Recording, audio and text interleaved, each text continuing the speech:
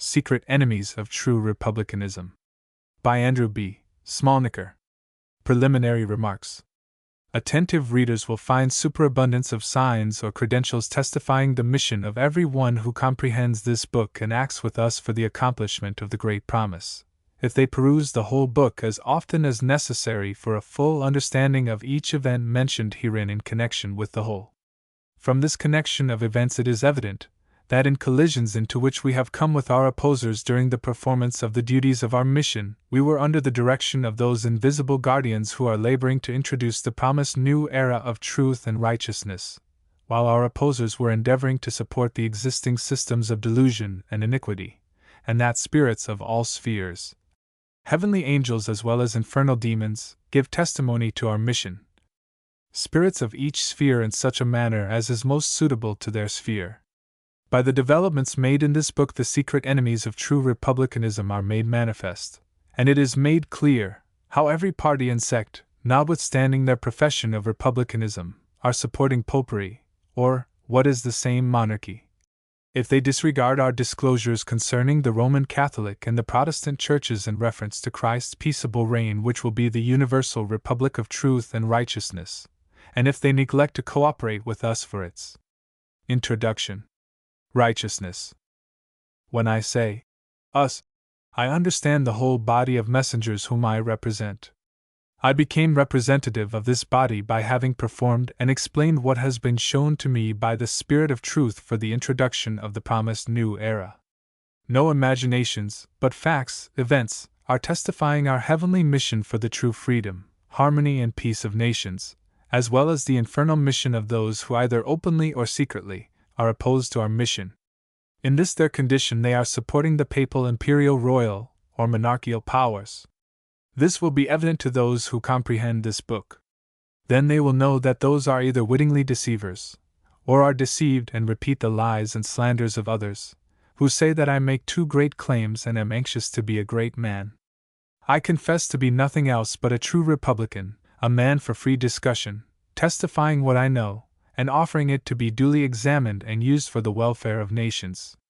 I had to forsake all things of this world and to devote all my time to deep investigations, till at length my studies had arrived to maturity, that I could be used by heavenly powers as an instrument, or medium to disclose what is required for Christ's peaceable reign on earth. But those who should have been our first laborers in the great cause of human redemption have deceived others in regard to our mission, and I have been abused, slandered, and persecuted, and have suffered more than a man could willingly bear for his fellow men, without being supported by higher powers. This support has brought me on the ground where I stand, and on which they shall arrive who will study this book with understanding, and then act accordingly. This book is divided into several treatises, which are so connected that every reader, in order to comprehend the unexpected developments for the introduction of the promised new era, must study them in the order in which they appear.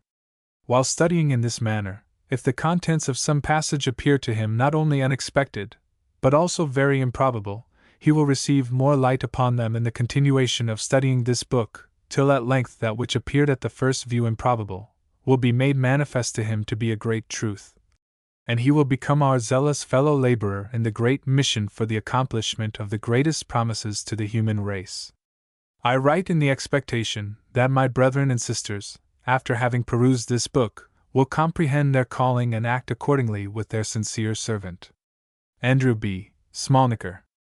Washington, D.C., March 29, 1859. Remark. I wrote this preface in the expectation of soon finding in Washington means for publishing this book. But I had to wait, till at length the war in Italy commenced. Therefore readers are requested to study what they must know to stop revolutions and wars and to commence the new era of harmony and peace. First Treatise.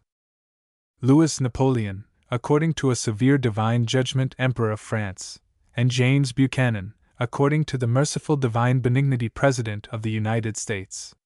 On the January 27, 1859, while I was ready to start from Philadelphia, a messenger said that on that day an article appeared in the German Democrat of that city for my use, and handed to me the number containing that article, from which we translate the following passages.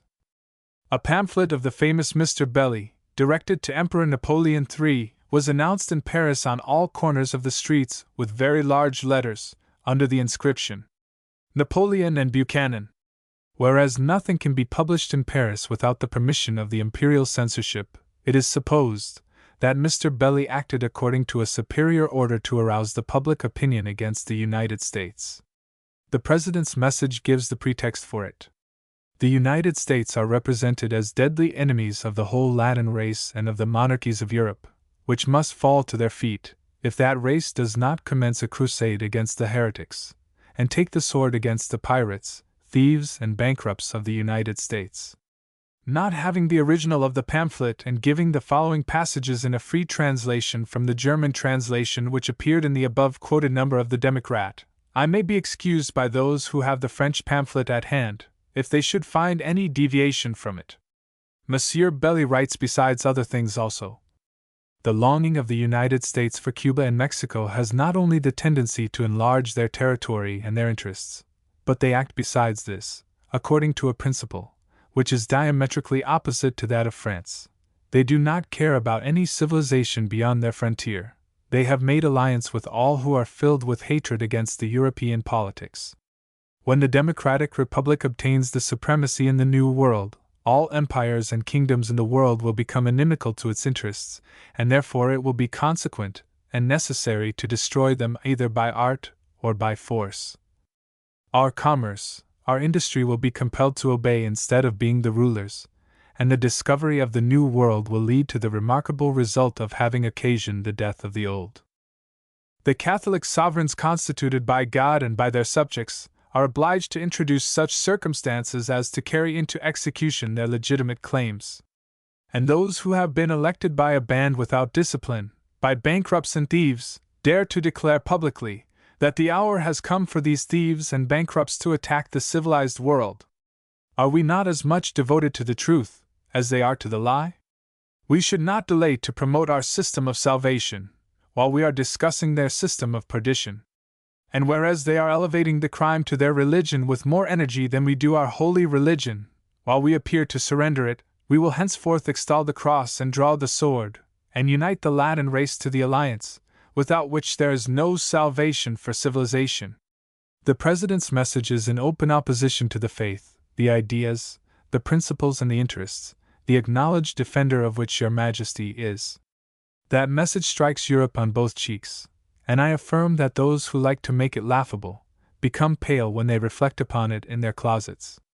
Mr. Buchanan and the nation whom he represents keep these things not any longer in secret. From henceforth they demand Cuba, and the language in the message shows that they will not desist from any means to obtain their object. This object is one portion of Mexico and then another, the whole Central America and West Indies. And c. If our profession, which is expressed on the title page of this book, is true, we have received the commission to move nations and their rulers to establish the universal republic of truth and justice, harmony and peace. It will be the true reign of Christ, for which all political and ecclesiastical memorable events of past centuries and of this time are preparations. Our commission, that is, the commission of messengers whom I represent, is confirmed by so many signs according to prophecies, that while I was writing the last of the 5 German volumes which have been published from AD 1838 till 1842, I have oftentimes repeated that the key has been given in those volumes to unlock and explain so many prophecies and signs testifying our mission, that 500 volumes could be filled, if there had not been superabundance of them already published in the 5 above mentioned volumes, from which it is evident that neither monarchs amongst themselves in Europe, nor political and ecclesiastical parties and sects in this country, can establish peace, but will continue to quarrel and consume every year an enormous amount of property for war preparations, and corrupt and ruin nations, and destroy many men and women during those preparations, till at length they are again and again so brutalized and enraged, that they kill each other, till all parties are so exhausted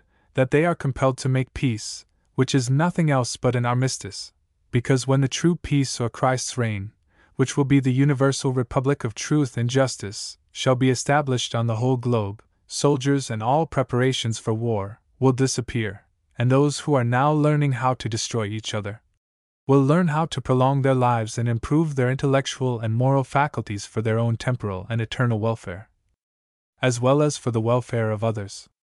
Wah! Wah! Wah! To the Roman Catholics as well as others in these United States and in all other parts of America and in Europe and elsewhere, if the infernal fire of revolution and war, which is glowing, breaks out with all force in the United States of America, it would extend on the globe and consume millions of men, and amongst them also monarchs. But we write to prevent their destruction, and to prepare them to become true republicans and truly happy, and to contribute their share for the happiness of all men. After the publication of the above-mentioned 5 volumes, I made urgent applications to political and ecclesiastical rulers and their counselors in Europe by sending to some of them my books and letters, and to others letters only, showing how to obtain my books, and exhorting them to study them and act accordingly to prevent revolutions and wars and to commence the new era. After that, whenever a peculiar crisis was approaching, we have issued some publication, warning the American nation as well as other nations and their governments, and showing that there was high time to study the contents of our volumes. I am not alone, but there are invisible messengers giving testimony by my instrumentality, as superabundance of proof is given also in this volume. In this connection of matters I mention the following instance. At the end of the year 1853 my pamphlet, Anti-Christian Conspiracy Against True Republicanism, issued from the press, and in the first part of the year 1854 copies of that pamphlet as well as written disclosures containing most solemn warnings to the American as well as to all other nations, were sent to President Pierce and to a number of congressmen in both houses. In said pamphlet, and in the annexed written disclosures, the government was most solemnly exhorted to appoint a convention for examining our system or the magnetic chain of events through the course of the past centuries in connection with the events of this generation, which have not been understood so as they are made manifest in our chain for binding the dragon, the spirit of delusion and destruction, Revel. XX2. Who has given his power, and his seat, and great authority Revel.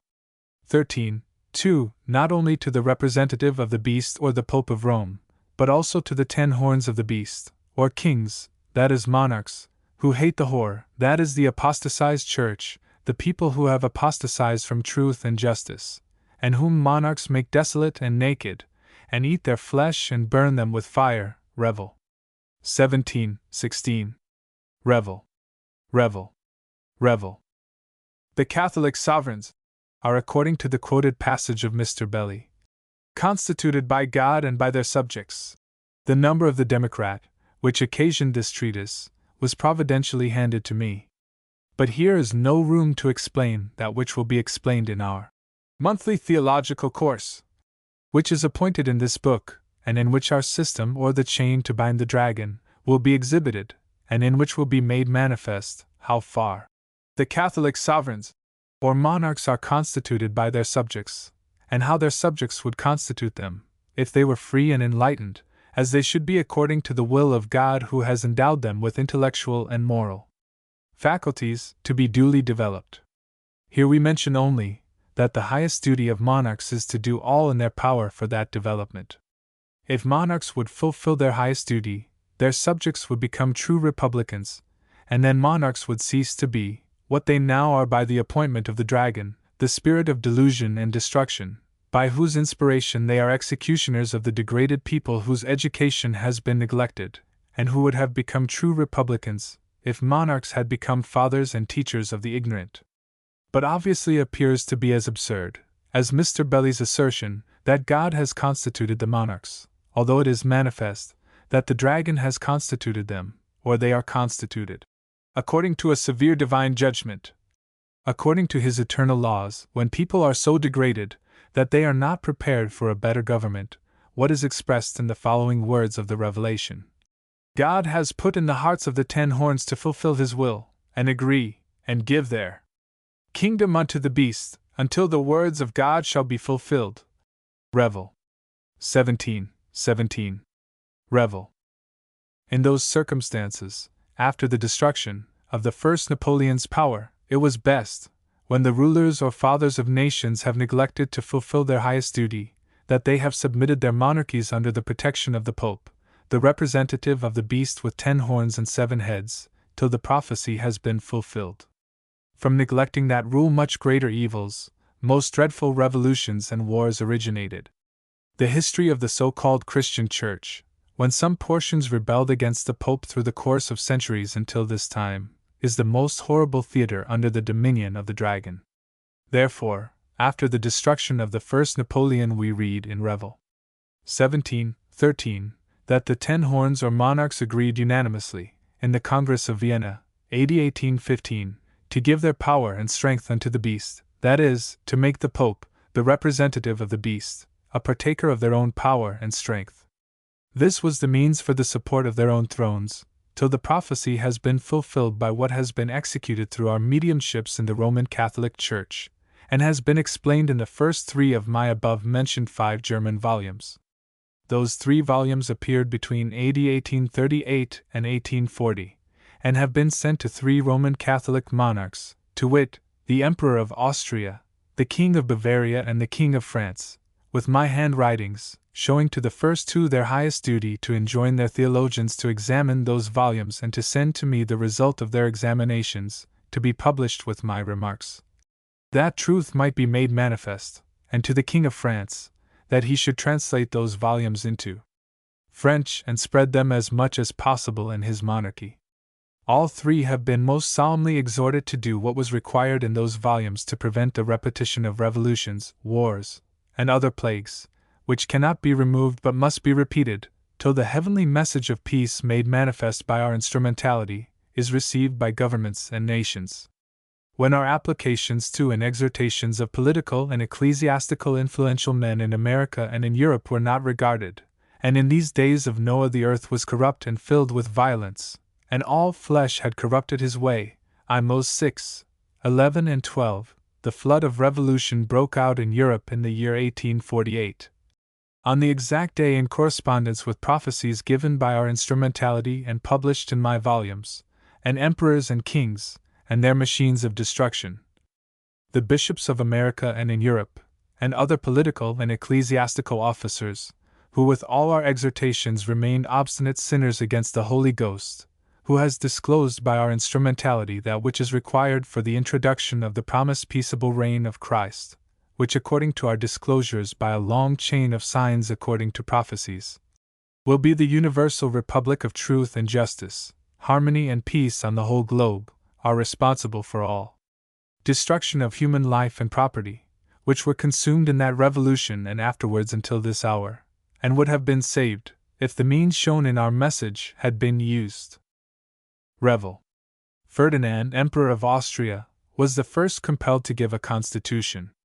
I read it on the 18th April, 1848, and was inspired to write on the 19th April, or, on his birthday, a letter to him and an appeal to the inhabitants of the Austrian Empire, assuring them that the calamities came because the contents of our publications had not been regarded, although our mission had been superabundantly proven by signs according to prophecies. I confessed also that I was ready to go instantly to Vienna, and to show practically how to make the right use of that constitution for the commencement of the new era of harmony and peace, if the Emperor would publish directly my appeal to the inhabitants of his empire, and write to me, and give the security to support the constitution, which was such as the inhabitants of the empire had a right to demand, as well as the Emperor had a right to watch against the abuse and to apply the proper means for the right use of the constitution. My former applications and my volumes have been sent by me directly through Trieste to Vienna, but that my last document to Emperor Ferdinand was sent to his minister in Washington City with an urgent exhortation to the minister to forward it to the Emperor, and with the remark that in the time in which an answer could be expected, I would send to the minister my direction, to which post office he had to send the answer, because I wrote to the Emperor from the state of New York on my journey to other states. I wrote at length to the minister that if he receives an answer to my documents from the Emperor Ferdinand, he should send it to the post office of Nashville, capital of the state of Tennessee.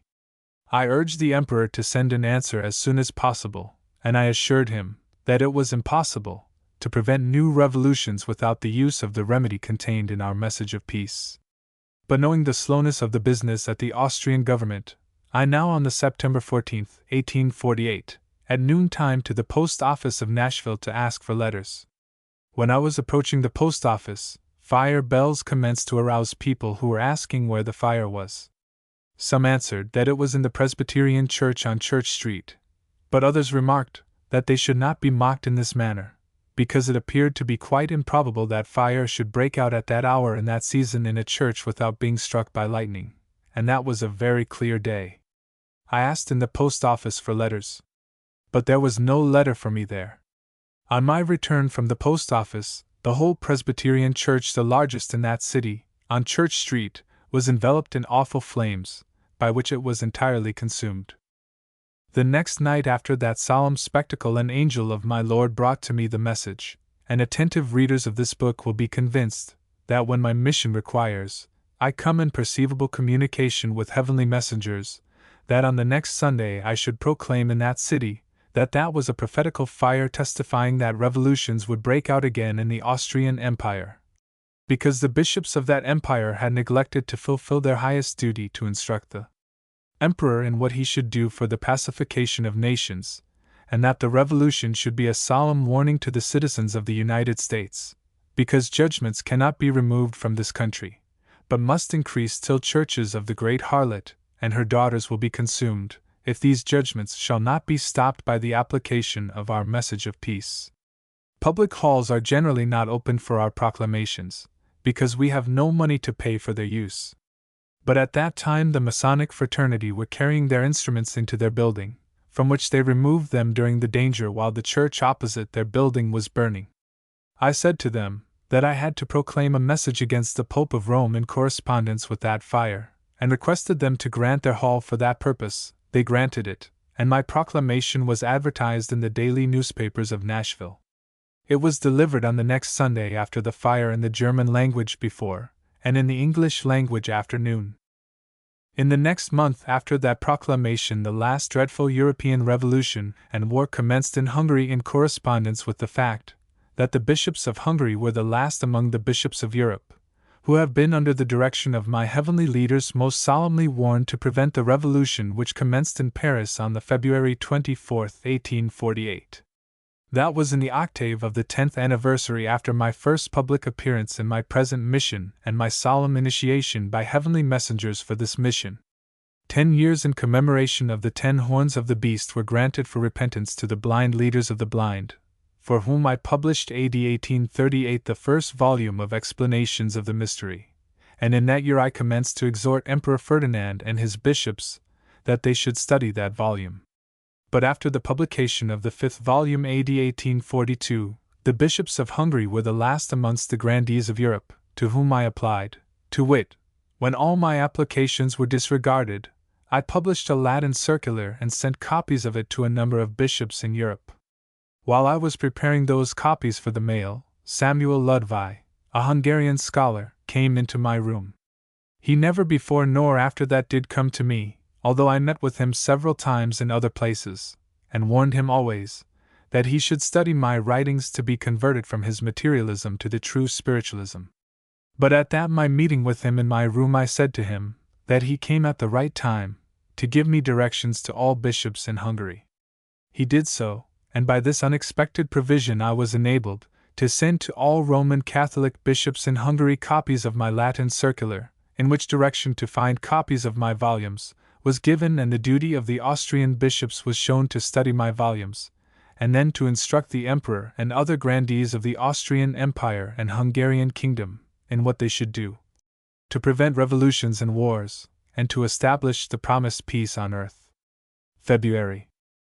When all are endeavoring to move the blind leaders of the blind to take the medicine which was prepared in our publications to open their eyes was disregarded, I met at length in Cincinnati with the same Dr. Samuel Ludwig, a materialistic reformer, trusting in weapons of war, and I was inspired that I said to him that there was high time for him to learn that he had an immortal soul, and also that he himself was a strong medium of deluding and destroying spirits, and that I was ready to give him a peculiar testimony of that truth most necessary for him to become an apostle of peace. He asked how I could show him this. He was not ready to examine arguments and experience of others in this respect. Therefore I, according to the direction of my heavenly leader, said that I would magnetize him. That was the same in that connection of things, as to say, that I would initiate him into the mystery of our close connection with departed spirits. There is the right use as well as the abuse of human magnetism. Some 8 years ago I published a pamphlet on the dreadful abuse of human magnetism in the mysteries of the Roman Catholic Church and her daughters the Protestant sections. Samuel Ludwig was willing that I should magnetize him directly. But I remarked that the tavern in which I met with him was not the proper place for our initiation or ordination. But he was inspired to ask me that I should make a trial there in his room, in which some of his materialists were with him. I was impressed to do so, and it was directly made manifest that the legion of demons by which he was surrounded were compelled to give way to our magnetism. And when he fell into the magnetic sleep, I said to him that to go so deep into our magnetism as to be convinced of man's immortality, and to become with us an apostle of the new era, he must visit me at my boarding house. And he promised to do so on the next following evening. I said that I would come to take him with me. But when I came I found not him, but a writing in which he informed me that some friends came and moved him to start with them for other places. We heard then that he had started for Europe. At length we received his German pamphlet, which was published in Hamburg, a seaport in Europe, and was entitled The Sword of Revolution, in which this strange prophet Samuel Ludwig reports that he took a sword of the American Revolution and other insignia of war, and copies of his German periodical, entitled The Torch, and stopped in Europe, first in Paris, and 3 days after his departure from that city, revolution broke out there. From thence he went to Berlin, and from that city to Vienna, and in each of those cities soon after his departure revolution broke out. At length he put his sword and other insignia of war into the National Museum of Hungary, and returned to America. Those who will study this whole book so as to comprehend the whole connection of matters, will learn gradually better than they see when they arrive in reading it to this period, that my meeting with Samuel Ludwig in Cincinnati was providentially prepared for a testimony to all governments. That when Samuel Ludwig, who had performed since AD 1838 in his meetings with me manifold prophetical actions which have been mentioned in some of my former publications, and was also at that my meeting with him in Cincinnati not yet disposed to become an apostle of peace, and the measure of crimes in Europe was filled, the heavenly Congress with whom we are connected gave permission to the infernal demons to carry their medium with the war insignia to Europe, and to announce to the infernal demons in Europe that the time had arrived for them to inspire their mediums to break out in their fury and spread destruction, for the reason that those who kept people in bondage and were the cause of their degradation have rejected our message of peace and continued to be obstinate sinners against the Holy Ghost, who has offered them in our publications the means for the pacification of nations. But whereas the means for peace were not used, revolutions and wars had to give a new turn to human affairs. When those who were deluding the good-natured Emperor Ferdinand kept him in bondage and would not make use of my above-mentioned last application to him for a commencement of the millennial happiness first in the Austrian Empire, I, according to the direction of my heavenly leaders, made no more applications to Europe, but commenced to urge presidents and other influential men at the government of the United States to study our message and the credentials of our mission for the pacification of nations. When after all my applications to several of the predecessors of President Pierce at length also he remained in the shackles of the infernal papal imperial royal magnetism, and members of the Congress of all parties and sects followed his example, I was impressed that I should apply to the Emperor Louis Napoleon and to prepare him, that he might commence to look where to find the great refuge for his own and the true happiness of his family in their mortal bodies as well as in all eternity. After their departure from this short life, every moment of which should be duly used as preparation for the eternity. He was at that time, in the spring, 1854, engaged with great preparations for the tremendous war with Russia, and I wrote a document to his ambassador in Washington, showing that if Emperor Napoleon would be truly great in this and in all future ages, and truly happy in all eternity, he, instead of preparations for war with Russia, should call all bishops of his empire to a Latin convention with me in Paris. In that convention my manuscript which I wrote AD 1849, in Latin, and in which I concentrated the system or the magnetic chain to bind the dragon, Revel. XX. 2. Who deludes emperors and kings to keep people in bondage so that when they break their bonds they are as the wildest beasts killing till they are killed, should be examined, and bishops and their theologians should make any objection, but all which they object they must object in writing, to be then annexed to my manuscript and published with my remarks in Latin and in translations, that nations and their ecclesiastical and political representatives might judge, each for himself, whether we have received or not received the commission and the credentials of our mission for the introduction of the promised new era of harmony and peace amongst all nations. A Latin convention for this purpose was first appointed in the city of New York AD 1849, and the Archbishop of Baltimore was urged by our Latin manuscript epistle and English printed circular to move the whole synod of bishops who met at that time in Baltimore to attend our Latin convention, and those who could not attend it themselves to send the most qualified theologians to attend it. And John Hughes, Bishop of New York, was particularly exhorted that he, as bishop of the place of the convention, was principally bound to bring his theologians to said convention. But when all my endeavoring to move bishops as well as the government of the United States to send able Latin scholars to attend said convention did not move them to do so, I translated at length that manuscript into German and into English, and appointed conventions in those languages. But I could not move such as have great influence at the government to attend those conventions, and then to commence with power the new era. Therefore I thought that a trial should be made, whether the United States or the representative of the government of France would comprehend sooner that nothing in the world could bring greater glory in this life and in all eternity than the work to examine or order that our message of peace be examined by the best judges of this matter, and be applied for the introduction of the new era. In the hope that Emperor Napoleon would comprehend the great mission which was offered to him in our message, I wrote to his ambassador at Washington, suggesting to the Emperor that I was ready to come as a citizen of the United States to Paris, to exhibit the credentials which are signs according to prophecies, testifying our mission to move the governments of this world, to establish Christ's peaceable reign, or the universal republic of truth and justice, harmony and peace. I expected that the time for the abolition of severe judgments, the principal executor of which is Emperor Napoleon, was expiring. Revel.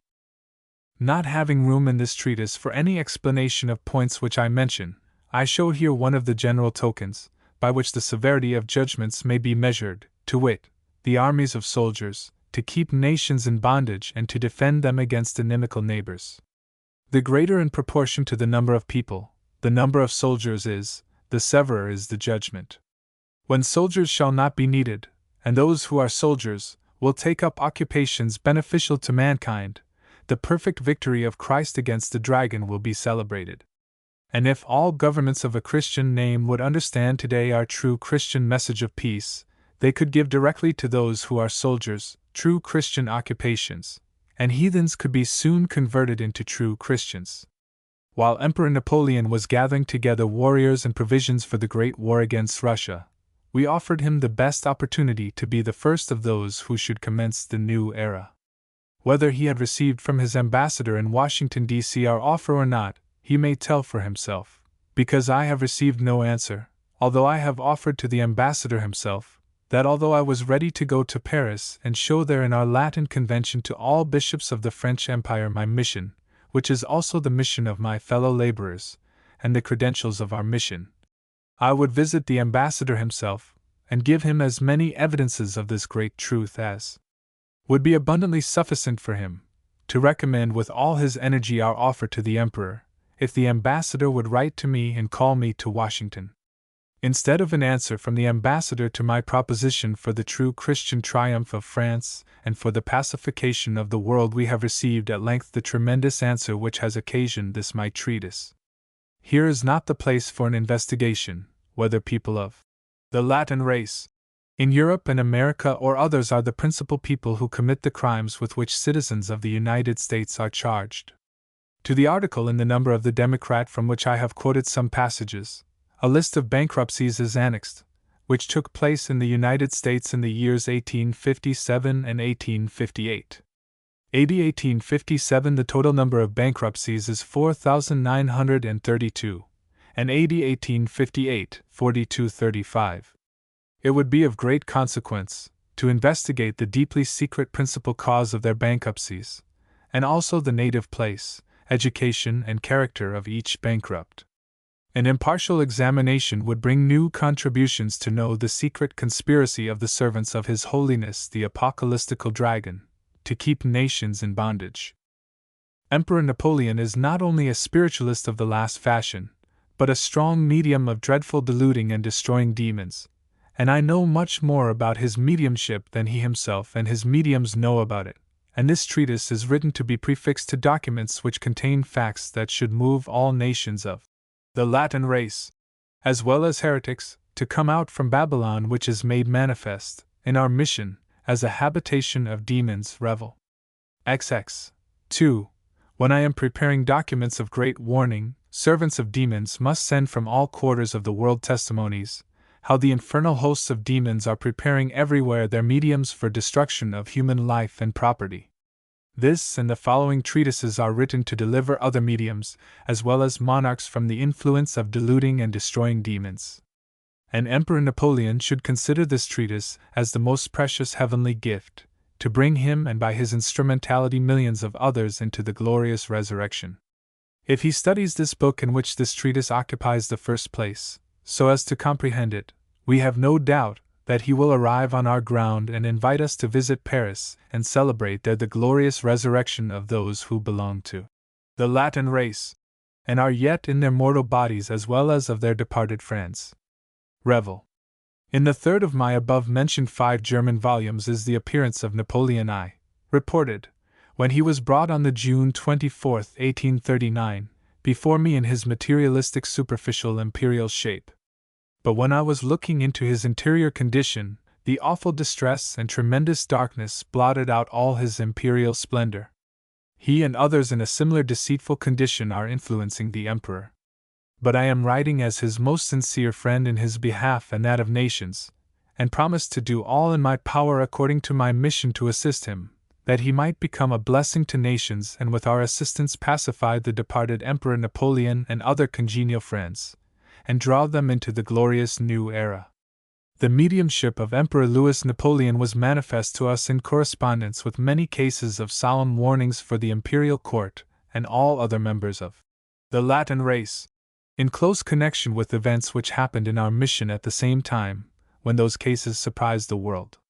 Here I mention the solemn execution of the Archbishop of Paris in St. Stephen's Church by the mediumship of the priest who has been inspired and supported for that work which required more than human strength, from the infernal regions on the day and at the hour of the novena, which were most suitable according to the prophetical Roman Catholic calendar, in correspondence with what we were doing at the same time in our charge under the heavenly direction, and in correspondence with what Emperor Napoleon was doing at the same time under the direction of deluding and destroying spirits.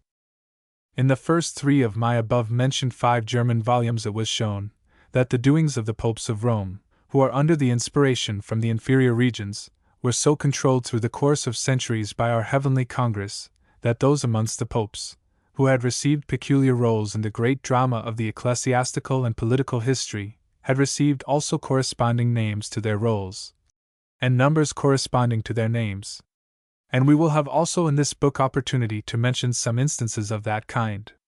But here we made this remark on account that at the receipt of the report of the solemn murder of the Archbishop, we, after having received instruction in different spirit languages which we need in disclosing the mysteries for the promised new era, and amongst those languages is also the language by numbers, saw the great unexpected truth, that the heavenly Congress who are with the Lamb were so controlling the inferior regions of the papal imperial royal demons, that in Paris, which is the principal seat of the intrigues connected with the papal machinations, also bishops were so counted, that when the number of their succession according to our spirit language was complete in their novena, amongst them also the number of the popish saints as well as the number of cardinals and the number of archbishops of Paris corresponded to the celebration of the mystery of the execution. And that archbishop has been solemnly executed in St. Stephen's Church, who was in every respect most qualified for the celebration of that mystery, and the infernal executioners have received permission from the Heavenly Congress to effect the execution by their medium, a priest who became most qualified to be their medium, and this happened for a peculiar warning to the Pope, his cardinals, archbishops, bishops and priests, that they might not wait till a general destruction of their persons in connection with their hierarchy would take place, but that they might come out from Babylon and become with us messengers of the new era. I wrote an extraordinary treatise disclosing the deep mystery of the episcopal succession in Paris connected with the solemn execution of the archbishop in his complete numbers by the inspiration and assistance of destroying demons, using their sacerdotal medium, according to the permission of the Heavenly Congress, for a peculiar warning to the papal imperial royal hierarchy and the whole Latin race, there not being room in this book for publication of that treatise which is preserved, amongst others of my manuscripts to be published in due time and in connection with other treatises which need deeper studies to be fully understood than the memorable events which we have selected for this book, we found proper to mention somewhat regarding that execution in peculiar connection with Emperor Napoleon and the clergy of his empire, that they might open their eyes and stop the infernal fury which has been made manifest in the preaching of the crusade which gave occasion to this our extraordinary treatise.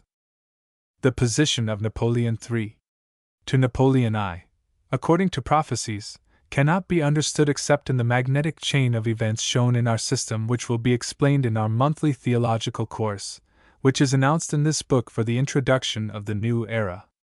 Although the Pope of Rome and the Emperor Napoleon both may be destroyed at the abolition of systems which they, each in his sphere, represent, notwithstanding this we labor most earnestly, that their lives may be preserved and they come into our New Jerusalem and draw millions of others into it. At the explosion of the percussion shells, in which others have been killed at the entrance to the theater, but Napoleon's life was preserved, peculiar manifestations took place. The explanation of that mystery will be annexed as an appendix to the above-mentioned treatise, in which the mystery of the succession of bishops of Paris is explained. The representative of bishops who have generated such fruits as are manifest in Paris has suffered death. But Emperor Napoleon's life was preserved at other occasions of danger as well as at the explosion of the percussion shells, and we are laboring in the expectation that he will understand this book and become with us a great apostle, removing the severe judgments and the dreadful bondage which are connected with his present government, and assisting us in the preparation for the great resurrection of those in their mortal bodies as well as of their departed friends. All that is written in this book is written for a peculiar instruction to all, and especially to those who are strong mediums of deluding and destroying spirits, the great prince amongst whom is Emperor Napoleon. But we write this treatise to deliver him from those miserable tyrants, and to make him a preacher of peace also to his departed friends. What we write for him, we write that it might be used by all readers. As strange as the point in the inscription that James Buchanan is, according to the merciful divine benignity President of the United States, may appear not only to other governments, but also to many big men in these United States, and to millions of others who are deceived by big men, we write to undeceive all, and that also those might be saved, who would have been already destroyed, if instead of James Buchanan Colonel Fremont had been elected President of the United States. We are on quite another ground from which we consider human affairs, than that from which they are generally considered, because I speak as medium of the heavenly powers by whom I am sent to draw nations on our ground. For there is no salvation but destruction for them, if they will not arise from their present degraded condition upon our ground, from which they will see matters as we see them. In the meantime we instruct them by facts, that they might know that we are correct and they are in delusion. I am as independent from President Buchanan as his enemies are, and if he has received my writings which I have sent and directed to him, he did not make use of them, although I suppose that my writings directed to him since his presidential administration remain in the hands of others. But in case he had received and read those my writings, and had despised the course which is shown in our message as the course for redemption of nations from the papal, imperial, royal, and other oppressive and speculating powers, the inscription in regard to him remains true, and when I do not despair of Emperor Napoleon's conversion from his dragon to our Christ, I expect with great confidence that President Buchanan will be sooner converted than Napoleon, although I do not know how the Heavenly Congress see this matter, because I am not in their Congress but only a medium of messengers sent from that Congress. But in every case the inscription to this treatise is true, as the bitterest enemies of President Buchanan may learn from the following items, and by studying this whole book they themselves may be brought upon our ground and assist us in drawing the President upon the same ground for the redemption of nations from all tyrannical powers. I was in Cincinnati when Honorable James Buchanan was nominated Democratic candidate for presidency. That nomination took place on the 6th of June 1856. During the balloting of the delegates I was inspired, and said on the June 4th, to Dr. B. F. White, that I felt it to be my duty to endeavor to make known to the delegates our message of peace and the credentials of our mission, and that the place for that purpose was providentially prepared a few days before that by a building having been removed at the front of Burnett's Hotel, the largest hotel in which the largest portion of the Democratic delegates boarded, and I made the proposition to Dr. B. F. White that he should open the meeting for my address. He promised to do so. He was a strong medium of spirits of the so-called Republican Party. But I belong to no party, supporting truth wherever I find it sufficiently proven, and working against delusion and error, wherever I have enough evidence against them. B. F. White knew somewhat in regard to our message, having heard some of my speeches and having read my pamphlet which had been published in Cincinnati a few days before that nomination. We agreed strictly to observe 2 points. In the first place, to say nothing which would have a reference to any party, and to proclaim only what all should hear regarding our message of peace. The second point was that we should speak before sunset, and finish our speeches before night should commence. I was certain about the point which I related to Dr. White, that if we would speak in the night, some disaster would happen during our speeches on that occasion. Dr. White accompanied me, while we were going to the open lot, on which we had agreed to address the Democratic delegates. But on our way we met with somebody who commenced to talk with Dr. White. I left them talking and went to the spot agreed upon to deliver our address. But while I was waiting more than 1 hour there, Dr. White did not come. I felt that I alone should not deliver my message there. He came at length while there was already twilight. I said to him that it was too late, and we should not speak. I assured him again that I was determined not to speak that night. But he replied that he was determined to speak, and that he was sure that nothing would happen. But I repeated that some disaster would happen. Then another strong medium came. He belonged to the same Republican Party that Dr. White did, and lived with Dr. White. His spirit confirmed the assertion of the spirit of Dr. White, that nothing would happen if we would address the delegates. Then I would not interfere any longer, and Dr. White commenced to address the assembled. While he spoke, the crowd increased and some commenced to make disturbance. At that moment the editor of the Democratic Review in Washington City interfered, and he took the platform, addressing the audience and saying that the speaker should not be disturbed, and that he supposed the speaker belonged to the Democratic Party. I said once more to Dr. White that it was high time to leave that place. But he again asserted that he was certain that nothing would happen. And the other medium of the Republican Party confirmed again Dr. White's assertion. At that moment I left the spot and went to Dr. White's office. 15 or 20 minutes after me Dr. White and the other strong medium of deluding and destroying spirits both came about 9 o'clock p.m., and they were frightened and said that there was so great a disturbance that policemen were not sufficient to check it. And they added as a very remarkable instance that a policeman in trying to check the disturbance lost his star. But they did not know the other particulars which appeared on the next morning in the newspapers, to wit, that the above-mentioned editor of the Democratic Review in Washington City was dangerously stabbed in his lungs. His wound proved not to be fatal, although it was so large that when it was sounded, the air which blew out of the wound extinguished the candlelight which was applied to see the wound. The man who stabbed the Democratic reviewer from Washington could not be detected, although the circumstances, from our position considered, make it certain that he was a medium of destroying spirits belonging to the Republican Party. Those spirits were allowed by our leaders to give a prophetical sign.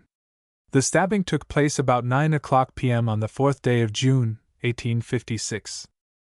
I have circumstantially related the stabbing of the Democratic reviewer, because from these circumstances in connection with what follows, it is evident to anybody who understands the prophetic languages by numbers, names, and other circumstances, that by that stabbing prophecy has been given under the control of our heavenly Congress who determined to interfere by our mediumship, that the Democratic party, although they would come in great danger to lose the victory in their battle against the Republican party, would finally conquer their opposition.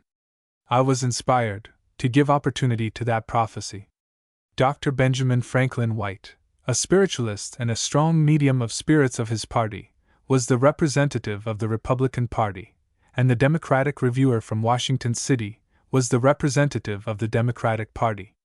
Benjamin Franklin White, Doctor of Medicine, has most suitable names expressing his prophetical position, as we will have perhaps elsewhere opportunity to explain the mystery. As the office of the Democratic reviewer in Washington was expressive to the mystery of his representation, so were probably his names, which I do not keep in memory, and my notes of that time are not at hand, while I am writing this. But the circumstances mentioned in connection with what we will report on the following pages of this treatise are superabundantly sufficient to testify that it was a great prophecy. The delegates then continued their work, till at length on the 6th day of the 6th month James Buchanan was nominated candidate by Democrats for the presidential chair. I looked into the next prophetical almanac which was at hand, and the name of that day was Benignus. There are Roman Catholic and Protestant calendars which are used by our sphere of spirits in giving prophecies. That was a Protestant almanac, because that was a Protestant affair. At the events of great importance, names of our prophetical almanacs correspond to the events. Benignus, the Latin is in English benign, that is kind or generous. From thence we adopted the word benignity, that is grace or graciousness, generosity, kindness, in the inscription of this treatise. If I would explain the prophetical language by numbers and names and other circumstances, this would require more room than our economy could here spare, and we could not consent to publish at this time a much larger volume than manuscript is prepared for this volume, also in case that somebody should be desirous to publish it, because this volume contains more than most readers will be prepared to study and digest thoroughly. Therefore we must delay other manuscripts for other occasions, and we can explain only a little of what we know, because otherwise we could never finish our explanations. But the substance given in the prophecy on the 4th and 6th of June at the nomination of Hon. James Buchanan, in which he became the Democratic candidate for presidency, did announce that James Buchanan will become President of the United States by the interference of the Heavenly Congress of Spirits who are commissioned to introduce the peaceable reign of Christ or the universal republic of truth and justice, harmony and peace, by the instrumentality of messengers whom I represent to move the governments and nations for action to accomplish the great object to which prophecies of all ages and of all nations have their tendency, but notwithstanding that his administration will be for the increase of the fourth beast in the 7th chap of Daniel, the number of the name of which is 666, Revel 13, 17 and 18, and its fundamental number is 6, and notwithstanding that President Buchanan will continue the administration for the support of that beast, till he arrives either on our ground or is taken away, notwithstanding this, he is given as President by the Heavenly Congress in divine mercy, according to the benignus, or according to the merciful divine benignity, that a great door for the commencement of the promised peaceable reign of Christ will be opened, which would have been locked for this time, if the opposition had succeeded and brought their candidate Colonel Fremont upon the presidential chair. Revel. Nobody should say that I interpret prophecy after its fulfillment. Anybody who has studied the first 3 of my German volumes, the 3d of which appeared AD 1840, if he knew the above mentioned circumstances and had reflected upon them, would have been qualified to interpret the prophecy in Cincinnati on the 6th day of the 6th month 1856, at noon time, while the roaring of the cannon was announcing the nomination of James Buchanan. But whether he will be the great hero, to commence the millennium in the White House at Washington and proclaim the millennial glory to other governments on the globe, or whether he will perish in the beast and its 10 horns, as his predecessors did, and another will obtain and spread the heavenly blessings offered to President Buchanan, is not expressed in the prophecy. But we write in the expectation that at length he will comprehend this and act accordingly. After that great prophecy, I thought that my duty was to behave perfectly neutral during the great struggle of the two parties, to wit, the Democratic and the Republican, at the presidential campaign. I delivered then in several places of the state of Ohio public addresses, but I made expressly everywhere the remark that I was perfectly independent from all political parties and proclaiming according my mission the message of peace to all parties and sects, to prepare them for the promised new era. But after every address, notwithstanding all my protestation, Republicans cried that I belonged to their party, and Democrats were dissatisfied.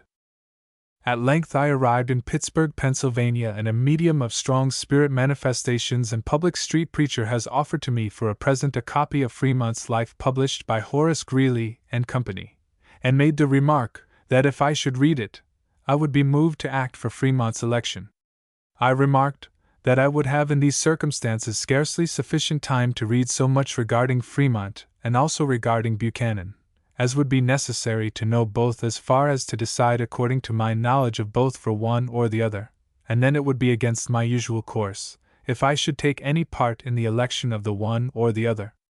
But I took the offered book, and then I was inspired to study it with great attention, and I was astonished that in the falsely called Republican party the large number of those who are for the Republican against the monarchical cause could be so duped and deceived by miserable speculators and monarchical agents as to accept Colonel Fremont as their candidate for presidency.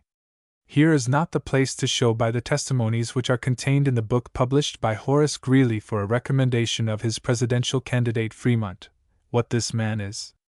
The testimonies were not understood by the Republicans, who are so obscured by the papal imperial royal magnetism, that although they have eyes, they do not see matters of this kind. I make only the general remark that the United States would have been already burning in revolutions and wars not for the Republican but for the monarchical cause, if Fremont had been elected president. After the perusal of that book I read also the book published by Democrats for Buchanan's election. Then I understood that not only the Heavenly Congress, who do not deprive men of their free will although they control their actions for the final triumph of the true Republican cause, but that also I was in duty bound to enlighten citizens of Pennsylvania, who had to decide the presidential election, that they might know Fremont and Buchanan, as they must be known for the welfare of the country. I did it when I had an opportunity. A short time after that I heard a speech of Hon. Burlingame, which contained a heap of Burlingames and misrepresentations, deluding and instigating citizens of Pennsylvania against Buchanan, and soliciting them to vote for Fremont. Then I wrote what I thought proper, that it was used by others, and under the control of our heavenly leaders, good and bad people, those who cooperated in truth with us, without any other interest except the interest of nations, as well as those who cooperated for their private interests, contributed their share for Buchanan's election according to the merciful divine benignity. That we could peaceably prepare people for the new era until this hour under his administration, and warn the inhabitants of the United States that they should lose no time to avert the impending judgments, which would have already effected a general destruction without hope of escape, except by blind submission to tyrants, if the falsely called Republicans, who have been made blind tools of the monarchical speculations, had succeeded with the intrusion of their candidate upon the presidential chair. If President Buchanan and the American nation should continue in their course until the impending general judgments would destroy the country, then also in this most deplorable case, my inscription of this treatise would remain true, and nobody else but the American nation should be blamed, that they neglected to make use of the divine mercy and the divine benignity, by virtue of which they should have at least during Buchanan's administration until now made use of the precious time, and spread our message for the pacification of the world. The explanation of the given hints and what is connected with them would need a large and special volume, but we have mentioned here as much as sufficient, and remark that if Mr. Horace Greeley and readers of the Tribune are desirous to know their great hero Colonel Fremont, as he is exhibited in my above-mentioned treatise, I will extract out of it the passages which belong to him and to the slanderers and abusers of President Buchanan, and send them to be published in the New York Tribune with such remarks of the editors as they would think proper to add, under the condition to publish then also my answers to their remarks as I should think proper to make additions for a wholesome instruction to the editors and readers of the Tribune, that they might be delivered from the delusion by which the true Republican cause is ruined. If they are anxious to know truth, they will understand this book and determine to act with us for the redemption of nations from the monarchical powers. In this case, they are requested to write to me under the directions which are given in the proper place of this book, and assure me in their writing that they accept the proposition, and are determined to cooperate with us for the introduction of the promised new era of harmony and peace, in which publishers and editors will have nobler occupations than they have at present in the servitude laboring hard for the support of the beast and its 10 horns. This was to be mentioned in this connection in regard to Hahn, Horace Greeley, and the New York Tribune. But the parties of the so-called Republicans and abolitionists will receive in another treatise of this book extraordinary lessons, that they might at length commence to cooperate with us for the introduction of the millennial glory. Many of them have abused and misrepresented me in my mission. Therefore I do not marvel that they have abused and misrepresented also President Buchanan not only during the campaign, but also during his administration.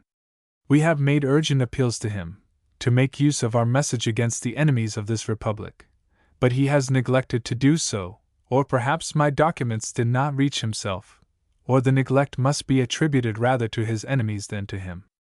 They would not hear me, and probably they would not have heard him. Matters have to come so far as they are made manifest in this book. After the crusade of professed monarchists in Europe became as manifest, as there is the crusade of abolitionists and false Republicans against him manifest in America, we expect that President Buchanan will comprehend at length our mission, and endeavor to arrive upon our ground to become the great apostle of the new era. If he comprehends this book and makes use of our weapons of the Spirit, he will be a partaker of the great promise, and he will convert millions of his enemies of all parties and sects into his true friends, and those who will not be converted will be destroyed. Moses and other prophets of the Old Testament, Christ and his apostles and prophets through the course of centuries of the Christian era as well as of this time, have testified our mission, and signs are continuously repeated, announcing the final victory of the cause entrusted to our mission, as those who will study this book thoroughly will be convinced of this unexpected assertion. But here for the close of this treatise we remark for the peculiar use to President Buchanan and others who are invited to become our fellow laborers in the true Republican or true Christian against the monarchical or anti-Christian cause, that in the 2nd and 3rd chapters of the Revelation the 7 churches are typical symbols of the 7 states of the Church, and that to one or the other of these states each church of the Christian name can be reduced, from the time the Revelation has been published to the time in which Christ comes or is made manifest by our mission, in which that is performed and disclosed, which is needed for his peaceable reign on earth. Revelation. In the 2nd chapter of the Revelation, verses 18 to 29 is Thyatira the type of the Roman Catholic Church. In the 24th and 25th verses to those Roman Catholics, who have not known the depths of Satan, who has brought them so on the surface and perverted the truth of the doctrine, that they keep the shadow for truth, it is said, I will put upon you none other burden, but that which ye have, hold fast till I come. Revel. 2, 24 and 25. They have to keep the heavy burden of ceremonies, feasts and fasts, and all kinds of other practices which are not proficient to intellectual and moral perfection, of man, although they are connected with enormous expenses for the support of priests and many others, and for all the buildings, vessels, and all kinds of instruments, not knowing what is in their depth, till Christ comes. And then it is said, And he that overcometh and keeps my works unto the end, to him will I give power over the nations, and he shall rule them with a rod of iron. As the vessels of a potter shall they be broken to shivers, even as I received of my Father.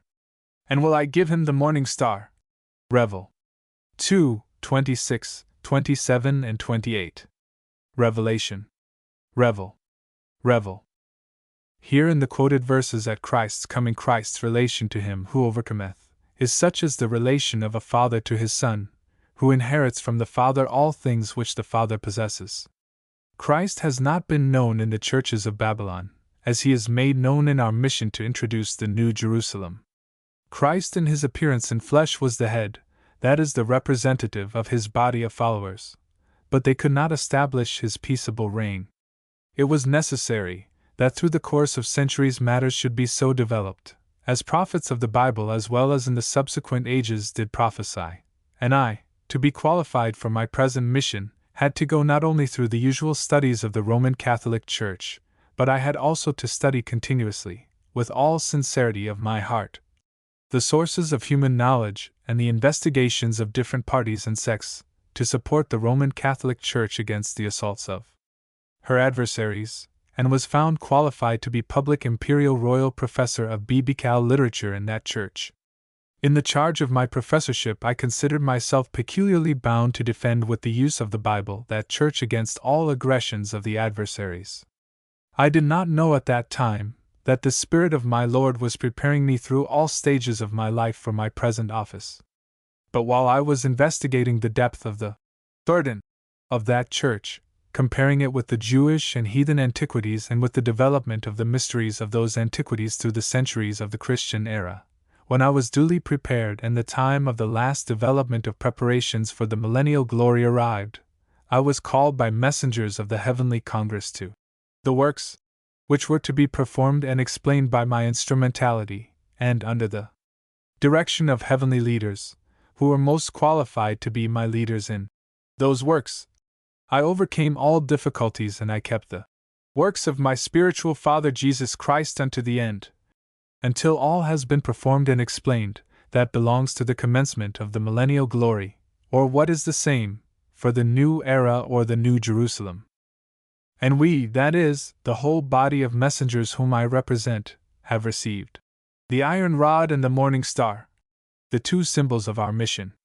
The first symbol testifies that nations which reject our message of peace will be broken to pieces.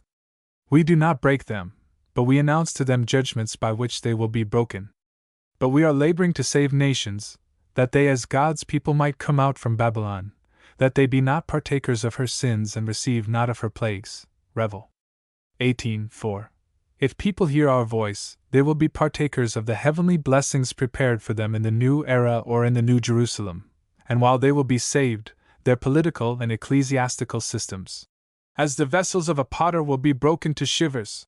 Systems that could not bring better fruits than those which the political and ecclesiastical history and the experience of our days shows, are founded in delusion and deception, which were generating continuous destruction of human life and property and all the misery which is founded in political and ecclesiastical follies.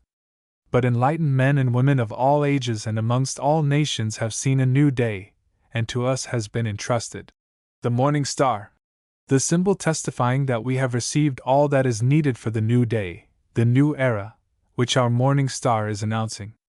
Revel.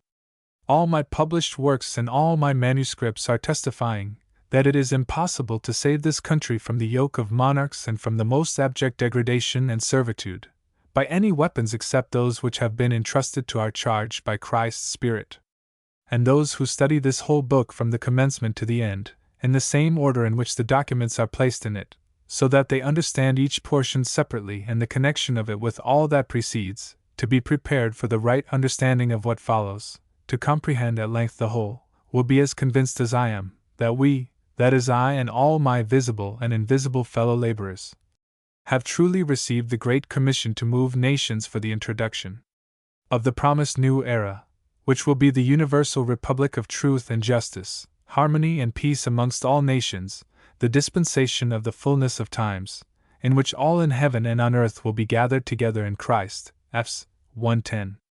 Readers must keep in mind that all that is written in this book is only a preparation to the monthly theological course, which is appointed at the end. In the monthly course, the system or the chain to bind the dragon Revel. XX. 2 will be explained, and that will be made manifest, which is mentioned in this book but cannot be explained. And our proceedings in that monthly course will be then published in different languages for a testimony to all nations, to move them for cooperation, that all in heaven and on earth might be brought to harmony and peace. Revel. President Buchanan, allow me to close this treatise with some important words to you.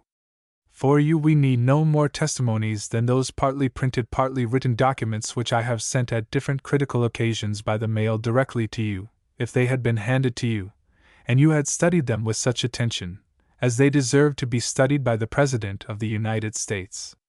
Those testimonies would have been sufficient to convince you that no other weapons can be used for the victory against your enemies and the enemies of the true Republican cause, by whom this country is overflowed, and who in Europe are preaching crusades against you and the supporters of the cause entrusted to your care, except the weapons of Christ's Spirit entrusted to our care. Those who are with the Lamb, called, chosen, and faithful, will overcome the beast and its 10 horns. Revel. 17:14. This will not take place with preparations for war and with armies of soldiers, but we have the heavenly armies upon white horses. Revel. 19:14. And offer to all our enemies reconciliation with heaven and temporal and eternal most precious blessings. But if they reject the heavenly gifts, all infernal hosts are subject to our heavenly armies, and by these executioners of divine judgments, as many of our enemies will be destroyed as sufficient to move the rest of them to repentance. Although I could give thousands of instances of destruction of enemies of our cause, who have been cast into the inferior regions, because they have rejected the heavenly gifts offered them by our instrumentality, I will mention only one instance for a peculiar warning to you. Revel. Revel. AD 1849, at our appointment of a Latin convention in the city of New York for an examination of the magnetic chain shown by our instrumentality to bind the dragon, Revel. XX2, I sent to President Zach. Taylor a copy of my printed English circular in which that convention was appointed, and a copy of my large Latin letter, taken from the copy which was directed and sent to the Archbishop of Baltimore to be read to all bishops of the United States, who were at that time assembling their synod in Baltimore. To those copies I added my English letter in which I addressed President Taylor, showing to him that our message is as important for all political as for all ecclesiastical governments, and especially for the government of the United States, to stop the papal emperor-royal or monarchical influence, and to restore the true Republican cause, and that therefore he, President Zach. Taylor, was in duty bound to send to said convention qualified Latin scholars to attend it. In my printed and written documents as many items have been concentrated as would have been sufficient to move the President to do what was required, if President Taylor had been qualified for his post. We have warned him most solemnly that he, as the 12th President, should not be a traitor of the Republican cause, as Judas Iscariot was a traitor of Christ's cause. But my warnings were not regarded by President Taylor. Revel. After the destruction of the armies of those who were deceived in Europe by their leaders that they were fighting with carnal weapons for the Republican cause, I wrote again to President Taylor showing that he was responsible for all destruction of human life and property, which would have been saved if he had not neglected to fulfill his highest duty, which has been shown to him in my documents, but that, notwithstanding this, according to divine mercy, to save him and by his instrumentality, many others, I was again authorized to apply to him and to show what he ought to do in those circumstances, to open the way for spreading our message of peace amongst all nations. But when all my efforts to move the President for an energetic action for the support of the true Republican cause remained without effect, I committed him to the judgment of the Heavenly Congress. On the 9th day of July, 1850, at 5:00 a.m., shortly after my arrival in Cleveland, Ohio, an angel of the Lord, a holy martyr, came to me and said that I should write directly to the Congress and show that President Taylor had neglected to fulfill his highest duty and deserves on this account the severest judgment. After having finished my writing on that day, I was looking to find in Cleveland somebody acquainted with a congressman to whom we could entrust my document. But on that day I could not find such a man. On the 10th I went to a Free Soil minister with the expectation that he might know such a man. That minister was not at home, but his wife said that he had gone to the post office and was soon expected to return. He returned with the message that President Taylor died at 10:00 p.m. of the preceding night. Then I understood the mystery, that my writing was not prepared for the Congress of the United States in Washington but for the Heavenly Congress, and I have shown to that minister my writing directed to the Congress of the United States. I did not hear before that the President had been taken sick, although I have heard afterwards that his sickness was very short, and that his last words were that he was departing with the consciousness that he had fulfilled his duties. This is the consolation which ministers of darkness impart to such destroyers as General and President Zach Taylor was. If he had had any regard for the lives of his fellow beings and for their true happiness, he would have understood my documents, and have done what was his duty for the destruction of the beast, its image, and the false prophet, which destroy every year an enormous amount of human life and property. Although I have mentioned in this treatise several strange facts, some of the following will appear more strange, but they will be the more comprehended, the more this whole book shall be understood. Not only the order which I received in the morning of the day on which Zach Taylor departed, to write to the Congress that he had neglected to fulfill his highest duty, but also the day and hour in which he departed, were most suitable for the celebration of the mystery of Zach Taylor's death, and the tremendous fire in Philadelphia at 4:00 p.m. or 6 hours before Taylor's death, was a prophetical precursor of his death. In that fire a number of persons were killed by a terrible powder explosion commemorating the fact that the privileged murderer had been nominated president in that city. All that happened by the dreadful influence of infernal demons under the control of messengers from our Congress, who have given at the exact hours on the proper day signs of a great warning. As soon as I heard of President Taylor's death, I understood that I was ordered to write to the Heavenly Congress of the United States, that is, the Congress of the holy prophets and martyrs who have the commission to unite finally all states of all governments on the globe in Christ's peaceable reign, or the universal republic of truth and justice, according to the prophecies which have been given by their mediumship, while they were yet in their mortal bodies. My writing to the Congress was copied by one of our departed messengers, and when President Taylor departed, my writing was shown to him. Such things would not appear strange to Bible readers, if they would understand what they read. Here is no room to explain the actions of the departed, amongst which there is also writing and reading. When the departed president was reading my document showing that he had neglected to fulfill his highest duty, his animal passion of murder was aroused, to kill the writer. That privilege was granted to him only under the condition, if he succeeds by taking a toad in possession, and by its instrumentality poisoning the water of the well at the house in which I used to stop. The water was poisoned. The prophetess and her husband with whom I boarded, when I was in that section of the country, were by drinking the water, taken sick, and they recovered as soon as they ceased to use the water, but they could not catch the toad. It happened before my arrival with them. And when I arrived in their house and would drink of that excellent water, they warned me. But I did not care about their warning and drank, and was straightway taken sick and continued to be sick, till a heavenly messenger came at the right hour and took the sickness away. At length the toad was caught and killed the right day and hour by the husband of the prophetess, who was a zealous Democrat. He was in many battles with generals of Napoleon I, and killed men and animals, but he assured us oftentimes that he never had so much trouble in killing any creature, as with that toad, and never heard so pitiful lamentations as have been poured out by that toad when it was dying. Zach Taylor, when he was compelled to leave the toad and to enter into the infernal regions of his inner life, into his torments, resisted as long as he could, but when the right day and hour came, he could not resist longer. If you study this whole book so, as you need to study it, you will not be surprised at such unexpected events. You read in the 5th chapter of Mark that a whole legion of demons, that is, a whole regiment of soldiers who have been destroyed in a battle, have been permitted to enter into a herd of hogs. But they could not remain there, and were compelled to enter into the depth of the lake. And General Taylor, who had destroyed many people, after having despised reconciliation and apostleship offered to him by virtue of our mission, was at length not allowed to be with the toad, but was compelled to descend into the abyss.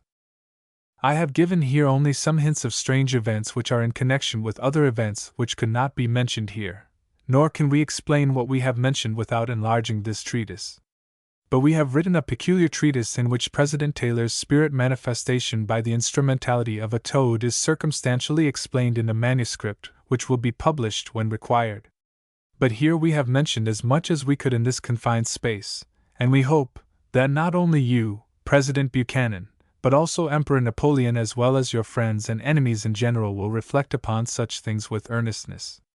On the 24th day of June 1839, I returned from Philadelphia to Boston with many collections to write the third of my 5 German volumes, and to show that the memorable events which have been reported in my first and second volumes happened according to prophecies, as signs testifying our mission. When, on that day, as is reported in my 3D volume, I was praying in my room and preparing to write the 3D volume, Emperor Napoleon, in his imperial splendor, stood before me with the invitation that I might become his medium. I looked into his inner state, and the magnetic outward splendor disappeared, and his inner wretchedness and distress were manifest, and he could not stand any longer before me, and with an explosion like a powerful thunderclap, he left me and took the direction to Europe. The title of my third volume, if we translate it from German into English, reads Memorable Events in the Life of Andrew Bernardus Smolniker. Third volume containing the explanation of prophecies by which Christ the Lord has confirmed that he has appeared unto us for the fulfilling of his promises, in order to restore his reign upon the whole earth and to give his peace to all nations, and has at his appearance appointed the author as an extraordinary messenger, and performed by him all the mysteries for the foundation of that peace. And c. New York, 1840. We read, Put on the whole armor of God, that ye may be able to stand against the wiles of the devil. For we wrestle not against flesh and blood, but against principalities, against the rulers of the darkness of this world, against spiritual wickedness, in high places. Fs. 6, 11 and 12. These are the secret enemies whom we must know, and we must stand on a ground on which they cannot come, and from which we will conquer them. When Napoleon was allowed to approach me with the invitation that I should follow him, that is, that I should become his medium, he was allowed in a like manner, as the tempter or devil in the 4th chapter of Matthew was allowed to tempt Jesus. Napoleon was one of the dragons or devils, who was permitted to do so for a great instruction to all rulers on the globe. There is not one, but there are many dragons or devils, leading each his sphere of infernal demons or degraded departed spirits. You will understand the more the mystery, the farther you proceed in studying this book.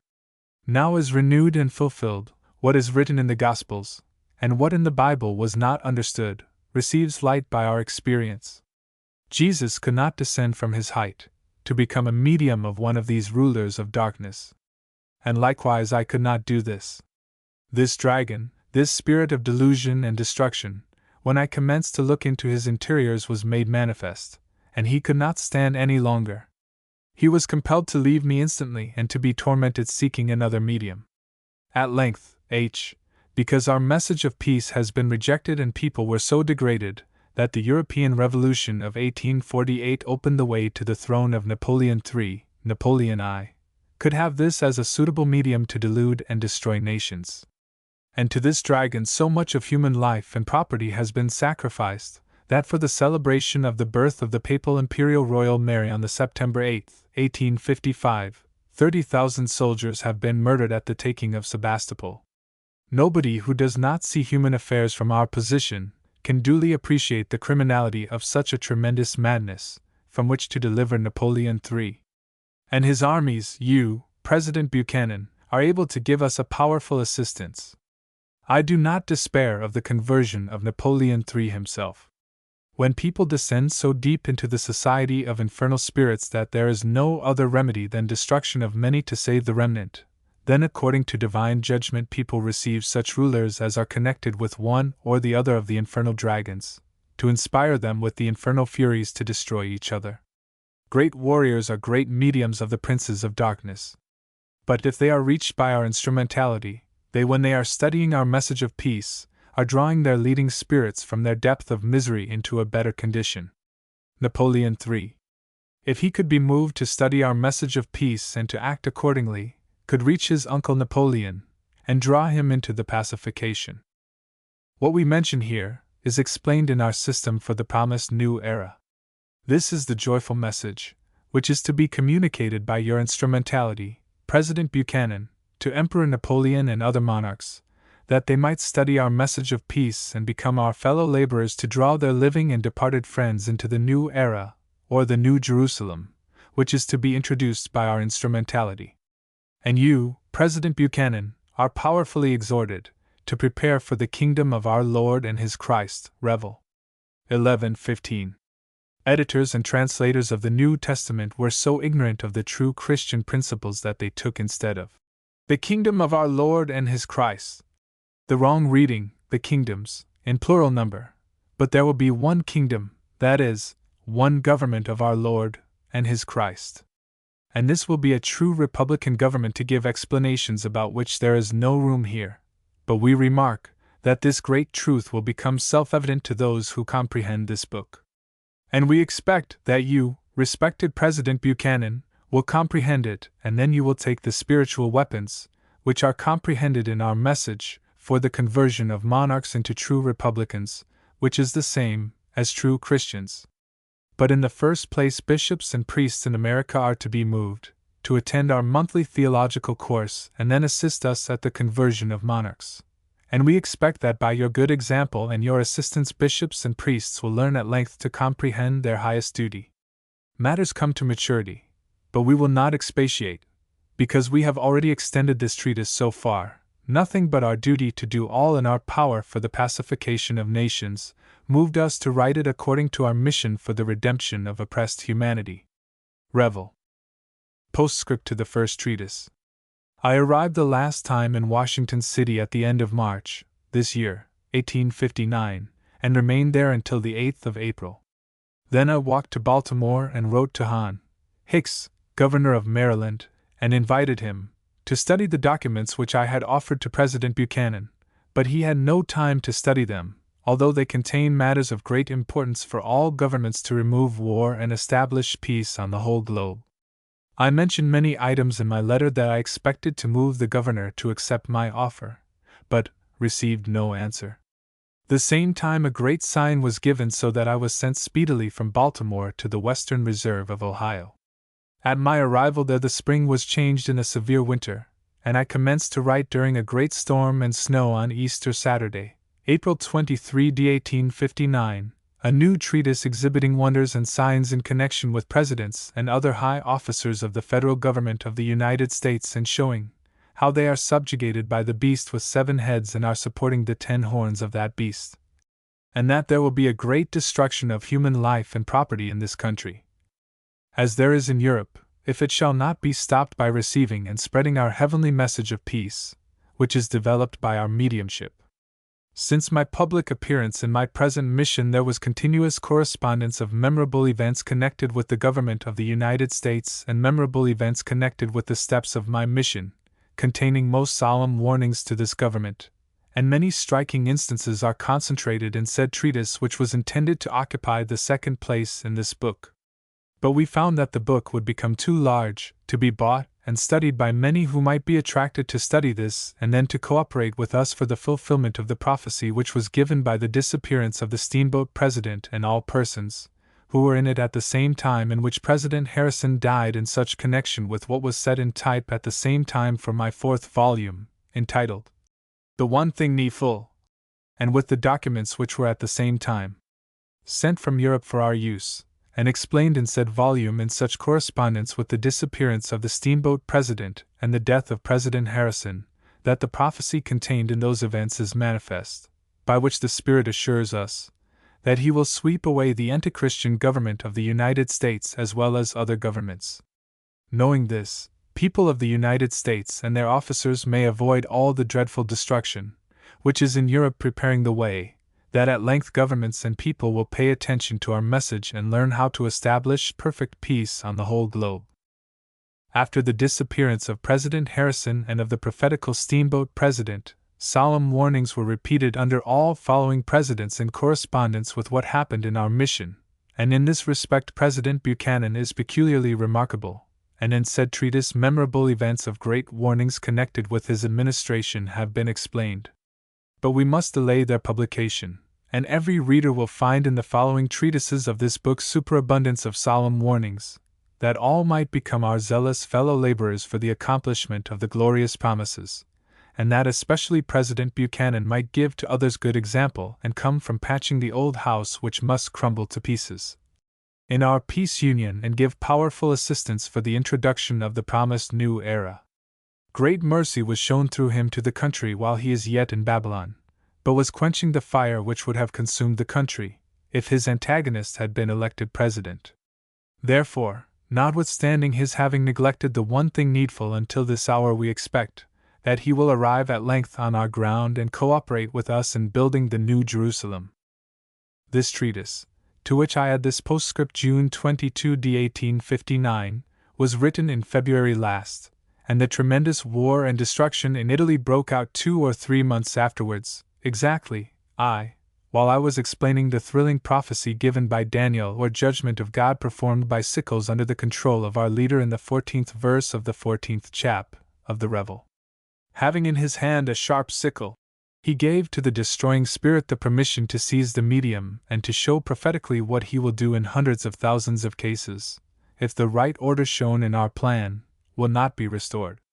There is a depth in the mystery of the unexpected tragedy, in which all actors have most suitable names and offices, each for the post he occupies, and the most suitable spot as well as the most suitable day and hour were selected for the performance, with all the preceding, accompanying and following circumstances in correspondence with our doing on the same Sunday Sexagesima on which this year the tragedy was perpetrated, as well as what happened in the preceding years since my first public appearance in my present mission on that Sunday AD 1838, and the initiation which has been imparted to me on that Sunday for my present ministry, by the martyr on the white cloud, who has in his hand a sharp sickle, Revel. 14. I give here only some hints, but the explanation is given in connection with many other cases of a great warning to this government in the treatise, the publication of which must be delayed, for we expect that the contents of the following treatises of this book will be strong enough to awaken the enemies of President Buchanan to give us assistance to awaken him from his lethargy, if he should not be sooner aroused to assist us to deliver them from their wrong course, by which they injure the great cause of the true freedom of nations. Revel. In the great ignorance in which people are regarding the inner life of man and the spirit world, they are reading many signs of the times, without understanding what they read. I mentioned above that I started on the April 8th from Washington. It is to be understood that so many signs and wonders took place and so many secrets were disclosed, while I was trying spirits in Washington, that a book of this size would be too small to comprehend them. On the April 8th, 1859, I finished all work which I had to perform in Washington, at the same hour, in which 4 men were, all at once in Baltimore, hung by the neck, till dead, although the black struggled some minutes longer with death than his white companions. As soon as my work was finished in Washington, I started and walked to Baltimore, and arrived in that city on the April 9th, when all newspapers were filled with reports of the execution, and with biographies of the executed. I had to read the reports of that execution which belongs to the links of the chain to bind the dragon Revel. XX2. That reading occasioned my above-mentioned letter to Governor Hicks.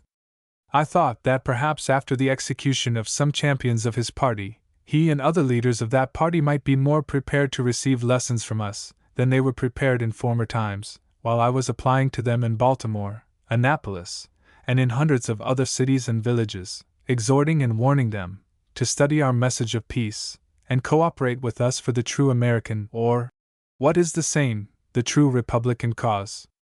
But they have despised our warnings. At length matters arrived so far that, if all other warnings of this book should not be sufficient, we expect that the spirit manifestations which are connected with that execution and are mentioned in the 4th treatise of this book, will move them to become our worthy fellow laborers for the fulfillment of the grandest promises. But we repeat, that every reader should study this book in the same order in which it is written, weighing with great attention and earnestness every sentence, till he understands it and retains in his mind all that preceded. If you have studied in this manner this treatise, you are prepared for studying the 2nd treatise. Revel. 2nd treatise. Memorable events, by which the parties of abolitionists and Republicans as well as subjects of monarchs should be aroused for cooperation with us, to draw not only the President and the Congress of the United States, but also monarchs on our ground for the introduction of the promised universal republic of harmony and peace on earth. As strange as our disclosures made in the 1st treatise may appear to those who have neglected to observe the signs of the times, they should not be surprised who know that the time for the fulfillment of the great promises in regard to mankind had arrived, although all things seemed to run in quite another course than they expected. In the 6th verse of the 14th chap of the Revels, the first of the three angels spoken of in that and the following verses commences to deliver his message. At the commencement of the last century it was known amongst German theologians that those three angels or messengers are the three men, each of whom is representing a body of messengers by whom the contents of the prophecy given to each of those angels are to be fulfilled. The first is preaching the everlasting gospel, the contents of which are given in the 7th verse. Gospel is Greek evangelion and means glad tidings. The contents of the glad tiding of his preaching is that nations should be converted from their idols to God the Creator of the universe, and he announces that the time of judgment had arrived. The commencement of this preaching took place with Martin Luther, so that he is to be considered as the representative of those who are comprehended in the prophecy of the first of those three angels. But Luther and other preachers who came at that time and afterwards against the Pope of Rome, and continue yet in the same spirit their work, did not know in Luther's time nor afterwards, nor do they know in our time their position, except as they learn it by what is disclosed by the third angel or messenger, who commences his prophecy in the 9th verse of the 14th chap of the Revel. In the third of my 5 German volumes, published from AD 1838 to 1842, it has been shown that Luther had a prophetical position, that is, he was, according to the term adopted by modern spiritualists, a very strong medium, inspired and supported by his leaders, who were deluding and destroying spirits, who did not know the true God and his Christ, but were prophesying judgments which took place and continue till people shall be converted from their idols to the living God. The 300 years from Luther's appearance to our appearance were years of manifold developments preparatory to our mission. Although Luther was born in Alban, that means the life in ice, because the fire of Christian charity has been extinguished, and the spirit of persecution was nourished amongst all parties and sects. Notwithstanding this, great preparations have taken place since his public appearance till our public appearance, and there is an admirable correspondence between his actions in the 16th century and my actions which took place in the same years of the 19th century, till Luther died on the 18th day of February 1546, which year in our century, I mean 1846, was the great tropical year for dreadful renovations of judgments, for the reason that the leaders of parties and sects and their followers have rejected our message, which I commenced to proclaim after having been publicly initiated to my present mission on the 18th day of February 1838. We shall speak further on in this book regarding the great event. But we have mentioned Dr. Martin Luther as representing the champions of Protestantism against popery. Their mission is only prophetical. On their position they are supporting popery or monarchy in general, and they are particularly supporting a number of popish tenets regarding the Bible, regarding Christ and his mission, and manifold other doctrines, in which when they endeavored to improve, they generally apostatized farther from truth towards materialism than the papal hierarchy themselves. But they were continuously repeating the substance of their prophecy, that people should be converted from their idols to the living God.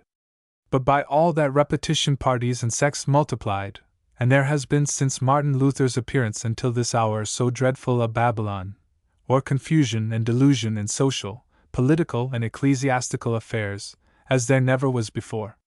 And while pious men were looking into the prophecies, to see the end of this dreadful Babylon, Dr. Bengel of Württemberg in Germany was awakened in the first part of the last century, to compare for many years the prophetical dates of the Revelation with events of the ecclesiastical history, and has shown in his book, entitled Erklärte Offenbarung, which means Revelation Explained, that Christ's manifestation for overcoming his enemies and establishing his peaceable reign on earth would take place about the year 1836. John Wesley was not the author but only the copy holder of what Dr. Bengel has explained in the Revelation. Revels. Revel.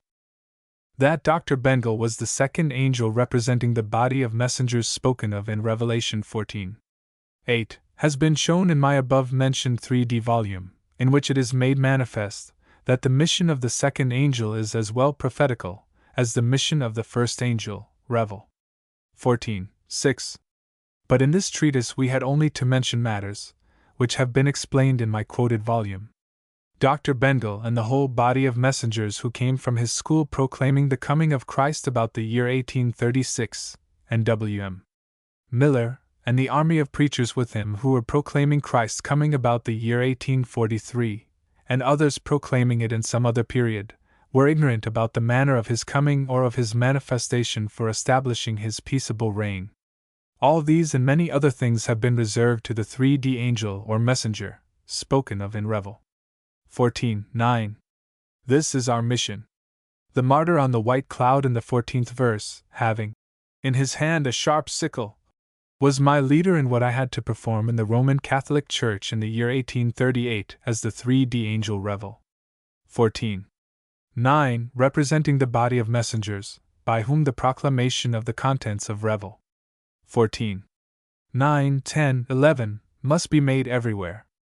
And those great events and the prophecies in which they have been predicted have been explained in the first 3 of my above-mentioned German volumes, and we have so many credentials or signs according to prophecies testifying our mission, that while we were writing the 5th of my above-mentioned 5 volumes, we were repeating, that sensible readers of those volumes were aware that 500 volumes could be written, testifying our mission. And when they study this whole volume and comprehend it, they will be convinced of the same truth. Revelation. Revel. Revel. Revel. Revel. The third angel, or the messenger representing the body of messengers, by whose efficacy the beast and its image and the false prophet supporting them will disappear from the globe, gives in the last treatise of this book the plan according to which the beast and its image and the false prophet will disappear and Christ's peaceable reign will be established on the whole globe. Peace would have been already established amongst nations of the Christian name, and they would have labored at this time powerfully in the conversion of heathens not to one or the other sect but into the peaceable reign of Christ, which will be the universal republic of truth and justice, if those who have been exhorted first to study our message of peace had fulfilled their highest duty. The first who have been powerfully urged to study our message of peace and the credentials of our mission were bishops, doctors of divinity, and other clergymen of all parties and sects where I had opportunity to reach them. But when they refused to fulfill their highest duty, I was particularly engaged to move abolitionists to study what has been providentially prepared by our instrumentality to move slaveholders themselves for cooperation with us to introduce the millennium, or the universal republic of truth and justice and peace amongst all nations, because I was certain that if the abolitionists would study it, slaveholders themselves would do the same. But alas! When Jesus was explaining the dreadful condition of Jerusalem, the Jews did not see it. Likewise, also citizens of the United States do not see theirs as we see it from the position of our mission. The principal elements of the volcano, the eruption of which is yet latent, are in leaders of abolitionists, who are obstinate materialists refusing to make use of the means which are offered them in our message to extinguish the burning volcano. They have lost discernment and judgment, when it is most necessary to make the right use of it, to liberate the country from the yoke of tyrants. Although I could write volumes to illustrate my assertion, at this occasion I mention only a little of my experience in the convention to overcome evil with good, and which was in the newspapers announced under the specious title, Philanthropic Convention to Overcome Evil with Good, and which was held on the 10th, 11th, and 12th days of September, 1858, in Utica of the state of New York. The most influential persons in that convention were abolitionists of the Garrisonian and Gerrit Smith's parties and spiritualists belonging to those and to the Republican Party. I attended that convention to offer the remedy against the pernicious effects which are produced by the wrong course which leaders of those parties pursue for destruction of this republic, and to show the course which all true reformers have to pursue for harmony and peace of all nations, that those who are concerned and their followers might be converted to the true Republican cause, and all true Republicans might be strengthened not to be deceived by secret and open servants of tyrants and by deluding and destroying spirits and sectarian ministers of darkness. I find proper to insert here the article which I wrote shortly after the convention, but I did not find a chance to publish, because we are not popular, when we dare to express so great truths as are comprehended and said. Lengthy article which reads as follows: Preparations for the resolutions to overcome evil with good. Also, introductory remarks to expose the league by which the Utica Philanthropic Convention was governed. There are many such pretenders as the Garrisonian liberator of Boston, who, under the specious pretext to liberate slaves, are the greatest supporters of slavery, by rejecting the means providentially prepared for deliverance of all men and women from the yoke of tyrants, and by instigating people to revolutions and other sacrilegious enterprises to ruin this country and bring it under the yoke of monarchs. While I was endeavoring in many places to move people to study our disclosures regarding the divine plan for a peaceful abolition of all kinds of slavery by cooperation of slaveholders themselves, and for the introduction of the promised universal republic of harmony and peace, which is usually, although improperly, called the millennium, I found them everywhere so deluded by the infernal league that they have neglected to study the one thing needful for the true freedom of all nations. During my traveling in more than 20 of the United States, I stopped several times in the Western Reserve of Ohio. I found more worshippers of the Garrisonian liberator there than in other sections of the country of the same population, those places excepted, which are inhabited by that sect of Quakers who are called Progressive Friends, who are progressing very fast in the arts of the infernal league for the ruin of the true Republican cause. I arrived A.D. 1847 at the Quaker settlement, called Green Plain, near Xenia in Ohio, and appointed there in a Wesleyan meeting house a convention, in which I proposed to explain the signs of our mission and the plan according to which, when it will be understood and spread on the globe, all kinds of slavery will be abolished. I expected that Quakers and other abolitionists of that section of the country would take great interest in our movement. But I experienced afterwards that the small popes of that section were against it, although they themselves did not disturb our convention. But a Quaker and a Wesleyan minister, both from a distance, were so great disturbers of it, that whenever an important point was to be examined, they directed the attention of the audience to other subjects. Although that convention has been called for an examination of the points concentrated in my manuscript. When I saw that they were in conspiracy with others in the convention, I myself dissolved it. I asked then the Quaker preacher Joseph Dugdale, whose residence was next to the meeting house of the convention, why he did not attend it.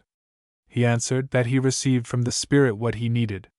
I started from thence for the Western Reserve of Ohio, and appointed in Trumbull County a convention, and sent an article to the Garrisonian Liberator.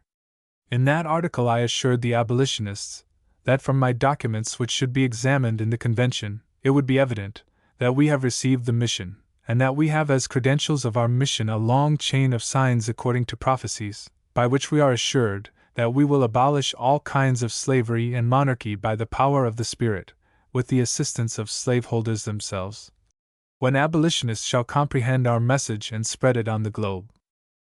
Lloyd Garrison, the head medium of the Infernal League, has published my article, but with such editorial remarks as were quite agreeable to his master, the Infernal Holiness.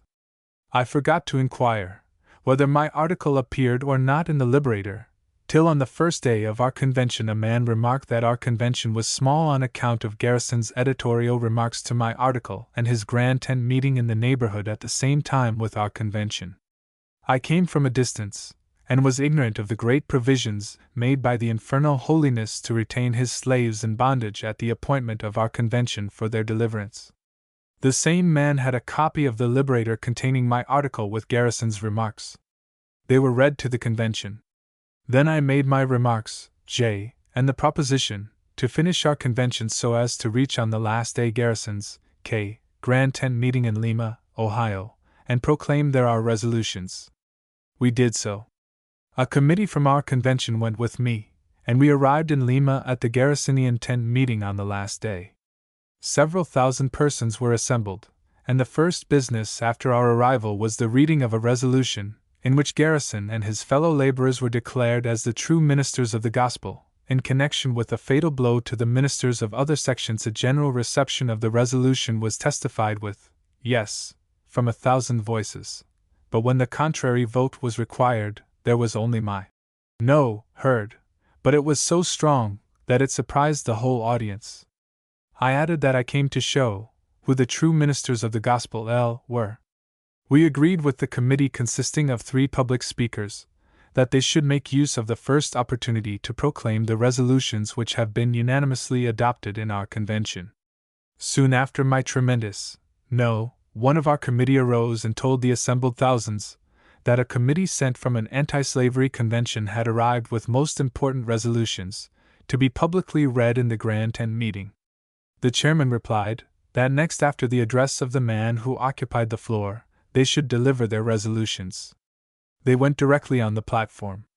But the Pharisees on the platform were anxious to find out who the man was that gave the strong negative vote to their resolution. Some amongst them knew me personally. Therefore, as soon as our committee came upon the platform, the above-mentioned Quaker preacher Joseph Dugdale came to me inquiring whether that committee belonged to my association or not. I said that he should not ask me, but the committee, to which association they belong. One of the deepest English investigators into the Jewish and Christian antiquities wrote in one of his publications that there is no society more like the society of the old Pharisees than the society of Quakers is. He knew them in England, and I know them in America, and confess that it is true in regard to the Quaker speculators, who have enslaved the whole Quaker society, to be in their servitude and to prepare in their ignorance of matters the subjugation of the whole country under the yoke of monarchs. Joseph Dugdale is the principal medium who was carried soon after that spectacle to Pennsylvania, and demons were powerfully operating through him in starting the sect of the Progressive Friends. But at that tent meeting he inspired the heads to be cautious in admitting our committee to speak. Therefore, after the address of the man after whom our committee, according to the promise of the chairman, were to address the tent meeting, another was announced by name to speak, and then a second, a third, and so on. Although our committee were waiting on the platform from 9 o'clock a.m. till 2 or 3 p.m., at length the chairman announced that teams had arrived to carry the tent from that to another place. Provisions had been made that if there should be danger for the Infernal League, things might be prepared to break of the tent. Therefore, when the chairman announced the advent of the teams, another Pharisee mentioned that the waiting committee had not yet spoken, and the chairman said that they should speak. The speaker, instead of reading directly the resolutions of our convention, undertook to prepare the audience by telling them that he knew how to value the great seal of Mr. Garrison for the deliverance of slaves. And as far Mr. Garrison and others on the platform seemed to be pleased.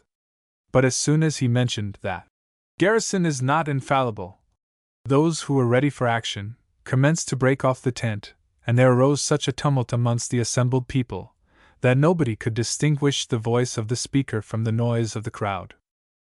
These items may suffice to make known the infallible Pope, the Garrisonian liberator, although I could write many volumes of extraordinary spirit manifestations in public and private meetings with members of that party, while I was endeavoring to deliver them from the shackles of the infernal holiness and his armies. But they remained so fastened, as in their philanthropic convention in Utica, which I attended because we had been informed that the Poughkeepsie seer, Andrew Jackson Davis, was the principal author of said convention, or the principal medium of speculators calculating to extend the government of the infernal liberator by using said convention. Andrew Jackson Davis is the prince of mediums of spirits, who appear as angels of light, but when they are tried by us, they are made manifest as dreadful deluding and destroying demons. After they had been made manifest to me by his deceiving publications, I tried several times to reach him personally, and to show him his dreadful situation and how he could arrive on our ground. But his cunning demons carried him away from my presence. At length I met with him on the 10th of this month, September, 1858, in the Philanthropic Convention of Utica. Ira Hitchcock was appointed chairman. His first name means in Latin wrath, or vengeance, and the second name is in the English language appropriate to the important office which our duped and deceived friend did receive in said convention. Mr. Davis offered some rules to be observed in the convention. They were adopted. One of those rules was that no speaker should occupy more than 20 minutes, except the audience should desire that after the expiration of 20 minutes he should continue to speak. Mr. Davis was called to open the convention with his speech. It was read from a manuscript, and contained a very imposing and deceiving view of the past and the present in the history of mankind. Since his reading lasted more than 1 hour, I asked after its close that it should be decided whether those who opened the meeting should be bound by the adopted rule of 20 minutes, or be permitted to speak or read as long as they would be pleased, also when they misrepresent the history in such an absurd manner as the speaker did. No regard was taken of what I said, and they proceeded in singing and speaking. The afternoon session was opened with as long a reading as the forenoon session. After the reading they debated whether it should be directly printed in a newspaper of the place and in extra copies, or not. It was unanimously decided that it should be printed, except that I disturbed the unanimous vote with a powerful no. But when I desired to give my reasons, that its publication would not serve to overcome evil with good, but to increase the evil, I was stopped, as being not in order in opposition to a resolution which had been unanimously carried out. For a better understanding of the spectacles which will be mentioned afterwards, we must remark the following incident, which happened on that day, to wit, somebody mentioned that there came many female mediums from a great distance in the expectation to be moved in the convention by spirits to speak, that therefore all these mediums should come on the platform, and speak, whenever any of them should be moved by a spirit to do so. I think that others felt the absurdity of that proposition, which if it had been accepted, would have created great confusion and hindrance to the realization of their speculations. Therefore they did not respond to his suggestion. Readers should know that if not all, certainly most of the heads and the agents of that convention were spiritualists of the latest fashion. On the afternoon of that day, after singing, I suddenly took the stand to make use of the 20 minutes' time conceded by the rule of the convention to every speaker.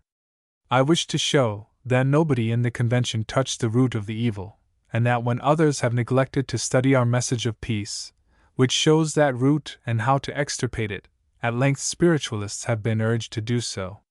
But they, instead of progressing and learning by our message how to overcome evil with good, were attached to evil spirits, and they deluded people regarding our message of peace, when we endeavored to move them to study it and act accordingly. Instead of many instances of our experience testifying this, I would mention only my experience at the last public meeting of spiritualists, which I attended in the city of New York. A female medium whose lying spirits were exposed by me in a public meeting of spiritualists in Philadelphia on the first day of the last month, August 1858, came on the 22d of the same month to a meeting of spiritualists in New York, in which meeting I spoke. During my speech the demon by whom she was possessed propelled her 3 times to stop my speech. But when he was rebuked so terribly that her friends could not bear any longer, they awakened her from her sleep and carried her out of the hall. But as soon as I ceased to speak, she returned, and the demon shut instantly her eyes and said through her that I am a Judas Iscariot, a Jesuit, an emissary of the Pope, and the chairman was induced to ask the name of the spirit, but he refused to tell his name. Then he said to his medium that he is Don Quixote Thomas Paine, the first name he pronounced so that I knew by the pronunciation, who amongst my departed friends was the controller of the lying spirit, by whom the medium was possessed. My departed friend compelled him in the first place to tell that he was Don Quixote, known as the hero in the celebrated Spanish romance or fable called Don Quixote. A similar fiction was also the speech of the demon by whom that medium was possessed, only that those who do not know me might take the calumny of the devil for truth. After the confession that he was Don Quixote, to make which he was compelled by a higher power, he added, according to his lying propensity, that he was Thomas Paine, although he was not Thomas Paine. When I desired to explain from which sphere of spirits that liar came, I was stopped by a man crying behind me to the chairman, asking him whether I should be permitted or not to occupy an hour, while nobody could understand me. At such interruptions I strike sometimes the impudent demons, as they deserve to be stricken. I think that I did not speak 10 minutes, when that interruption took place. To draw my attention from the disturbing demon, Henry C. Wright jumped to me, saying that I should not speak, because I am not understood, and he told the audience that he knew me to be a good man, but that I could not be understood by Americans. I interrupted him, saying with indignation that he did not know me and that those do not understand me, who have ears and will not hear and eyes and will not see.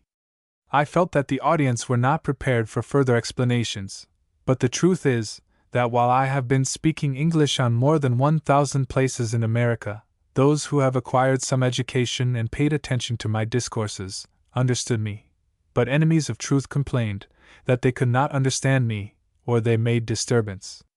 Not to give to demons any opportunity to enrage their mediums against me at the night session of that day, I would not attend that session. On the 11th inst at the first opportunity at the forenoon session I offered the resolutions to be read, for a better understanding of which these remarks are a preparation. But the chairman remarked that was not the proper time for reading my resolutions. Then I kept silence at that session. But during the afternoon session I offered several times my resolutions to be read. But Ira Hitchcock always interfered, pointing to some other, that he was in order to speak, although I did not see that he arose before me for this purpose. I found proper not to attend any of the following sessions of said convention, in which I have offered the means to overcome evil with good. But the Infernal League hindered their communication to the people, and when the mediums of the Infernal League thought that they were removing evil and promoting good, they were doing just the contrary. If we have the mission which is proved in many of my volumes and expressed at the end of the resolutions for which we are preparing readers by these remarks, then all those who are hindering the circulation of our message of peace are the most dreadful slaveholders and destroyers of human life and property. They keep people in shackles of delusion and ignorance of what they should know, to prevent destruction of many and subjugation of the remnant by cruel tyrants. I saw the report of the proceedings on the first day of the convention in 2 Utica daily papers. I quote from the Utica Morning Herald, September 11, 1858, the following passage regarding my first interference, as follows. At the conclusion of Mr. Davis's lengthy harangue, a German arose and said he hopes that those who opens the meetings speaks no more as 20 minutes, or not. I have prepared a speech on the root of all evil that will not take so much time as the friends who have speak. The devil, that means calumniator, by whom this reporter was so possessed, that he knew neither orthography nor grammar, was not so bad as the devil, by whom the Evening Telegraph was possessed. He, in the service of the heads of the convention, calls me the member from Germany, also the Teutonic individual, and what he reports, he so reports for the benefit of the Infernal League according to the wishes of mediums of lying spirits, that I had to write much if I would explain the cunning malice, which is comprehended in the misrepresentations and lies in regard to the exertions which I made to move the Philanthropic Convention to an investigation of my written documents showing that which is first necessary to overcome evil with good. But here not being room, I quote only the following passage, which the Telegraph has published as my saying. I knew Don Quixote, some call him Don Quixote, but I call him Don Quixote. I can tell you all about him. Mediums of lying and destroying spirits have been brought to that convention from the cities of New York, Boston, and many other places of several states. To deliver those slaves from their tyrants, I mentioned that at my last attendance of a public meeting of spiritualists in New York a female medium was seized by a terrible devil who declared that I was Judas Iscariot, an emissary from the Pope, a Jesuit. Although after my having been from AD 1819 till 1838 a Roman Catholic priest, I was working since the year 1838, according to my mission, with great zeal for the abolition of all kinds of popery. On this account I am abused and persecuted not only by the agents of the Grand Pope of Rome, but also by such small popes as have been assembled in said philanthropic convention, as well as by their reporters. I mentioned in my address that the lying spirit who said through the female medium that I am a Judas Iscariot, am a Jesuit, an emissary from the Pope, did confess then that he is Don Quixote Thomas Paine, but that my remark was then so terribly abused, as the above quoted passage testifies. Lying spirits are supported by speakers and by editors of newspapers. The reader should recollect what I said above regarding Henry C. Wright's assisting his colleague interrupting my speech. The Herald reports it as follows. Mr. Wright finally said he had known Smallnicker for some time. He was a very worthy man, but the convention could not understand him when he tried to speak English. Smallnicker. They have ears and will not hear, they have eyes and will not see. The Herald has given here the substance and also the name of Mr. Wright. But this did not agree with the position of the heads of the convention, who have promised free speech, and then one of the principal heads of abolitionists came as Judas Iscariot to me, and assisted the murderer of my message, with a hypocritical address to the audience, as if he was my best friend. Therefore, instead of his name Henry C. Wright, there appeared in the telegraph a lager beer, as if I had spoken so in the convention, that intoxicated Germans themselves had found it necessary to stop me in my speech. I did not see any German in the convention, but it would be too mild to call Henry C. Wright a lager beer. He is a Wright, or a workman, an emissary of the infernal. Ira Hitchcock. The Latin word ira means the wrath or vengeance, which appeared in the chairman Ira Hitchcock, or hitch, that means catch the cock, that he might not cry and awaken people from their lethargy, to save the country from the infernal wrath and vengeance, which is kindled by such emissaries of his infernal holiness. As Henry C. Wright is, a blasphemer of the living God and his Christ, and a rebel against divine decrees made manifest in our mission, but which have been despised by Henry C. Wright, Ira Hitchcock, and other heads of said convention. Those rebels against God and his Christ had many years ago opportunity to learn the divine decrees for redemption of oppressed humanity, but they have conspired also in their last convention, to check their proclamation and to open the infernal crater of a volcano to destroy the country by rebellion and other crimes, which have been openly defended by Henry C. Wright and others in that convention, in which by our mission the means were offered to abolish all kinds of slavery in a peaceable manner. In my signature at the end of the resolutions as well as in my publications, you find my name correctly written. But the mentioned reporters were mediums of deluding and destroying spirits by whom they were magnetized and were made deaf and blind, so that they thought I was a German, although they should have so much sense of discernment and judgment as to know from my pronunciation that I am not a German. If I had been a German, I could not have received the mission with which I am charged, because the messenger in the mission with which I am charged must come, according to prophecies, from the Slavonian nation, from the country called Illyria or Illyricum, from the town, named in my mother tongue Kamnik, in Greek and Latin Lithopolis, in German Stein, in English Stone. Against the impudence with which also my language was so terribly misrepresented there is no room to make more than this remark. A.D. 1835, I wrote a Latin treatise on the congeniality of languages, showing how by the comparative study of languages many deep truths for the introduction of Christ's peaceable reign or of the universal republic of truth and justice would be unraveled. Before I was qualified to write such a treatise, I had to study many ancient and modern languages, some more thoroughly, and some only by looking over the grammar and dictionary. Here is no room to explain the reasons why I devoted, before writing said treatise, only some few hours and learned more than the Herald and the Telegraph and other scoffers of our mission have learned all their lifetime regarding the etymology of their own English mother tongue. If they cannot comprehend this our assertion without our explanation, I am ready to explain it in an article, if they promise to publish it in their newspapers, because it may awaken many scholars for cooperation with us to introduce the new era of union and peace of nations, who have in their ignorance of matters worked until now for disunion of nations and for destruction of human life and property. We hope that editors and publishers of newspapers, who have by their reports misrepresented our mission, will not remain mediums of lying and destroying spirits, but will, as their duty requires, publish this article, and comprehend the importance of the preceding remarks as well as of the resolutions, which follow and what is annexed to the resolutions, to move the American nation and by their mediumship all nations for action, to redeem oppressed humanity from the yoke of tyrants, and that those for whom it would be impossible to publish the whole in one number, will publish it in 2 or 3 numbers. Our resolutions have been offered to the convention in the following words: Resolutions for the Philanthropic Convention to Overcome Evil with Good, held in Utica on the 10th, 11th, and September 12, 1858.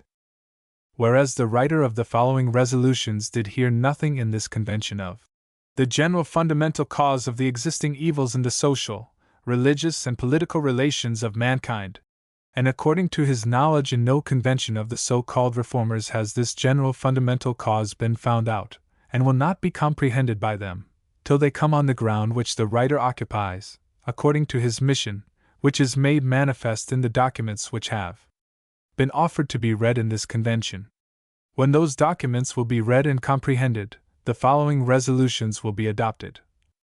Resolved, first, that the general fundamental cause of the evils which are to be removed from the social, political, and religious relations of mankind is founded in the old heavens and in the old earth, that means the old institutions, which will be removed when they shall be comprehended by true reformers, since the so-called reformers who are warring against those institutions from their materialistic position are supporting those institutions, because they are mediums of those spirits who are subject to and controlled by the papal imperial royal spirits, so that materialism and the modern spiritualism are the last outbreaks of popery, and materialists and modern spiritualists are the means of the outbreak of the worst evils, which remain latent till the materialistic spirits come in collision with the rules given by their controllers, the popish spirits.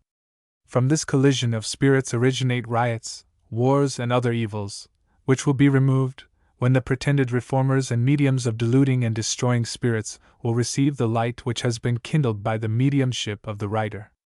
Resolve 2d. That the particular, and in the exterior life of people manifest evils, which are easily observed by those materialists who are falsely called reformers, cannot be removed from the society, till true reformers understand the real position of the existing churches and the spiritualism in the churches as well as the modern spiritualism out of the churches. Because without this understanding there is neither knowledge nor strength in the so-called reformers to effect the true Reformation, and to establish the promised peace amongst all nations, for which the means are developed in the publications and manuscripts of the writer of these resolutions.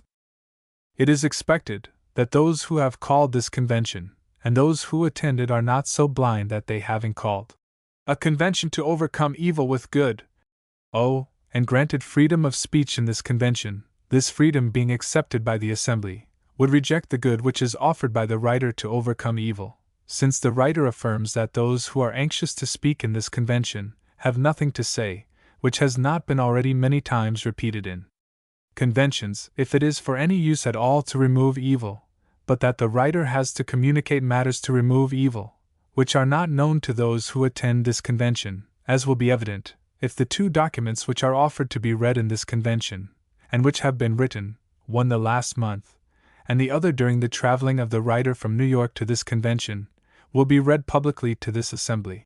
The writer remarks especially in regard to the mediums of spirits by whom they have been brought to speak with closed eyes in this convention, that from the documents offered to be read, it will be made manifest that their spirits are deluding spirits, from whom the mediums will be delivered and enlightened by spirits of truth, if they study with attention the writings which have been produced by the mediumship of the writer who signs his name, and the charges which he has received for the introduction of the new heaven.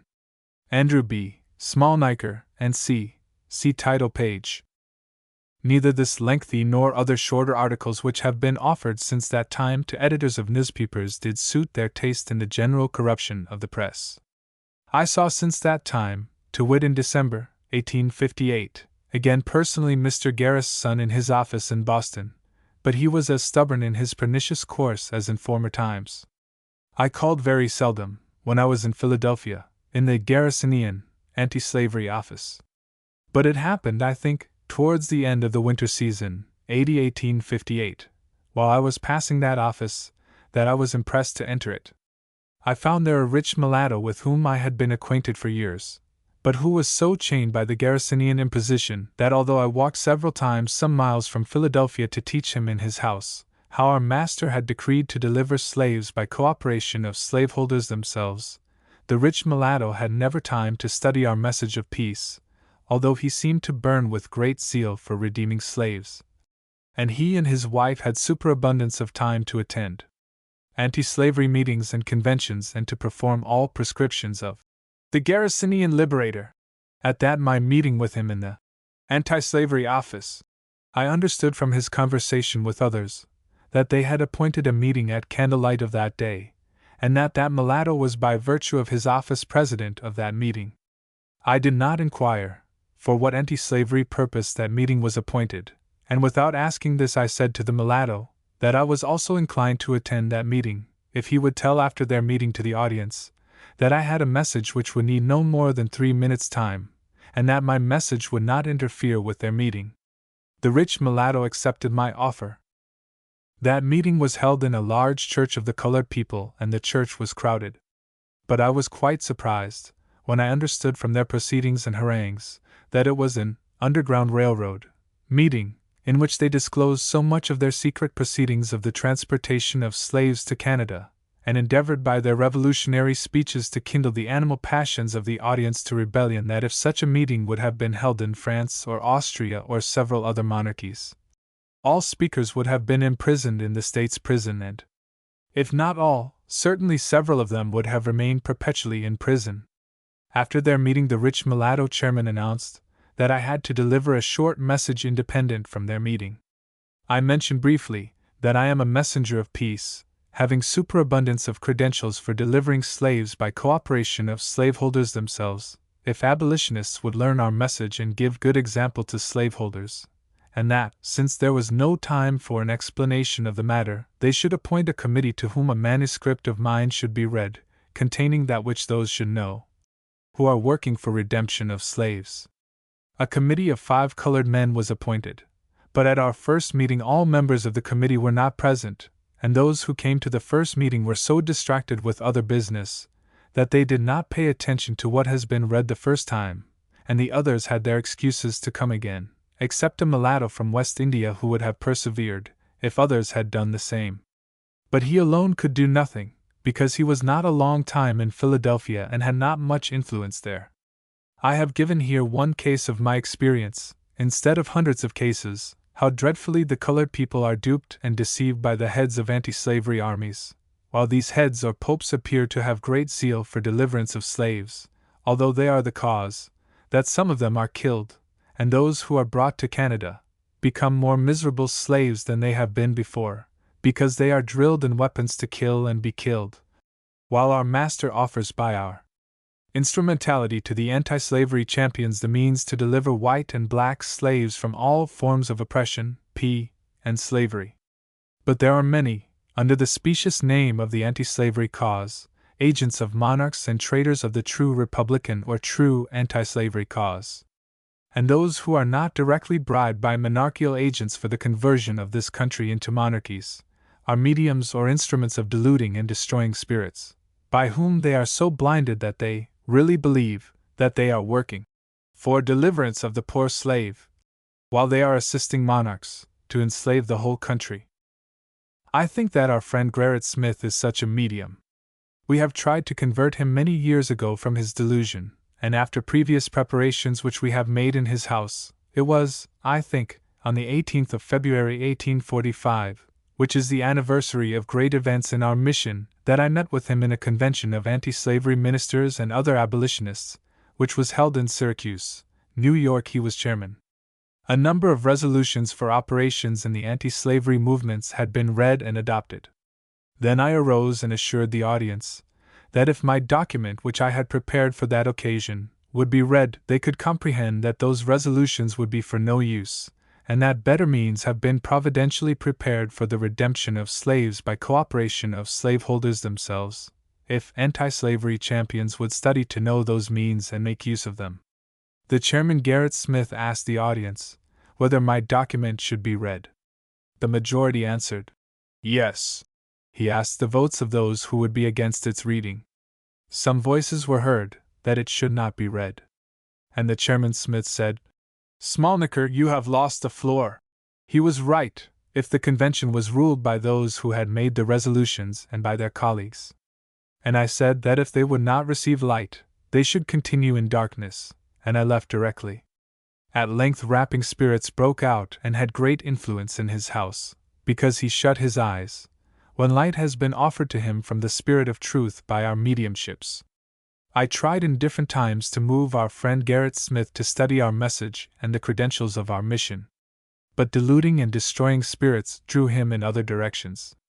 At length, AD 1854, I tried particularly to move the Congress of the United States to appoint a convention in which I promised to exhibit the means to deliver this country from monarchical influence and to establish the promised universal republic of truth, justice, and peace on earth, and the credentials of our mission.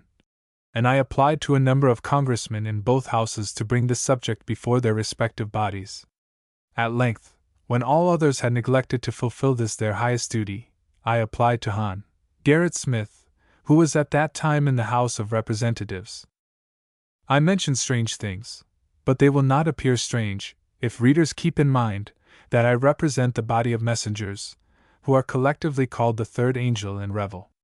14:9. In this book I give on many subjects only hints, otherwise I should have to write also a large volume of wonders and signs which happened while I was trying in that year President Pierce and members of the Cabinet and the Congress. But if editors of the Tribune wish, besides what I offered in the first treatise to show regarding their pet Fremont, that they might commence to be sober in forwarding candidates for high offices, I would like to write also another article comparing Hon. Gerrit Smith with Senator Seward, and to publish what happened while I was trying both in Washington City.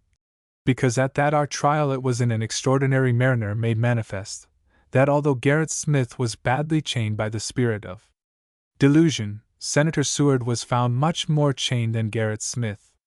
On this account our leaders moved me at the last campaign of candidates for governor of the state of New York, 1858, and I was acting in my mission in that state, while Gerrit Smith was proclaimed candidate by his party, so that I wrote to him what he had to do to be favored by our leaders in his course for a high office, because the time has at length arrived in which our leaders will commence to show publicly how they have the power to interfere in the election business of officers.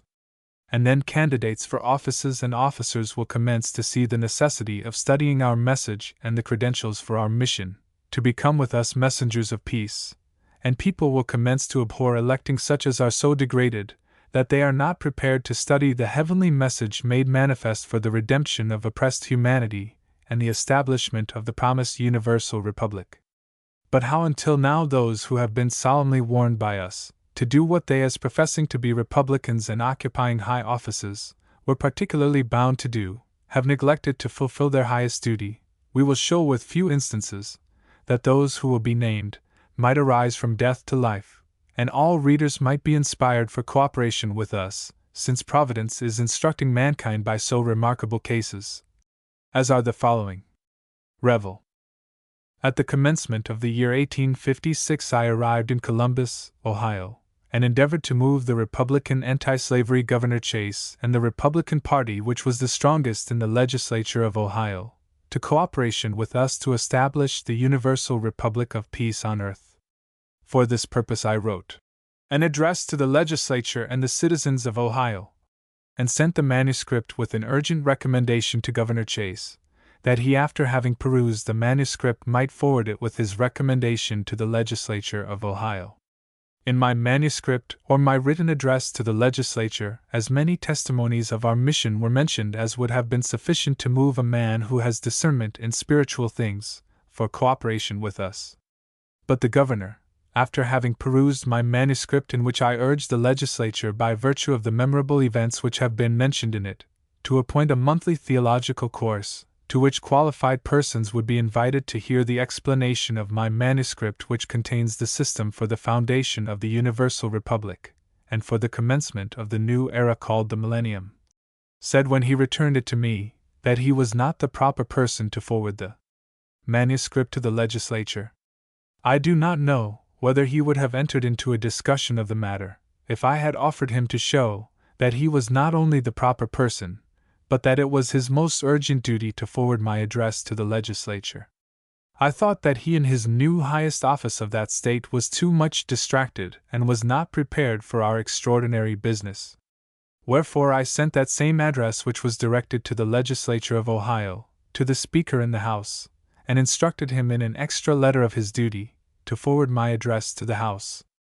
But he belonged to the Republican party and had no capacity for what was needed to establish the true republic of harmony and peace on earth, and could not be moved to do what was shown to him to be most necessary in his circumstances. He returned my address. From him I went to the Lieutenant Governor or Speaker in the Senate. He belonged to the American party, and by his application the Senate appointed a committee for examining my document. In that committee was a member of the Republican party, who assured his colleagues that he knew me, that I was a madman, having come from Geauga County, in which I held a convention in the year 1851. Notwithstanding the most malicious conspiracy of the sectarian neighborhood, we succeeded so far that a number of resolutions in which I have concentrated what has been explained in the convention for the commencement of the millennium have been unanimously adopted, and then published with other documents for an easier understanding of the resolutions. But materialists, papists, and other sectarians, instead of having reflected upon the unexpected glorious news made manifest in that pamphlet and put them into circulation, did all in their power that the largest portion of copies of that pamphlet and the man to whom they have been given in care disappeared, and the calumny was put into circulation that I became mad. And when that same calumny was renewed in the Senate Chamber of Ohio, I wrote a resolution to be offered to that body. But members of the Senate became so scared that I could find nobody to undertake to offer it to the Senate. I wished by that resolution to move the Senate to give me their chamber for a lecture, in which I wished to explain the madness of those who, instead of studying our disclosures for harmony and peace of nations, are slandering and calumniating me, and ruining this country and preparing it more and more to become a spoil to enrich monarchs and their agents. Then I published that address and other documents which I supposed would be strong enough to move the legislature and other citizens of Ohio to send qualified persons to the monthly theological course, which was appointed in that pamphlet. Here we must extract passages from the last page for a great lesson to Republicans and others, that they might not be duped any longer by the blind leaders of the blind. That page contains a great appeal to the Governor, the Senate and House of Representatives of the state of Ohio. It was written, mark well, on the 2d day of February, as is mentioned on that 32d page as well as on the pages 31 and 29, because on the 29th page I commenced to write a paragraph as follows. I had to wait till the composition of this epistle advanced so far that I must finish it on this 2d day of February. And see, on that day I wrote what follows from that passage to the end of the pamphlet. And that great appeal reads, Fellow laborers in the great cause of human redemption. If you have studied this pamphlet with such attention as it deserves to be studied, you will accept this title with gratitude to the Most High, that He has chosen us in His mercy for the accomplishment of the most glorious promises. The first most urgent work, which the legislature of Ohio in those circumstances could do, is to kindle with this pamphlet a light in the Cabinet and the Congress of the United States. And Babylon is become a habitation of demons. Revel. 18:2.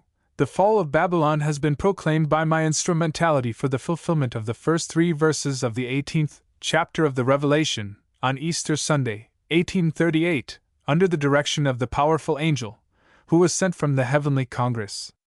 And since that proclamation, the habitation of demons on every place of Babylon, on which my message is rejected, is made manifest, and the numbers of votes which members of the House of Representatives were casting since my first publication of the testimony for the superabundance of miracles, which is reprinted on the 9th and 10th pages of this pamphlet, are testifying.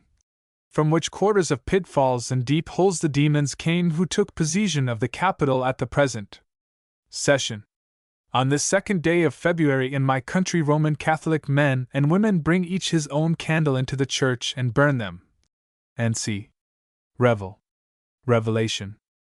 I quoted these passages, written on the 2d day of February, which was Saturday, and given on the same day to the printer, because I had an engagement on the next following day in the country and left Columbus on that Saturday, February 2d 1856. When I returned on the next following week from the country, I heard that on that same day, February 2d 1856, the House of Representatives finished at length their voting for Speaker, and that Nathaniel Banks was elected Speaker in the House. There is a spirit language by numbers.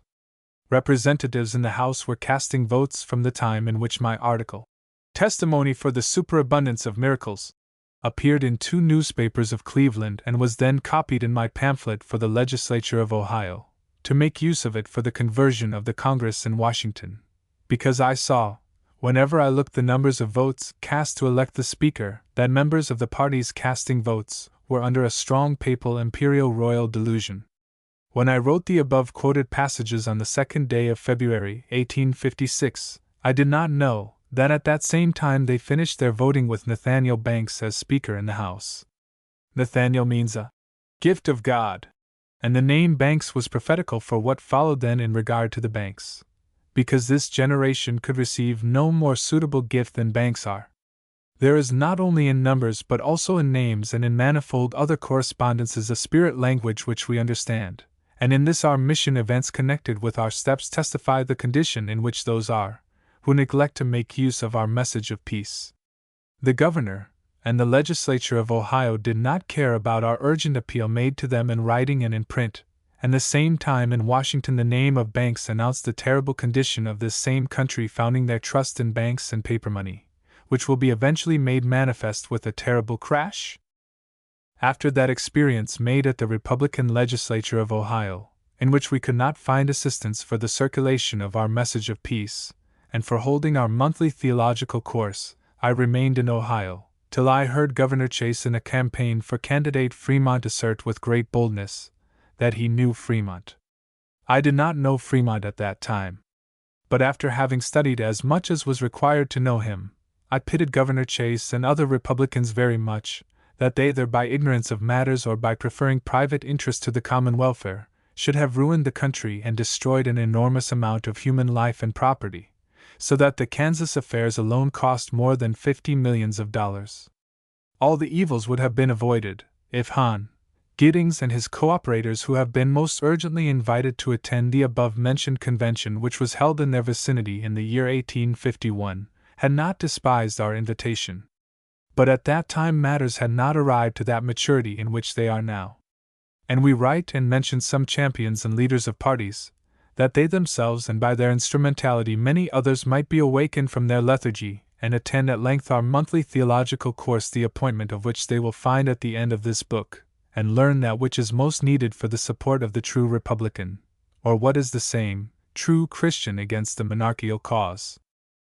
I have sent to Speaker Banks a copy of the pamphlet, from the last page of which I have quoted above some passages, on which page there is the admirable correspondence of the governor and the legislature of Ohio with his election for Speaker. But I think that other trifling business did hinder Mr. Banks comprehending wonders and signs contained in that pamphlet, and that he did not study it so deep as to comprehend the correspondence of the contents of the last page of said pamphlet with his election for Speaker on the same day on which I wrote that page. In this book is no room to explain the language by numbers, but we may generally observe that the election took place under the spell of the papal imperial royal spirits, and it was said that it did not happen till a Roman Catholic priest came into the House of Representatives and performed his prayer. Whether that report was true or not is not my business to investigate, but it is true that the spell was taken away when I in my application to the governor and the legislature of Ohio wrote on the last page of the above-quoted pamphlet, "You are requested to cast so many copies of this pamphlet in the Cabinet and Congress of Washington, and also into the legislature of each state, as are required to kindle a great light everywhere." Reference is made to the Candlemas, as the feast of the 2 February is called. It is Mary's purification and Christ's presentation in the temple, and that our reference to the casting of votes for the Speaker in the House of the United States destroyed the spell, and they agreed at length in the prophetical name Banks, with which there was already great trouble, and the greater troubles will follow the longer nations delay to apply our remedies against the manifold enormous evils with which nations are harassed and ruined. I made some acquaintance with Governor Banks after my last arrival in Boston in Nov. 1858. I found proper to write to him a lengthy letter in which I assured him that if he would become a great supporter of the true Republican cause, he would need some private lessons to know what happened in our age for the introduction of the universal republic of harmony and peace, because without that knowledge he in the present course of the Republican party would contribute his share not for peace, but for revolutions and war. I offered in that letter to give him some private lessons in his house, if he would wish to receive them regarding our message of peace and the credentials of our mission, and I added that in that season of short days and long nights there would be at candlelight good opportunity for our lessons. I went then to his house in Waltham, several miles from Boston. But on that evening he had not yet returned from his office, and I was informed that on the next morning would be the best chance to speak with him. I then went there, but he had not much time to speak, because he had to go to his office, and he invited me to see him in his office. From that circumstance I concluded that he did not keep in mind the contents of my letter, in which I assured him that his office would not be the proper place for our lessons, but that the night hours in his house would suit best for our lessons. But then there was no time to expostulate with him on this point. I started then for New Hampshire, and at my return to Boston I wrote to him again that I intended to see him again, but not in his office, which would not be the proper place for our lessons, but in his house, that if he would be desirous to receive lessons I would remain for some days in his village and give to him lessons at candlelight. I came then to his village, and prepared one of his acquaintances, a zealous spiritualist who appeared to comprehend easier than other spiritualists that presidents, governors, and other officers cannot save this republic from the grasp of monarchs except by the use of the spiritual weapons which are concentrated in my writings for the commencement of the promised new era, and that Governor Banks, to use his influence for harmony and peace of all nations, had to take lessons from me. When I thought that the spiritualists, partly by hearing me, partly by reading one of my pamphlets, had understood the matter so far as necessary to move the governor to accept my proposition, he went to see Governor Banks. But he returned with the message that the governor had started for Hartford. I could not stay longer in Waltham, and understood from this circumstance that Governor Banks was not the officer who would commence to open the door at the government for commencing the new era.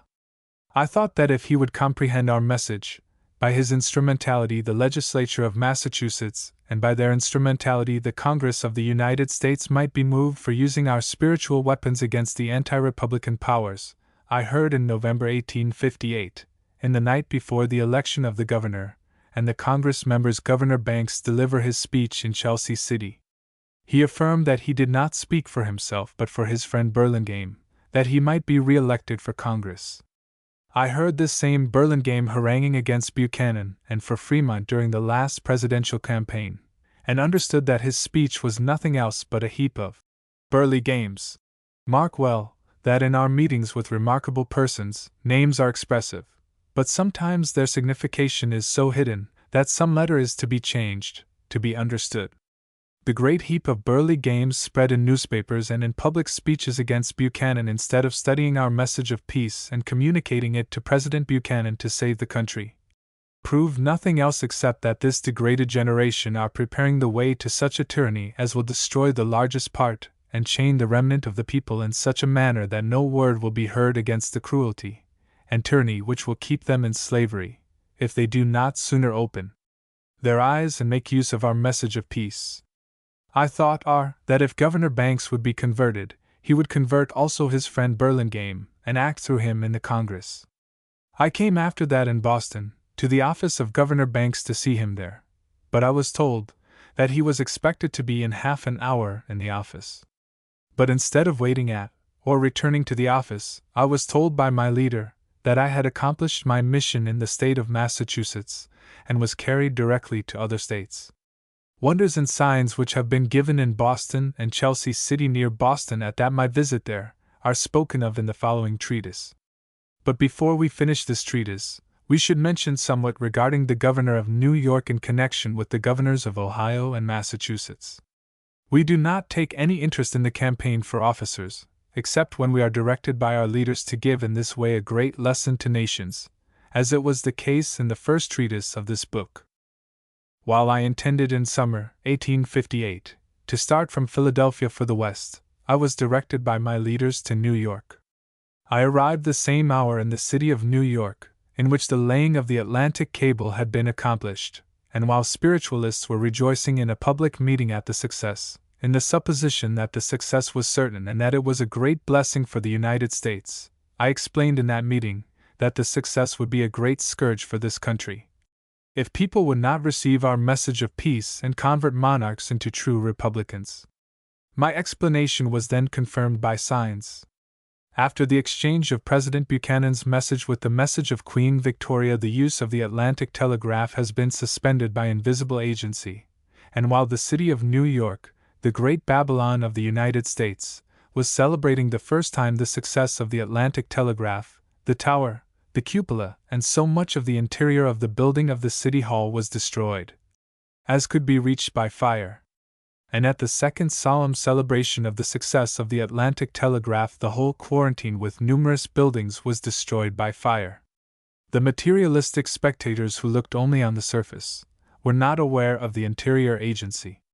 But in connection with these warning fires, other signs were given, testifying also in this connection of matters the subjugation of this country by papal, imperial, royal, or monarchical spirits, while citizens of the United States are not yet aware of. I wrote a peculiar treatise on those signs, which will be published in due time. There was a coalescence of strange correspondences. While the Queen of England was celebrating with Emperor Napoleon the tremendous naval exhibition at Coburg, for the subjugation of the world by monarchs, the laying of the Atlantic Telegraph was accomplished, and the President of the United States exchanged the message with the Queen, and the destroying fires accompanied the celebration of its success. Till at length also the Crystal Palace was consumed by fire, and the spirits who are subject to popish prelates and monks, announced the philanthropic convention in Utica, and the Archbishop of New York laid the cornerstone to his new cathedral by the assistance of 6 suffragan bishops. All these in connection with other memorable events happened according to the spirit language of the prophetical calendar, and I was directed to perform corresponding memorable actions which are explained in this treatise. And amongst those actions here I mention the trial of the 3 candidates for the governor's office of the state of New York. I have already remarked that I wrote to Hon. Gerrit Smith after he had been proclaimed candidate by his party. But when he was not ready to become messenger of the new era, I wrote then 2 lengthy articles, one to be used by Judge Parker, the Democratic candidate, if he would receive our message, and another to be used by the merchant Morgan, the candidate of the Republican Party. I do not belong to any party, and I had only to try spirits of the candidates for governor in the state in which is the concentration of all monarchical speculations, against which and for the true Republican cause only that governor could act with power, who would have so much understanding in spiritual things as to comprehend the substance of our message and of the credentials of our mission. Such a man would be a blessing not only for his state, but for the whole country. Both my articles have been written in a manner that only that candidate could make use of the article prepared for his use, who would be convinced of our mission, which I intended to explain to him privately, if he would take an interest in my article. Here follows only a synopsis of our trials of spirits at the 2 candidates, to wit, the Democratic and the Republican for the office of governor in the state of New York. According to the direction of our leaders, I paid first my personal visit to Judge Parker of Albany, Democratic candidate. He appointed a certain time for an interview in which he would be ready to read my writing and hear what I had to say. But when I would return at the appointed time, my leader interfered and said that I had to try the spirits of Merchant Morgan of the city of New York, candidate of the Republican Party. Morgan appeared to be shrewd as I supposed him to be, because otherwise, having commenced in poverty, he would not have become a rich merchant. When I mentioned my business with him, he replied that he had a business which he must attend in the city, and that his clerk who was in that room would settle my business with him, and he left the room. Then I talked with his young clerk and mentioned my former charges and my present charge, as far as he may have been able to bear, and that I had with me a document which I had prepared for that campaign.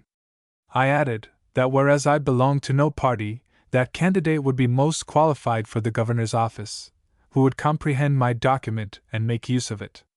The clerk insisted that I should go with my document to the editors of the Tribune.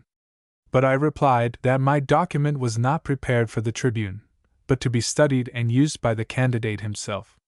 But the clerk remarked that Mr. Morgan would not have time to study it. And I said that if Mr. Morgan would not have time, I would go to Judge Parker, and I assured the clerk that if Judge Parker would have time to study my document and to make use of it, he would certainly become governor. Then the clerk was moved that he appointed the hour of the next following day, in which I could speak with Mr. Morgan. I came at the appointed hour, but Mr. Morgan spoke with another man, and when he saw me, he went with his man in another room. In the meantime the clerk insisted that I should go with my document to the editors of the Tribune. I did not leave directly the room, but was waiting till Mr. Morgan dispatched his man. Then, without speaking with me a word, he went to other business. After that my experience, I thought that in our dealings with material men we must be provided with very tangible arguments. I made shortly before that trial acquaintance with a stubborn materialist in the city of New York. He had great influence upon people of certain classes, and had all his trust in weapons of iron to put down monarchs. I found him accessible at the point of human magnetism and convinced him by degrees so far that he confessed that the weapons of the spirit were the right weapons to overcome the monarchical powers. He was, when I made acquaintance with him, running against Judge Parker. But I came after my trial of Mr. Morgan to him, showing that Judge Parker was amongst the three candidates the man who, if he would comprehend our message of peace, would work powerfully for the true Republican cause. During my explanation he was inspired to do all in his power for Judge Parker's election, if the judge should settle matters with me and pay the expenses for what was to be published in German and in English circulars from each position separately, to be put in circulation in all directions of the state of New York. That man gave me then in writing the promise to exercise all his influence for Judge Parker's election, if the judge settles with me the matter. It is to be repeated, that I, according to my mission, am working not for any pay or reward, but only for the great cause of my mission, satisfied with simple food and raiment, which I get when needed, from those who understand that I am working without pay for the great community of mankind. The man who gave me the above-mentioned written promise gave me also money to pay my fare from New York to Albany. I arrived there on a Sunday morning, which was the best time for trying Judge Parker's spirit. I explained to him briefly the reasons why I could not come at the appointed time, without mentioning the invisible direction, because I supposed that the judge was not yet prepared to comprehend spiritual things. But I insisted that he, to secure his election, had to spend that Sunday in studying my writings instead of going to church, for he mentioned that I did not come the proper time to him, because he was preparing to go in the church. I showed to him the title page of my pamphlet, Redemption of Oppressed Humanity. Christ's manifestation by his messengers for the abolition of all kinds of popery. On that page not only my former offices in Babylon are expressed, but also my present office is mentioned, by virtue of which I represent the messengers by whom the promised new era will be introduced. If he had read the title page on which the substance of our message is concentrated and our mission is expressed, with such attention as to comprehend it and to reflect upon it, he could have understood that to spend that Sunday with me was exceedingly more important than to attend his sectarian church. I repeated that to study my documents on that Sunday was most important for him. Two things seemed to deter him from receiving my advice. In the first place, he saw on the title page that I, after having been 18 years Roman Catholic priest, appeared in public for the abolition of all kinds of popery. He may have been afraid to scare Roman Catholics from voting for him, if he would be in any connection with me. I found not proper to explain that what I intended to publish in behalf of his election would not scare but strengthen Roman Catholics to vote for him, but would scare many Republicans and abolitionists to vote for their candidates, and would draw them to him. In the second place, he seemed to have been in the same opinion in which I found Democratic editors of newspapers, who told me expressly that they were certain that their candidate would be governor. When I found him not ready to study my document on Sunday instead of going into his sectarian church, I did not show him the writing of the champion who was determined to act under the above-mentioned condition for Judge Parker's election, but I reported directly to that champion that which happened at my trial of Judge Parker's spirits, and I started straightways for the states of New England. Attentive readers of this treatise do comprehend why in the cloud of witnesses of our mission amongst the men and women of the so-called Republican Party I selected the three acting governors, Hahn, Chase of Ohio, Banks of Mass, and Hahn, Morgan of New York. They appear, because they are headmen of the three most dangerous states to the true Republican cause. Those are the principal states from which there is spread also into other states much zeal for freedom of nations without knowledge of the means for the true freedom. This their zeal, instead of promoting the true Republican cause, is promoting the cause of monarchs and ruining this country. I could write much in connection with these three governors for a warning example to all governors and all other officers, but these few hints may suffice, that all might know the necessity to study our message of peace, to promote in their offices the true democratic or true republican cause and establish peace on the whole globe. There is a general hue raised by Republicans that there is great corruption at the federal government. There is in all parties and sects a general and exceedingly great corruption, and we must repeat that those political and ecclesiastical heads who belong to the parties of abolitionists and Republicans are the principal cause of the horrible degradation and corruption by which this country is ruined, because since the time in which I commenced to urge the American nation by English addresses and publications, my principal applications were especially to those who professed to belong to the parties of Republicans and abolitionists.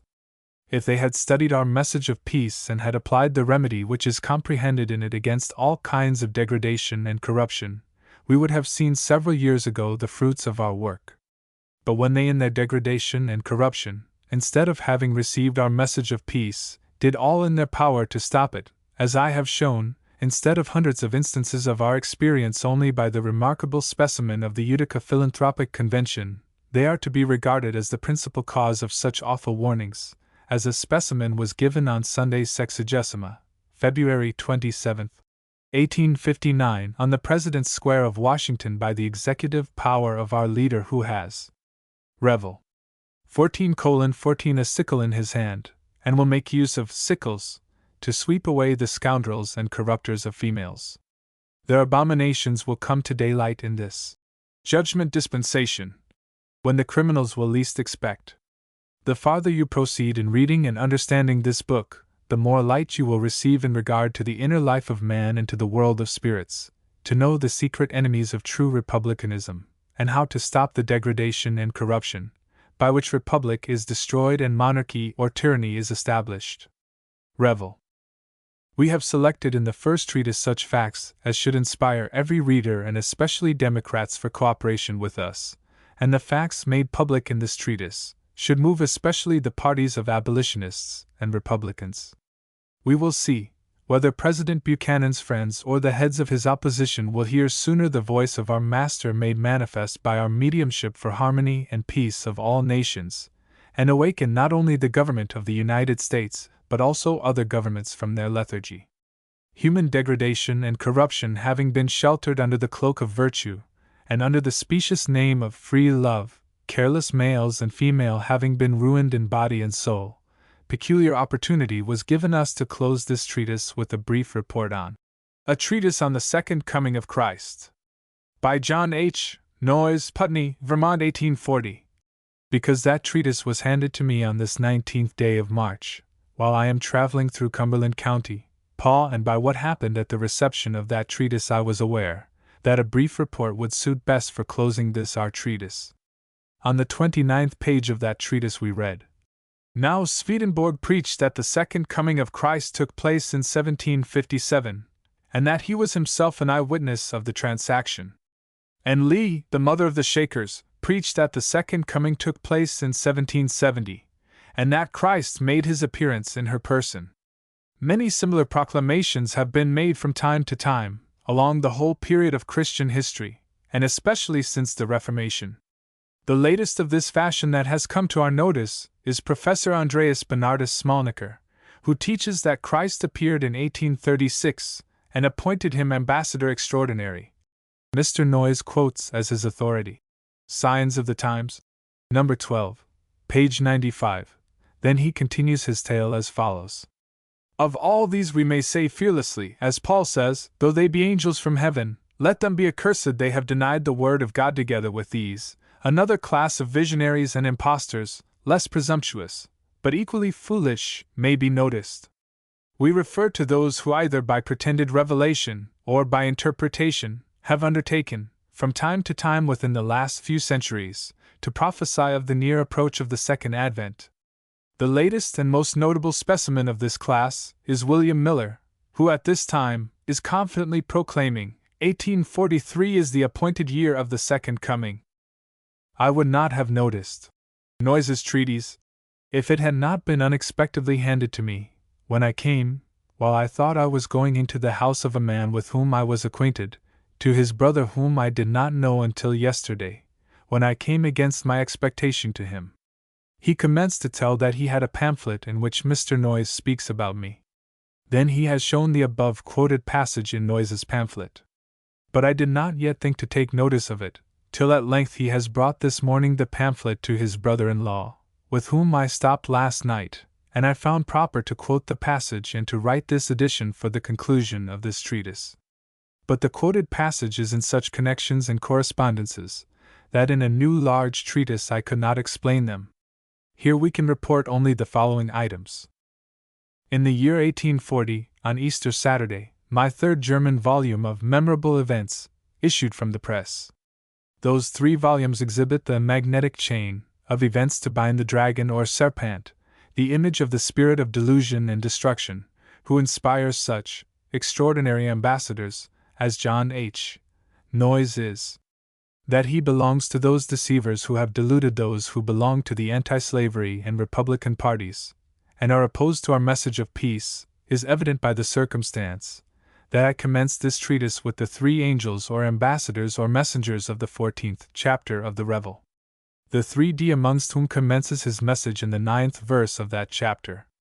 I mentioned that each of those angels or messengers represents a body or society of messengers, and that Dr. Bengel has pointed out in the first part of the last century that Christ will be made manifest about the year 1836, but that neither Dr. Bengel nor any other man did know the manner in which he was to be made manifest, till it was disclosed by the 3D angel Revel.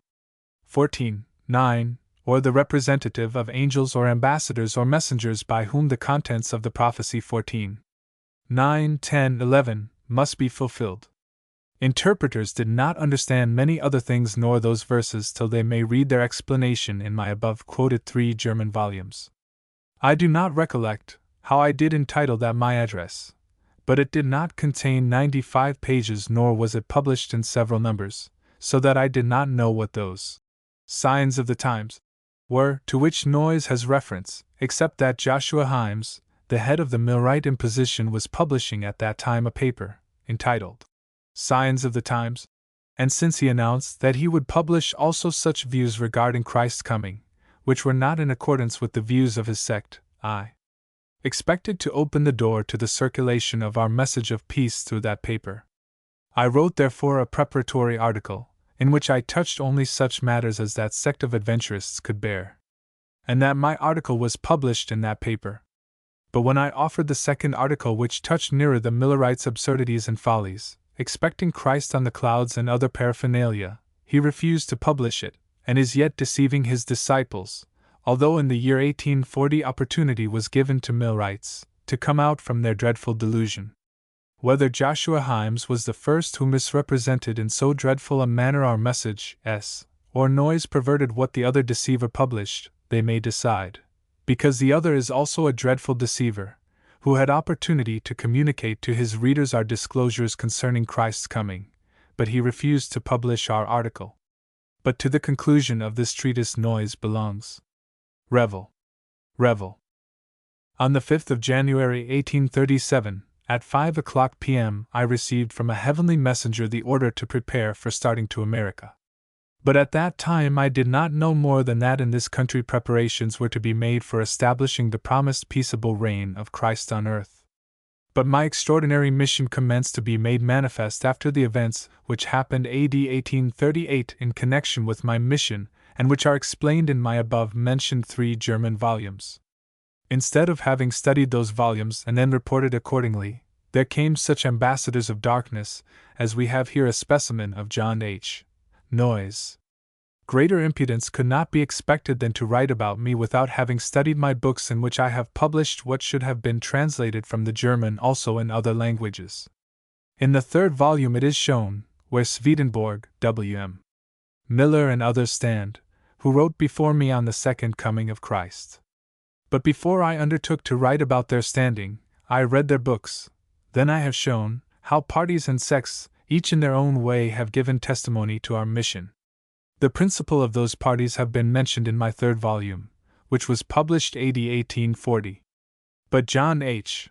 Noyes and his sect were not at that time so famous as to having been brought to my notice. At length a noise of his existence came to me in the following manner. About the year 1844, while I had business in New York. Theophilus Gates came to me after having read an address of mine in which I urged readers to cooperate for establishing a center of our work. Gates spoke about a certain point, persuading me to adopt it for a sure success in establishing our center. I said that I did not know whether I understood him correctly or not. Therefore, I would read if he had published anything on that subject, and then I would talk with him about it. Then he brought to me his pamphlet, entitled The Battle Axe, in which he endeavored to prove the free love doctrine by the Bible as well as by authorities of this time. His greatest authority was a letter of this same John H. Noyes. I gave a great lesson to Th. Gates, who was ruining people by his infernal doctrine, but he did not digest my lesson. Then I made acquaintance with some John H.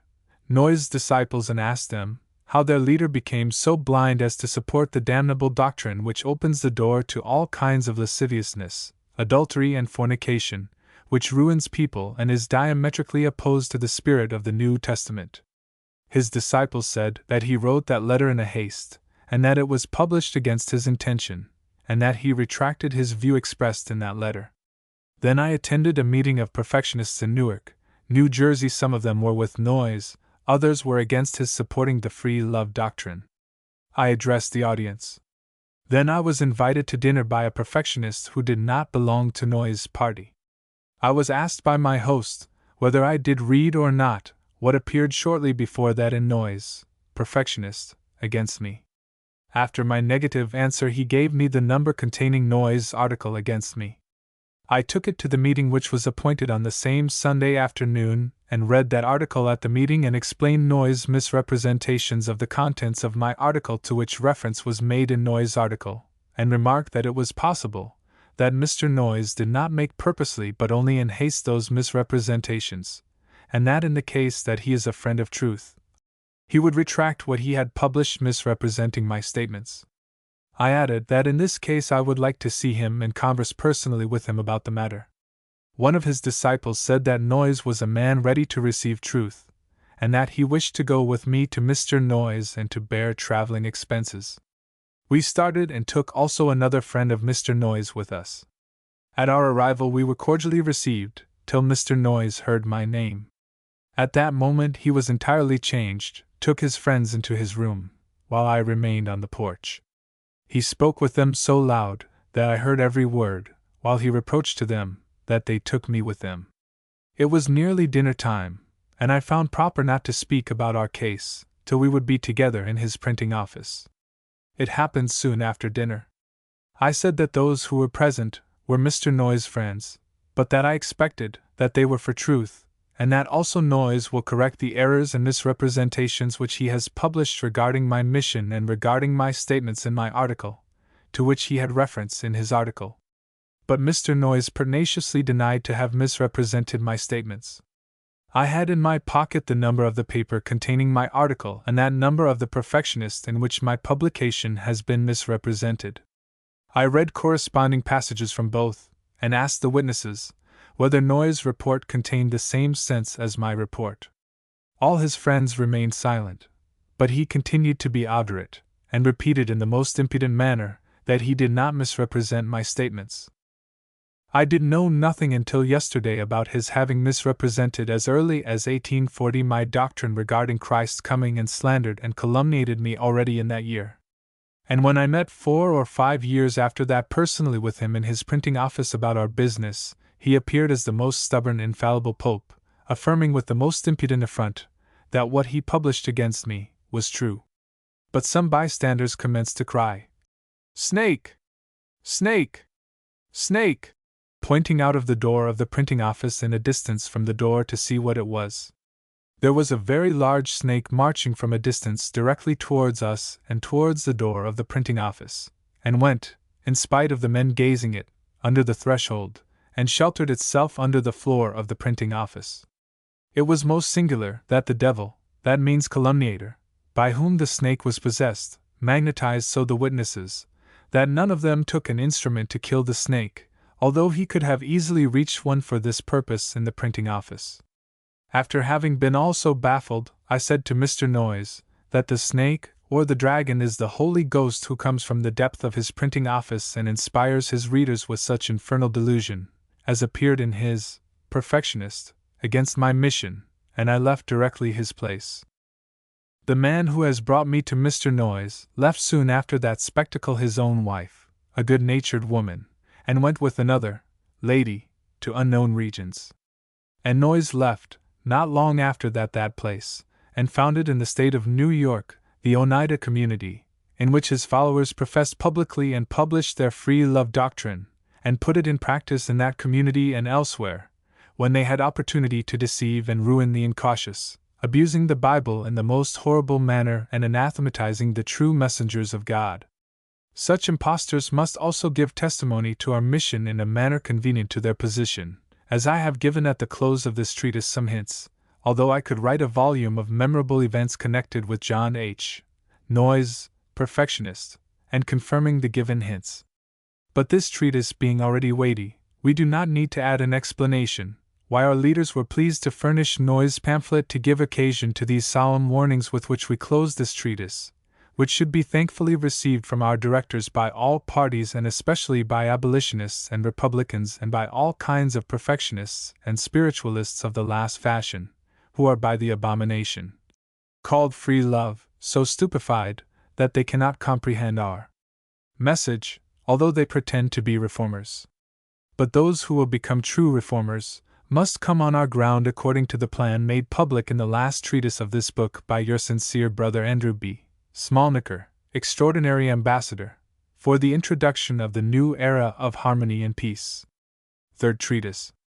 The War in Europe, its remote and recent causes, in connection with our epistle to the bishops of Illyria, to be communicated to the emperors of Austria and France for the resurrection of the mortals as well as their departed friends from their misery and distress into the state of true happiness.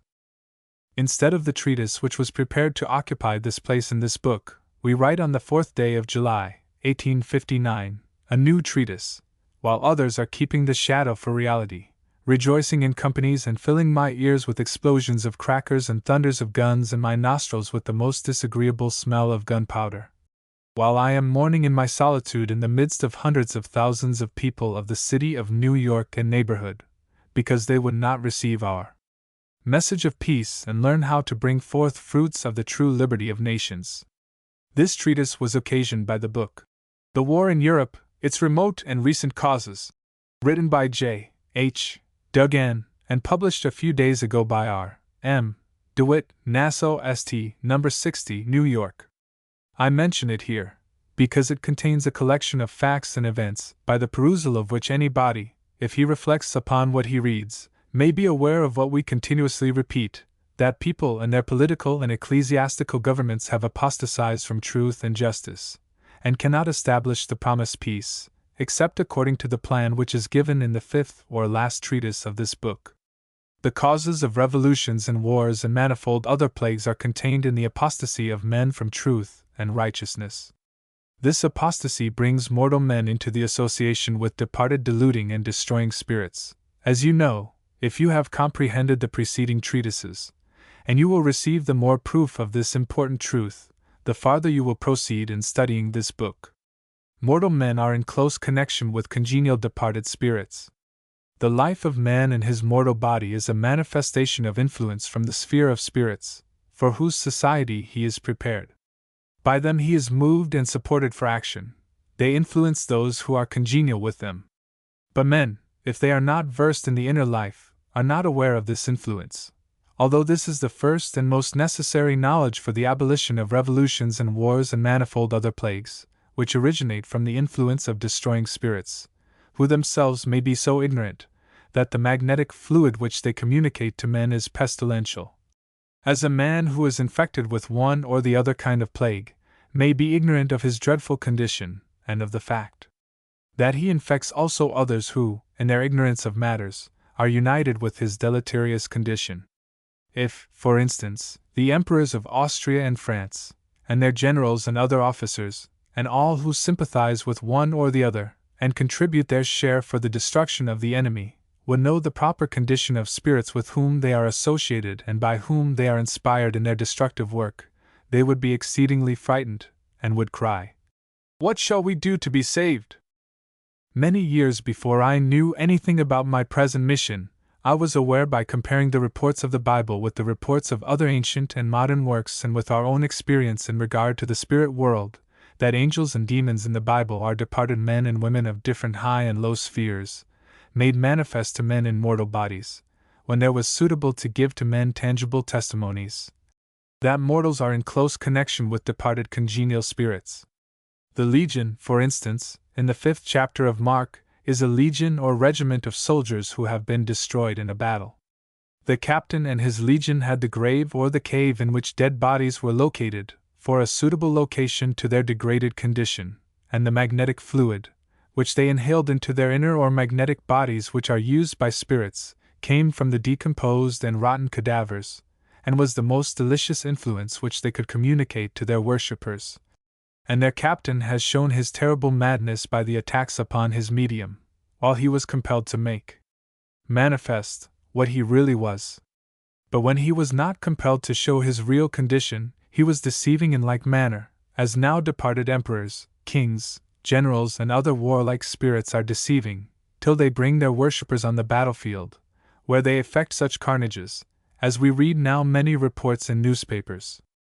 In this madness the victors and their bishops and priests are feasting and singing Te Deum, while the defeated are praying for the reverse, and neither party are prepared to reflect upon the crimes which they have committed by having killed their fellow men, who should have been educated and should have progressed in knowledge of truth and practice of virtue as long as their constitutions, by applying the right means for the support of their physical strength and health, would have admitted.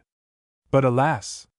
They have been wantonly killed, when they were least prepared for heaven and best disposed for the infernal regions.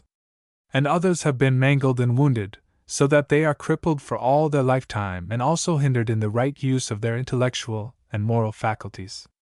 And all who were drilled for war were, instead of progressing in virtue, retrogressing into corruption. Volumes could be written on this point of the deepest humiliation of the human race. Which are the remote and recent causes of the war in Europe? The book which occasioned this treatise contains a series of most detestable facts and proceedings as forerunners of the eruption of the volcanoes of the infernal furies which are destroying now in the wholesale human life and property, because governments and nations are not in truth, but in delusion and confusion, the necessary consequence of which is destruction. Truth will make you free. This is the teaching of the Master, whose religion the belligerent parties profess with words, while their actions are instigated by the infernal furies. Also, this book contains superabundance of testimonies of our mission, which is expressed on the title page. In my 5 German volumes published within the years 1838 and 1842, the mystery of iniquity of all governments which profess to be Christian governments has been disclosed, and their highest duty has been made evident to abolish those abominations and to unite with us for the introduction of Christ's reign, which will be the universal republic of truth and justice, harmony and peace on the whole globe. In those volumes, as well as in all my following publications, it is made evident that peace can never be established on the globe in the present course of political and ecclesiastical affairs, and that what they call peace is only an armistice, during which the dragon and his host are inspiring the governments to amass means for new eruptions of revolutions and wars. The book which occasioned this treatise contains a collection of testimonies confirming and illustrating our teaching that true peace cannot be established till governments and nations arrive on our ground. If the Emperor of Austria would evacuate this moment all places which he occupies in Italy, and if the Emperor of France and his allies would have in sincerity no other object in view, but the only one to make Italy perfectly free, I mean to make Italy a true republic, and would sacrifice all their strength and influence to this only object, they could not realize their object till they would learn and receive our message of peace and adopt the plan given in this book for the introduction of the promised new era. As long as they neglect to do this, they remain under the influence of deluding and destroying spirits. But these their masters are so controlled by our leaders that when the measure of crimes of governments and nations is again and again filled, new eruptions of destructive revolutions and wars take place on such days and under such circumstances, that by our explanations of correspondences they become peculiar warnings, as we have already given specimens of this kind also in this book. and many more will be given on suitable places of the following pages.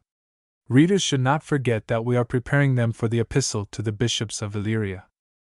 Before we commence to translate that epistle, we must give a brief epitome of the contents of the treatise, which was to be printed in lieu of this treatise, and to which reference has been made in the preceding treatise, and we must write on this 4th of July 1859 in the midst of great noise and continuous cracking and thunder of guns and so much smell of powder, that it becomes very tedious. This morning it appeared in newspapers that Samuel Jackson's pyrotechnical establishment on 10th and Reed Streets in Philadelphia was yesterday afternoon destroyed by the explosion of fireworks, which were prepared for the exhibition on this day, but they yesterday burned Mr. Beck to death. We mention this case because we saw it besides many other cases amongst the news of this day, and this Jackson is one of the many strong mediums of destroying spirits whom we endeavored many years ago to deliver from those spirits, but they continue to prepare tremendous fireworks. In the octave of the outbreak of the infernal furies in the French Revolution of February, 1848, spirits commenced to awaken materialists by raps through the Fox girls in the vicinity of Rochester of this state of New York.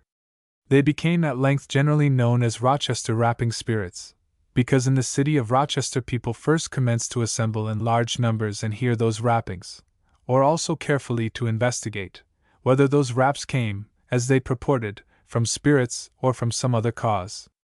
As soon as I read in newspapers the reports of those manifestations, I understood the correspondences and also why our leaders let the infernal powers exhibit their craft in this manner, deluding and destroying spirits from the same spheres from which they have inspired their fighting mediums in Europe, commenced to give testimony in this country that there is truly such a relation between the living and the mortal bodies and the departed as has been disclosed in our publications, and at the same time also to show how they were duping and deluding such as would not hear our explanations regarding the true condition of spirits, but were quite pleasing with the answers which they received through the daughters of Mr. Fox and other mediums who commenced then to be developed in large numbers, that is, deluding and destroying spirits or infernal demons shewed by manifold perceivable possessions, that they were closely attached to congenial men and women.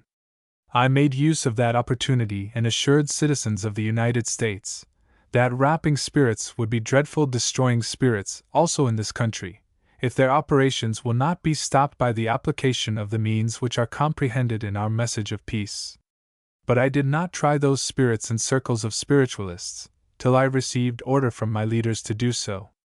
Opportunity was given in Pittsburgh, Pennsylvania by the reports published in some English and German newspapers regarding the mediumship of Christina Beale, as the name of that medium of German parents is correctly written, but English reporters wrote it Beale, although it is the German Beale, that means a hatchet or axe, Her mediumship aroused a general attention, and while crowds of attendants were convinced that raps by which questions were answered were produced by spirits, skeptics denied it, and Mrs. Swisshelm published in her Saturday Visitor the results of her investigations of spirit rappers at Christina Beale's mediumship. She thought that raps must have been produced by some trick of one or the other mortal, although she was not able to discover the trick. The same confession was made in German newspapers by a German Lutheran pastor. The excitement moved a skillful German chemist who was also a strong materialist, to investigate the matter in the expectation that he might find out the trick. But he was sincere and confessed that raps purporting to come from spirits were produced by beings who understood the questions. But under the circumstances of his investigations they could not be produced by mortal men, and must have been produced by invisible agents. A few days before my reading of those reports, a rapping spirit had been shown to me in an extraordinary manner, to relate which in this epitome there is no room. But by that manifestation I was instructed that I should try the rapping spirits of Christina Beale in the presence of sufficient witnesses. The same German learned chemist, and a German pastor of the Reformed Church and other witnesses were present when I tried the spirits of Christina Beale. Also that pastor belonged to that school of theologians who send their departed into such an eternity, from whence there is no return to mortal men. Such folly is, according to our knowledge of the condition of the departed, most pitiful materialism in disguise. But at our meeting with that medium in the house of her mother, soon a number of rappers commenced to show by raps in a number of places of the room that they were ready to give answers to our questions. The medium commenced to ask, and instantly all others became silent, and the strongest amongst them gave answers with raps. To the question with whom he wished to converse, the pastor was shown by strong raps as the person with whom the spirit wished to converse, and he signified by raps also that he was ready to give his name by pointing out the letters of his name with raps. The pastor repeated the alphabet, and was quite astonished that the letters spelled the name of his peculiar friend, a medical doctor and open materialist, who was expressly denying man's immortality while he was in his mortal body, from which he departed a few months before that meeting. The pastor gave a number of questions, and expected to get some answer, with which he would be able to show that such an answer could not come from that doctor. But at length the pastor confessed that by nobody else except by that departed doctor he would expect all those answers which he had received. When all was done which would convince the greatest skeptic, if he was prepared to reflect upon the facts, I interfered and remarked that after having received sufficient testimony from that spirit, we wished to converse with some other, if any is present. Soon raps were heard of so different a sound from the former, that any observer could perceive the exchange of spirits. The first gave answers to German questions, therefore also the second was asked whether he wished to converse in German.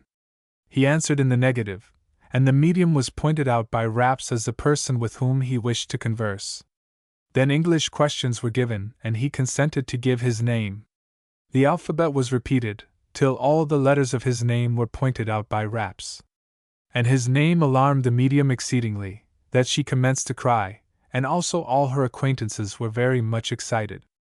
I asked the reason, and was told that that spirit was expected amongst the first when that girl became a medium, but they had never any test that he was present, and that they gave up all their hopes of getting any answer from him. Therefore his manifestation was so unexpected that it produced such an effect upon the medium. I understood the whole matter. That spirit was the principal guardian of that medium, or she was principally possessed by him, and he had rapped generally in the name of others, when the inquirers were so congenial with the medium that he could look into their wishes.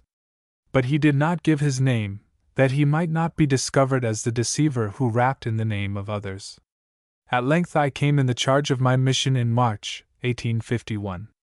I was acquainted several years before that with that pastor, and exhorted him to study my books and then to proclaim our message of peace.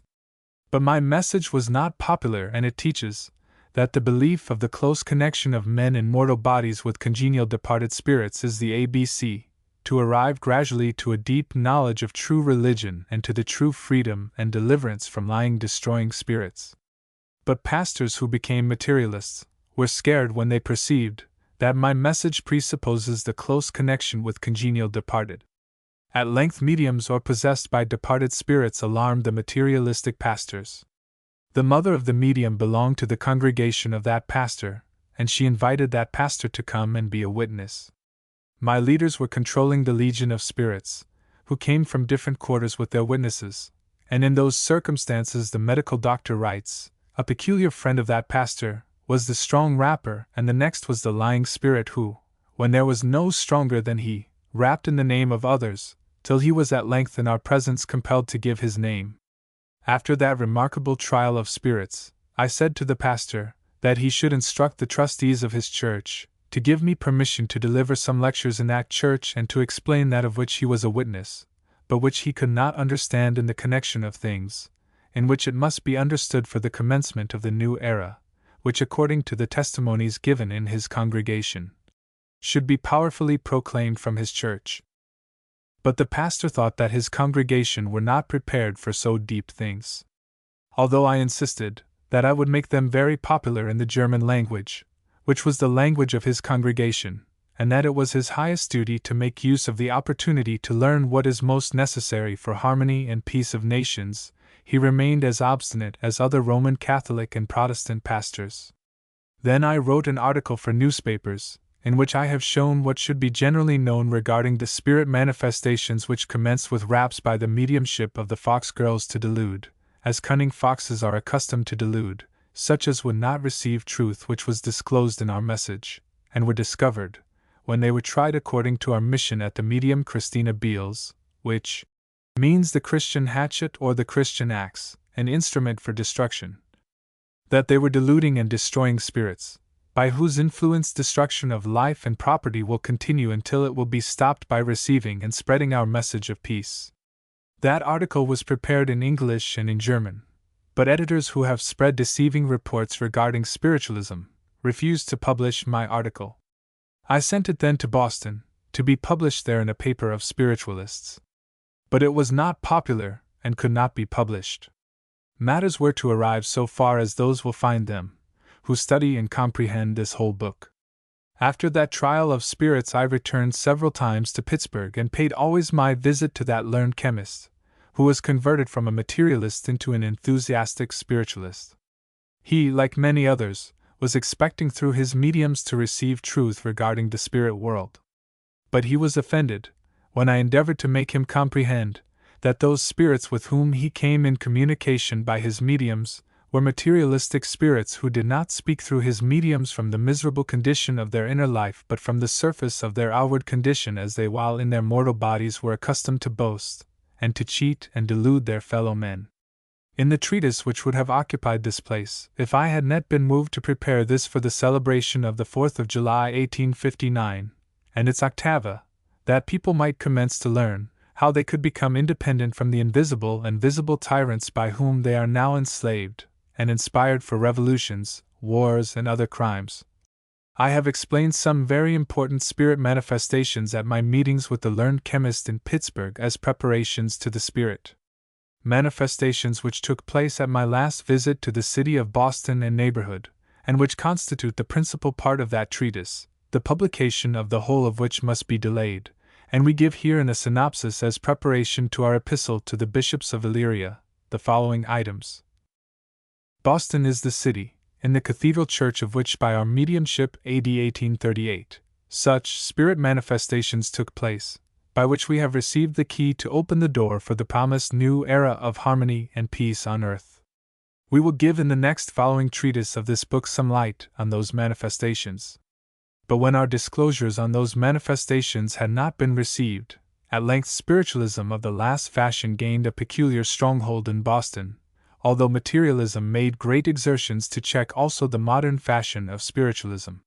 Since AD 1838 I returned several times to Boston, and was trying to move some influential men or congregations for an examination of our message and of the credentials of our mission.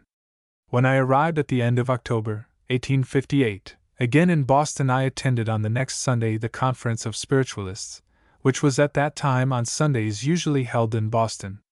As soon as they finished their ceremonies by which their conference was opened, I found proper to speak a little in my Illyrian mother tongue, to arouse the attention to what I spoke then in English, and in the English language I rebuked materialists and testified our mission to restore true spiritualism. After my speech a medium arose, whom I did not know, but found out afterwards, that he was agent of the Fountain House, where spiritualists had their resort and their speculations. He was rebuking a lecturer who was opposed to spiritualism, and, as I understood from the rebuke, misrepresenting facts, and came to that conference to expose spiritualism from his materialistic position, denying any manifestation from the departed. During that rebuke, for a proof that spirits manifest themselves, he invited that lecturer and other materialists to a meeting, in which he offered to give an exact description of my mother, whom he affirmed to have seen standing on my side, while I was speaking in the conference, and that although I was a perfect stranger to him, he was certain that she was my mother, and that he would give an exact description of her. So that he was confident that I would confirm his description. There were spiritualists in the conference who knew me, that I troubled them in the Utica Convention and elsewhere, and they seemed not to be favorable to that proposition. On the next following Sunday I made again an attempt in said conference to find out whether there was any influential person amongst them ready to take an active interest in examining our message and the credentials of our mission. I commenced to speak from the point which was mentioned in the last conference by the medium testifying that he saw my departed mother standing in her glory on my side while I was speaking. But I made the remark that I had two mothers in the spirit world, to wit, my first mother by whom I was born. She had great care during her life for my welfare, and having been a great medium of spirit manifestations before her departure, always anxious to know truth and act accordingly, she progressed with me also after her departure and became one of those my guardians, who take care for my provisions and protection against danger. In this her care she found a strong medium of spirit manifestations, an aged lady who was looking for the third angel, Revel. 14:9, because according to the testimonies which she had received, she was certain that since AD 1836 he was preparing somewhat, and while she was looking for him since that year in Europe, she was directed by her guardian to America with the assurance that she would find him in this country. At length she heard one of my German lectures and comprehended that I had the mission of the third angel. When she commenced to testify this, my mother appeared to her and entrusted her the care, which she herself had for me before her departure. My mother was an Illyrian, but this new mother was a German. Whenever I had opportunity to stop and write in her house, great spirit manifestations occurred. At length also she departed and is acting amongst the women who have amongst the departed peculiar offices for the introduction of the new era. When I mentioned in said conference somewhat about these matters and understood from the speeches of others that their spirits were drawing the audience in other directions, I turned also to other places, and tried besides others those professors at Cambridge, Massachusetts, who were appointed AD 1857 as a committee to investigate the physical phenomena which were believed by some to have been caused by spirits, while others attributed them to other causes, and those professors, after having performed their investigations, published their opinion that spirits had nothing to do with the phenomena which they had investigated. Revel. When I read that publication, I saw that readers, by the authority of those professors, were strengthened in materialism. Therefore, at my return to Boston I felt it to be my duty to try to move those professors of Cambridge from their materialism. I saw personally those three, who belong to the committee who have published their opinion regarding the phenomena, called spirit manifestations, and also the fourth who did not belong to the committee, but was the strongest operator to explode the truth. That departed spirits are in close connection with congenial mortals, and that they, when circumstances are favorable and it agrees with the plan of divine government, give also to exterior senses of men perceivable proofs of this connection. I said to them that AD 1838 were greater spirit manifestations in the Roman Catholic Cathedral Church of Boston by my mediumship and the mediumship of 144 witnesses than mortal men could expect. Whereas that catalogue of witnesses as well as the events which happened in connection with our proceedings have been published in my books, I could by the means of that catalogue in a short time convince the professors of the great truth of close connection and mutual influence between mortals and their congenial departed, and by the public testimony of the professors the pernicious influence of their report regarding the spiritual phenomena would be abolished, and the way for the circulation of our message of peace would be opened. They should therefore appoint time and place to meet with me for this most important investigation of what departed spirits are able to effect through mortal men. With all my exertions to move the professors, they remained obstinate sinners against the Holy Ghost who gave them opportunity to learn what is most important to correct the pernicious effect of their report, and to cease to brutalize their students with their materialism. I started from Massachusetts to New Hampshire, because in that state besides other spirit manifestations in Concord a convention of those Adventists was held, who besides other blasphemies of the living God and his Christ teach also, that man dies as a beast, but that when Christ comes on the clouds, he will awaken the righteous from death, but the wicked will be eternally annihilated.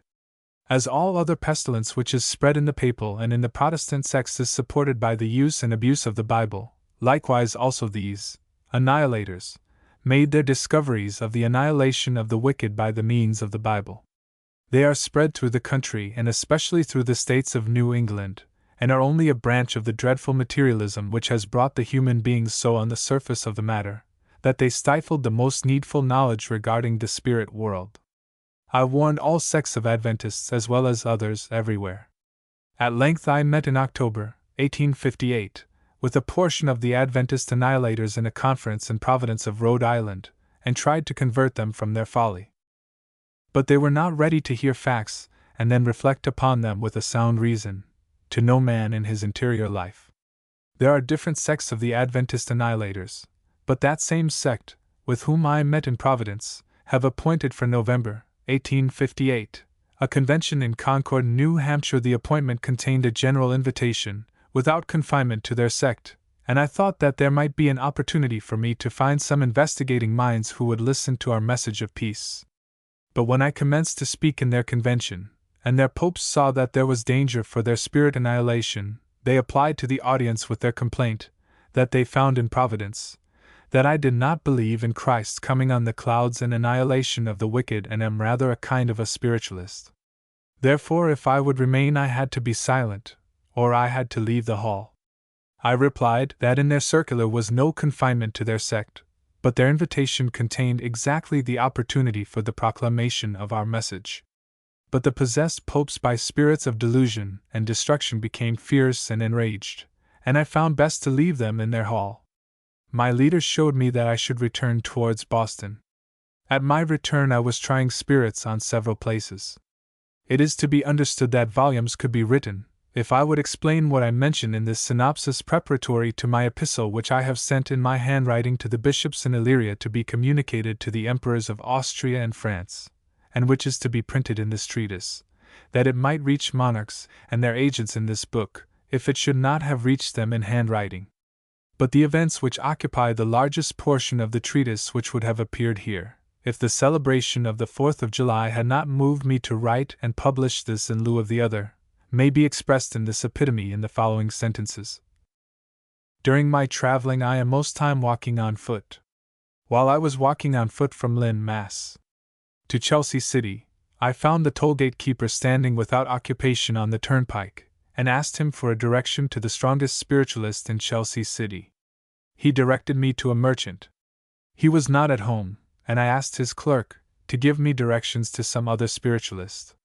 He put several on a paper, the first of whom was Mr. Mansfield, and I was impressed to go to him. I was quite a stranger, and without asking about the occupation of this Mansfield, I asked only for a direction to his house. When I found it, I was told that Mansfield was at his office number 3, Winter Street in Boston. Without asking what his occupation was, I came at length on the 3d of December, 1858, into his office. When I was in his office, the portraits of the dead drawn by some entranced medium with whom I was personally acquainted, and other paraphernalia reminded me that must be the celebrated medium J. V. Mansfield, of whom I read in newspapers that many sealed letters not only from different quarters of America but also from other parts of the globe were directed to departed acquaintances of the writers, and answers were asked from the departed which he could not give also in the case if he would read the letters. But answers were to be given without opening the letters, by him as writing medium of spirits. He had to return the letters without opening the seal, and to add the answers as written by his mediumship. While reading the reports regarding that medium, I thought to see him, when I would come again to Boston. But while I was in the first part of November, 1858, in Boston, I did not remember this, and came at my return from New Hampshire in the briefly related manner on the 3rd December, 1858, against all my expectation to him. I think that he was present at the 2 above-mentioned conferences in Boston, in which I spoke before starting for New Hampshire. When I conversed on the 3d of December with him in his office, he invited me to come on Saturday, December 4th, 1858, to his office, and from thence to ride with him to his house in Chelsea City and spend Sunday, December 5th, with him. I was impressed to do so. That Sunday was the second Sunday in Advent. On the 4th, after the arrival in his house, we both were tired and went to bed at 10 o'clock p.m. I rested well, till I was awakened by a female departed spirit who was in great distress and entreated me to give her assistance to kill her husband. I understood it in a spiritual sense to stop the pernicious course of her husband, and promised her my assistance. As soon as I promised her my assistance, my leaders took her in protection, and they expelled at the same time the whole company of her taskmasters out of the room, and then from 2 places on the outside of the house, from which they were compelled to remove. After that spectacle, the detail of which here is not the place to explain, the clock struck 4. From this circumstance I understood that the scene commenced at 3 o'clock. There are certain hours, according to our spirit language, by numbers most convenient for certain communications. As the communication requires, Also the hour is selected by my leaders in which they draw me into the inner state in which they show me what is congruous to my mission. They put me, in that instance, from my sleep into the inner state of knowledge of what was going on. In this state I not see the female, although I was conscious that she was surrounded by enemies of her happiness. The whole scene and explanation belonging to the treatise which will be published in another time, these hints may suffice to understand the following items. As soon as I saw after that scene Mr. Mansfield and his wife at breakfast, I told them that I had a great spirit manifestation, which Mr. Mansfield could not understand, except if he would study some of my writings to know somewhat about my mission. He read and I explained the substance of some points in my writings to make him know somewhat about my mission. Afternoon. While reading one of my pamphlets, he started suddenly and went very fast into another room, and brought directly some paper, put it on the table, and said that while he was reading my pamphlet, a spirit was impressing him to ask me to write questions which he would answer. I knew not who the woman was, who asked at 3 o'clock in the morning of that day my assistance to kill her husband, but I understood that if I would follow the direction of my leader, he would reveal it in due time. I knew that at that spirit battle, at which that female was taken under the protection of our leaders, the principal champion was the martyr John George Ziegler, an American of German descent, who in his mortal body studied deeper than any other man my 5 German volumes, and forsook them all for our holy mission. While he was traveling in a steamboat, he was pushed into the Ohio River by an enemy of our holy mission, and departed into the spirit world, in which he received such offices as he was most qualified for them. He having been the principal amongst those who took the woman in protection, while she asked my assistance, I thought that if I would write to him questions, I would receive the information who that woman was. It is to be understood that Mr. Mansfield wished that I should write so that he could not see what I wrote, and then to wrap my writing, to which the spirit had to give answers. But I thought I could write in German, because I was certain that Mr. Mansfield could not read German.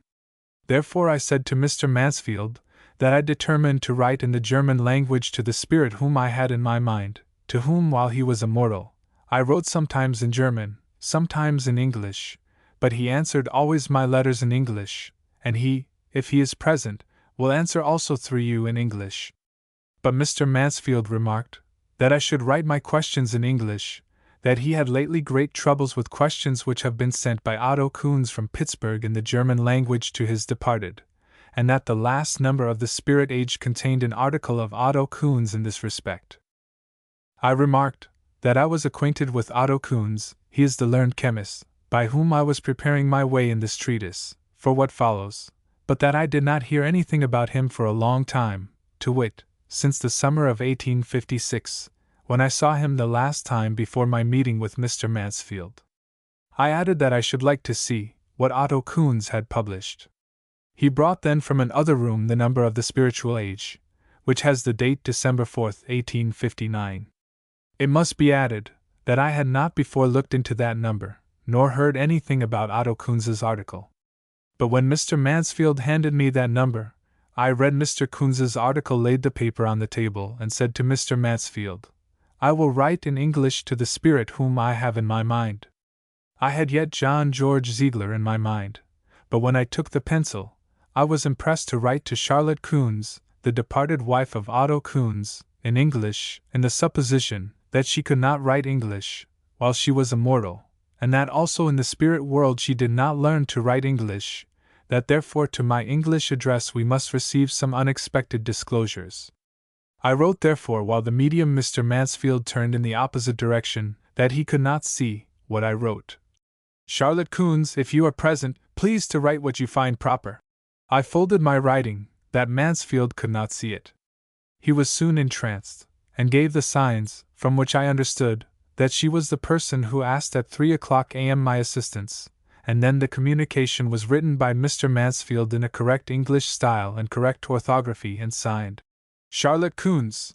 The communication contains characteristic marks that the controlling spirit was intimately connected with deep mysteries explained in my German books, but that he was not the writer, but one of the company belonging to J.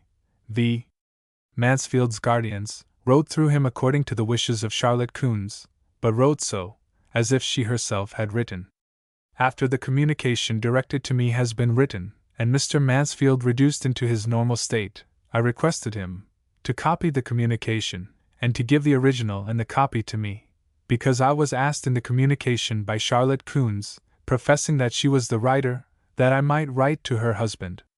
The handwriting of the copy was different from the original. I preserved the copy and sent the original to Otto Coons, with my handwriting, remarking that communication has been produced by his wife under the assistance of our leaders, that he, Otto Coons, might contribute his share for starting the center of our peace union. I have quoted in my writings to Otto Coons one of the characteristic notes, testifying that the communication had certainly been produced under the assistance or control of my leaders. And that characteristic note had reference to Dante's prophecy in the 33d Song of Purgatory. I speak of that prophecy in the epistle to which we are preparing the way. I have explained also to Mr. Coons several years before my meeting with his departed wife the substance of that prophecy. I thought, if he at the receipt of that unexpected communication would remember my explanation of that prophecy and other testimonies of my mission, he would not be too hasty in judging about what he could not understand in the communication, but would expect my farther explanation regarding my communication, because the explanation could not be given in a letter. And he was also not prepared in those circumstances to study the treatise in which that communication is copied verbatim, and the preparation for its understanding and its explanation is given, and that treatise would have been published instead of this treatise, if we would not have preferred this in the expectation that this might be more congruous to the present European war, which gives me opportunity to exhort nations and governments. And for this purpose, to communicate other important things in this treatise, we give only an epitome of the treatise which will be published in another convenient time. But Mr. Mansfield, who has astonished many people in all quarters of the globe by having given more than 40,000 answers to sealed letters directed to departed persons, became so remarkable that he, in connection with the well-known spiritualist Otto Coons, deserved a peculiar treatise, and appears also in this connection of matters as a peculiar witness. Because that which has been made evident in many cases in which we tried remarkable mediums was in a peculiar manner confirmed, while we tried the spirits of J. V.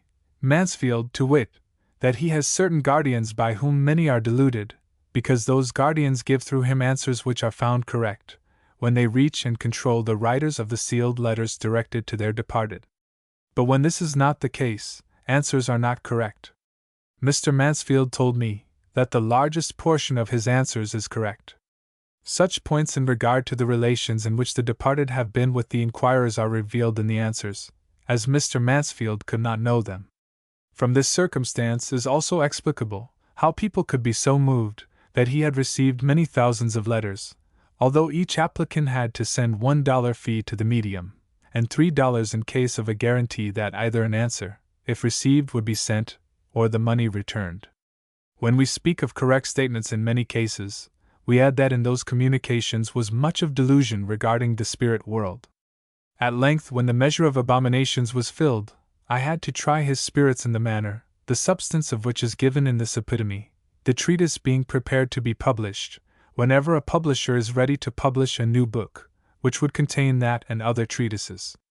From that treatise it is evident that when Otto Coons wrote his letter to his departed wife and sent it to Mr. Mansfield to be answered by his mediumship, the tyrants by whom Mr. Mansfield is guarded took her under their subjection. But to give in a new manner a most solemn warning to all spiritualists who will not progress on our ground, I was sent to Mansfield, and our guardians took under their control Charlotte Coons and the spirits who are writing through Mr. Mansfield.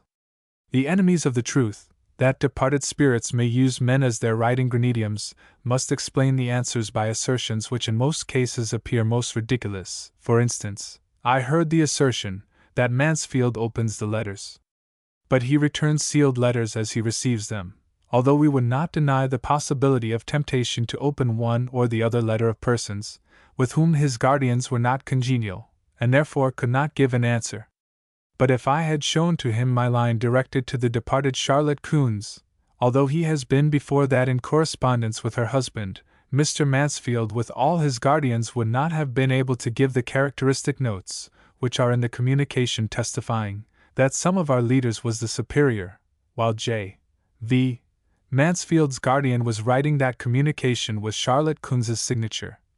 Although there are the strongest marks in the communication that she could not write it, but that a deluding and destroying guardian of J. V.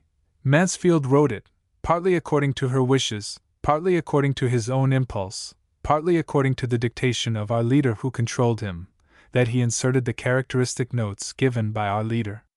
This is the epitome of that treatise, which was to be given in this treatise as a peculiar preparation to my epistle to the bishops of Illyria. But before we commence to translate it, we must add also the following remarks. When our leaders compel in one place the secret enemies of true republicanism to bring to daylight their abominations for our peculiar use to enlighten this degraded generation, they send us corresponding testimonies also from other places, and we have collected in said treatise some extraordinary testimonies for an illustration of the answers of the sealed letters by J. V. Mansfield's mediumship. A peculiar witness in this respect was Dr. Randolph, whose spirits I tried several years before my meeting with Mansfield, but he was not ready to be converted from darkness to the light which is kindled by our disclosures. At length, when I tried Mansfield's spirits, newspapers commenced to publish Dr. Randolph's confessions. He tells, I was a medium about 8 years, during which time I made 3,000 speeches. N.C. And today I had rather seen the cholera in my house than be a spiritual medium. For years I have lived alone for spiritualism and its cognates. Henceforth I live to combat many of the identical doctrines that I once accepted as heavenly truths. I enter the arena, says he, as the champion of common sense, against what in my soul I believe to be the most tremendous enemy of God, morals, and religion, that ever found foothold on the earth, the most seductive, hence most dangerous form of sensualism that ever cursed a nation, age, or people. If Dr. Randolph had been brought from spirits of delusion on our ground, he would have assisted us to open the door for the new era. But he returned to the sects, from which spirits commenced to manifest themselves in their materialistic deluding manner, till we commenced to show what they were, and then they commenced to be caught in their lies, and many spiritualists commenced to be scared, but they would not progress on our ground, and returned to professed materialism and sectarianism. But the concentration of all abominations of the perverted spiritualism is in the papal imperial royal courts. Many spirits delude monarchs and their supporters either openly by peculiar manifestations, or without such manifestations deceiving secretly monarchs and supporters, that they prepare at length for war and commence to fight in horrible battles, which is the highest manifestation of the infernal furies. That they might stop this abominable work in which they are now engaged, I wrote the following epistle, which I give in a free translation, and then I will add some remarks for a conclusion of this treatise. You will find in this epistle some repetitions of what has been mentioned in the first treatise of this book, because when they were setting that in type I did not think about writing this treatise in which what is repeated should be repeated so often till it is comprehended. The epistle is entitled, Most Important Events for Rulers of Nations. To P. T. Anthony Slomshek, Prince Bishop of Laibach, Long Island, State of New York, June 13, 1859. Reverend Bishop, being in occupations of my office on this anniversary of momentous events on this island, I am impressed by the Spirit who has brought me to America, to write again after a long interruption, to my native country, and to direct my epistle to you, to communicate copies of it also to the bishops of Trieste and Gorizia. I asseverate before you, 3 witnesses, that I am not guilty of the blood which is shed in the present terrible war, although I would be most guilty if I had not faithfully fulfilled the duties of my charge. If those to whom I have written at Vienna, in our native country, and also in other countries of Europe, had discharged as conscientiously the duties of their office, as I did those of my office, the promised universal peace would have been established not only in the whole of Europe, but also in other parts of the globe. But whereas there was deficiency in respect to the intellectual and moral preparations of those who were in the office, the terrible consequences thereof are more and more visible. To bishops I write usually in Latin, but this epistle should be delivered by you to the government of Austria, and published to the nations not only in German, but also in as many other languages as possible. Prince Bishop Anthony Slomshek. having had more opportunity than others who are at present bishops under the Austrian government, to obtain knowledge about me during my residence in Europe, and by wise providence having become a bishop of the diocese, in which I was born, educated, and ordained a priest, I expect that you will receive light from the Spirit, to comprehend correctly the hints which may be concentrated into the space of an ordinary epistle. You know that I had from my youth an extraordinary desire to search not only the Jewish and Christian but also the antiquities of other nations, and to compare the results of my investigations with what others have brought to light in former times and recently, to find out how the promised universal peace will be established. After my having been 6 years secular priest of the Diocese of Laibach, I entered the Benedictine order of the monastery of St. Paul in Carinthia, for the purpose of obtaining more time and opportunity in that order which furnishes learned professors, than in my native country for a continuation of my investigations for the peace of nations. After my having searched 2 years in the library of the monastery, I became professor of biblical literature in Klagenfurt, and in that city I became acquainted with you having been their spiritual advisor of students of divinity. During the 10 years of my professorship I had opportunity to examine many points, which I would never have had opportunity to examine in the Diocese of Laibach. But I did not know that the Spirit, who was my guide from my youth, was preparing me for the office which has been entrusted to me in America. Moreover, notwithstanding I had from my youth peculiar inclination to study the Bible and to read not only the writings of the Church Fathers but also the writings of the old heathen and Jews for the purpose of getting more light on the Bible, during the last 10 years of my professorship I did not yet know that the office with which I am commissioned in America had been manifoldly prophesied in the Bible, and the prophecy repeated by prophets of the Christian centuries as well as in our time, by images suitable to the seasons. Neither had I any thought to make a voyage to America, till the Spirit of truth showed by evident testimonials that He called me to this country. Then He opened also the way for me hither so wonderfully, that although the prelate of the monastery of St. Paul resisted with all his power, and the monks who were my friends united with him to hinder my voyage, Emperor Ferdinand was enlightened to let me have my passport to America.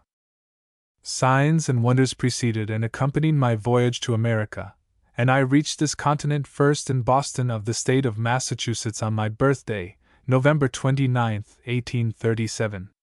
In that city all that was required for the continuation of our work has been so prepared by invisible agents, that although I had not the least foreboding to remain in that city, I became convinced by the signs which happened there, that in the Roman Catholic Cathedral Church in Boston important occupations had been prepared for me. I did not yet know the particular occupations, but I followed faithfully the directions of the Spirit and performed in that church all that had been shown to be performed by me. On the 7th of January 1838, 144 witnesses signed their names in my catalogue. Also those witnesses were guided by invisible agents in such a manner that they, too, performed in that church what was required of them, so that on Easter Sunday, April 15, 1838, in the Cathedral Church in Boston, in the presence of these 144 and many other witnesses by my instrumentality, the solemn excommunication of the beast with 7 heads and 10 horns from the Church of Christ has been performed, that is, solemn declaration has been made that the mysteries which are contained in those figurative expressions do not belong to the Church of Christ and must be therefore abolished from the earth. A long chain of signs, according to the prophecies, preceded that excommunication, and signs succeeded and are continually repeated. By these signs our mission, that is, my mission and the mission of my fellow laborers, has been confirmed, and the dreadful condition of those who are opposed to our action has been most evidently developed. In the years 1838 and 1839 the first 2 volumes of memorable events appeared in print. Those events took place in my experience for a testimony that Christ appears by His messengers for the foundation of the promised peace on earth. A box of those volumes was sent to the Emperor of Austria, and my written explanation was given that in my books the will of the Most High Majesty has been made manifest, to whom emperors and kings are bound to submit, and to learn to know the events which have been explained in my books, and to become with us messengers of peace to the nations. And for this purpose to give my books to the best theologians for the strictest examination, that the result of their examination might be sent to me, to be published with my remarks, that nations might learn what is required for the foundation of the peace of the world. I assured the Emperor that dreadful revolutions and wars will be the consequence if my advice will be rejected. After having received no answer to my writings to the Emperor, to the parson of his court, to a number of bishops and other influential men of the empire, in AD 1840, my third volume appeared, in which was shown that the unexpected events which have been explained in the first and second volumes happened according to prophecies, and would not have been unexpected to bishops, if they had studied prophecies and observed the signs of the times, and reflected upon the disclosures given by our forerunners upon these matters. I did not send that volume straightway to Austria, but I sent a box of all 3 volumes to the King of Bavaria, with a similar written warning to the King, as in the preceding year to the Emperor of Austria, and with the most urgent demand that after the Emperor of Austria and his bishops had neglected to fulfill their highest duty, he should become the messenger of peace to all other monarchs and open the way to the circulation of our message. At the same time, a copy of all 3 volumes was sent to the King of France with the most urgent written petition that he should order without delay a French translation of the 3 volumes to be spread everywhere in France, and our solemn assurance was added that, if he neglects to fulfill this highest duty, revolutions and wars will be the necessary consequence of this neglect. In an ordinary epistle, farther hints cannot be given in regard to what was done on our side, to move the one or the other government to order the strictest examination of our message, which contains the means for abolition, of all revolutions and for the foundation of the universal peace on the whole globe. But I remark that when they would not hear our warning voice, revolution broke out in February 1848. Under such preparatory, concomitant signs, and under such corresponding events that, after having studied those events in my writings which have been after that partly published in the English language, partly preserved for publication, you will see that, after our warnings given under heavenly inspiration had been contemptuously rejected, the infernal furies had received the power to commence to spread the flood of revolution exactly on the same day, which gives the most evident testimony that revolution broke out according to a higher calculation on account of the contempt of our message of peace. Emperor Ferdinand having been compelled by that revolution to issue a constitution, I read that constitution in a newspaper on the 18th of April 1848, and was moved on the April 19th, which was the birthday of the Emperor, to give him in consequence of my charge a written assurance that by that constitution the government and people will be saved from ruin, if the Emperor accepts my offer. Because in this case I was ready to start directly for Vienna, and show how the free press which was guaranteed by the Constitution, would be properly used for developing and spreading truth, as people have a right to demand, and its abuse impeded, as the government is bound to impede it. I have given the Emperor the assurance that this, our offer, was made under higher direction for the true happiness of the imperial family and the people. I have sent in the same writing our proclamation to the nations of the empire, and exhorted the Emperor that if he would write to me that I should come to Vienna, he should at the same time publish our proclamation in all languages of the empire, because if he accomplishes this, by our use of the free press the door will be opened for the introduction of the promised peace of the world. But on the contrary, revolutions and wars would be repeated and governments and nations ruined. Those highly momentous documents were sent to the minister of the Austrian government in Washington to be forwarded to the Emperor. Information was given to the minister in my next letter, to which post office he should send the answer, if he should receive any for me from the Austrian government. After having thus notified him, I have received no answer, but very important signs were given of the approaching war in which the Emperor resigned the throne and Hungary was wasted. The 3 monarchs to whom my books have been sent, but who have neglected to make use of the means contained therein for the peace of nations, have been compelled to give up their thrones. But nations could not become partakers of the promise of the universal peace, because it will not be established by the sword but by the means contained in our message of peace. And we have received so many signs according to prophecies as evidences of our mission, that whereas since the year 1838 to 1842, 5 volumes have been written in this respect, I repeated while I was writing the 5th volume, that 500 volumes could be written, if we would continue to explain prophecies of past ages and their development in the preparations for our mission and during our mission, and the signs by which our mission is confirmed. But we have explained superabundance of them, because by our explanation the dreadful condition of governments and nations has been disclosed.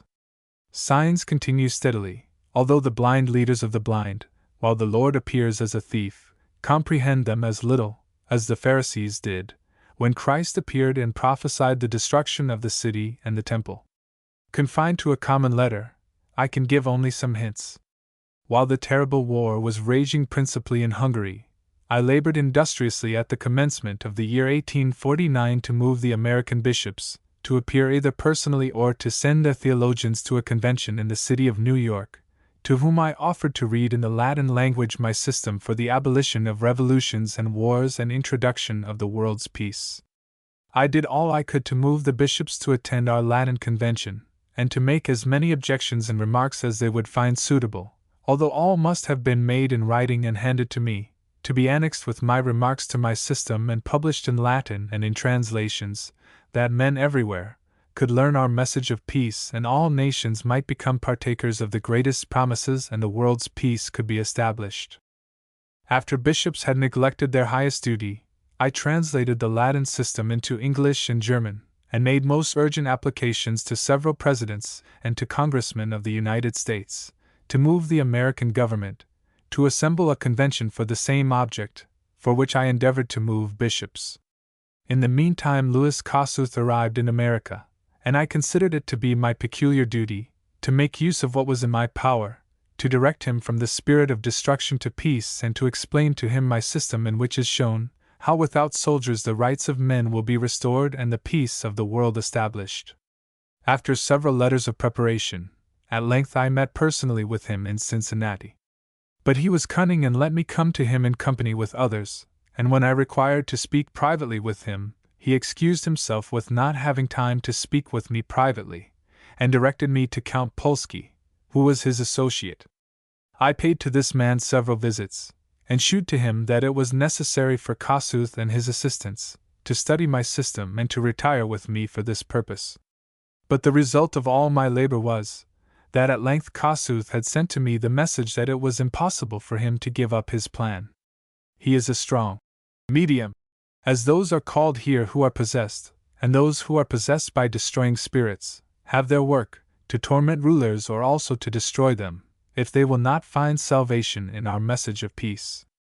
Having here only opportunity to give hints on points on which I could write volumes, I remark that when the American government could not be moved to call a convention for an examination of our message of peace, I wrote, when Emperor Napoleon III was preparing for war against Russia, to his ambassador in Washington, that the emperor would gather together the highest merits for himself and mankind, if he, instead of the war preparations against Russia, would call bishops of his empire to Paris, to examine with me my Latin system for the foundation of the world's peace.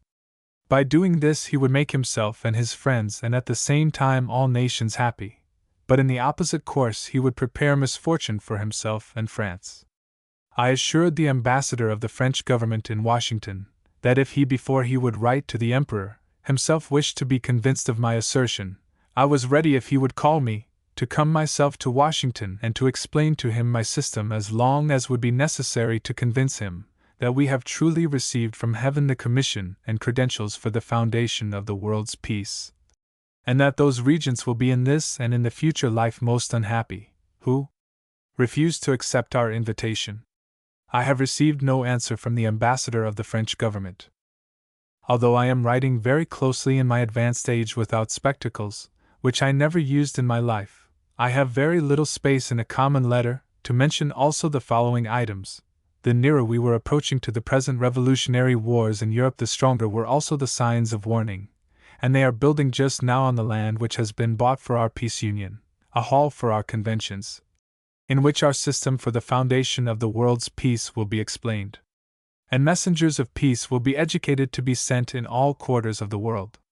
But whereas, before their labors will establish the world's peace everywhere on the globe, all monarchs and their families might be exterminated, if they would not make use of the means for the foundation of the world's peace, I write this letter on this feast of Pentecost and anniversary of momentous events. Your predecessor, Anthony Aloysi Wolf, Prince Bishop of Laibach, was one of those prince wolves, who have received my first 2 volumes, but were not prepared to study them, and to proclaim to Emperor Ferdinand and to the nations, the great things which the Lord has done. Those wolves have deceived in regard to our mission the emperor, the priests, and the people, and by this deception they became the originators of all those murders, which have been perpetrated in revolutions and wars and manifold other manners, which would have been prevented by receiving and spreading our message of peace. These are the fruits, when wolves are made pastors of nations. By murders which are perpetrated in revolutions, wars, and other ways, those who are murdered are turned into infernal furies, instead of having been converted by suitable education into heavenly angels. By these furies which have been murdered in revolutions and wars, nations which are now living are instigated to murders and revolutions and wars and in manifold other manners, and also to all kinds of other criminal deeds. The atmosphere is disturbed and men are tormented with all kinds of plagues, and if they are not murdered cruelly by force, their lives are shortened manifoldly, so that also those who live longest would have lived much longer, if it would have been introduced amongst nations and duly used, what we know, but cannot use till governments introduce that which we demand. I was professor of divinity in Babylon, which is spoken of in the Revelation.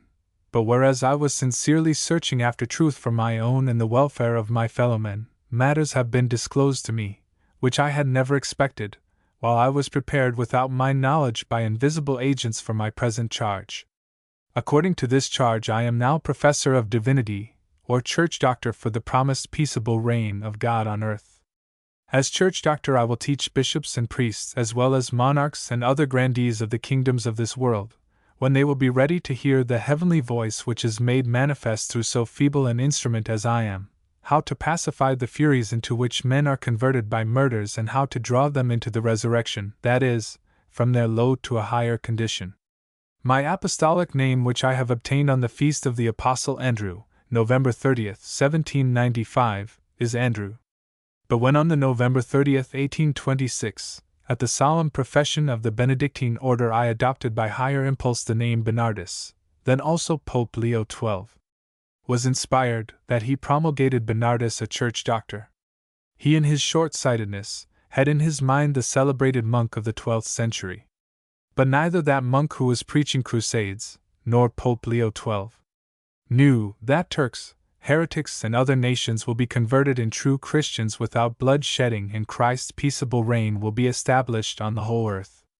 But the Pope spoke as prophet of our mission, who was at that time high priest, and prophesied that, whereas I adopted in the prophetical profession of the Benedictine order the name Bernardus, I had to pass as monk through the last epoch of my studies of preparations for my present charge, till I became Doctor Ecclesiae, church doctor, teaching what bishops and doctors of divinity do not understand, although it is highly necessary for the peace of nations.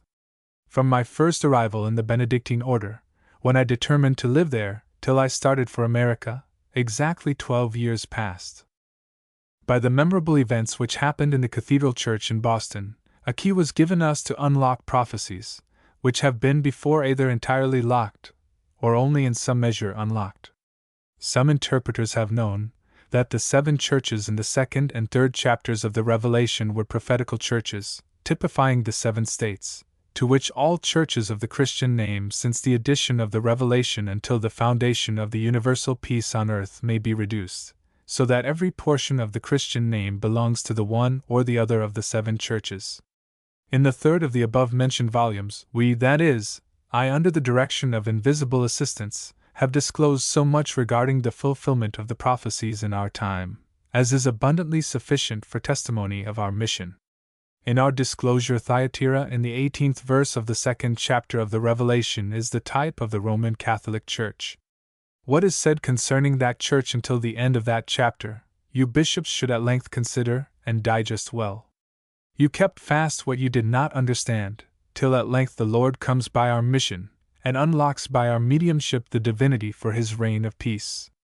We have overcome, and to us was given the rod of iron and the morning star. I speak in the name of all those who are cooperating with me according to the plan of the Most High for the universal peace of all nations. We have the iron rod, but not the iron sword.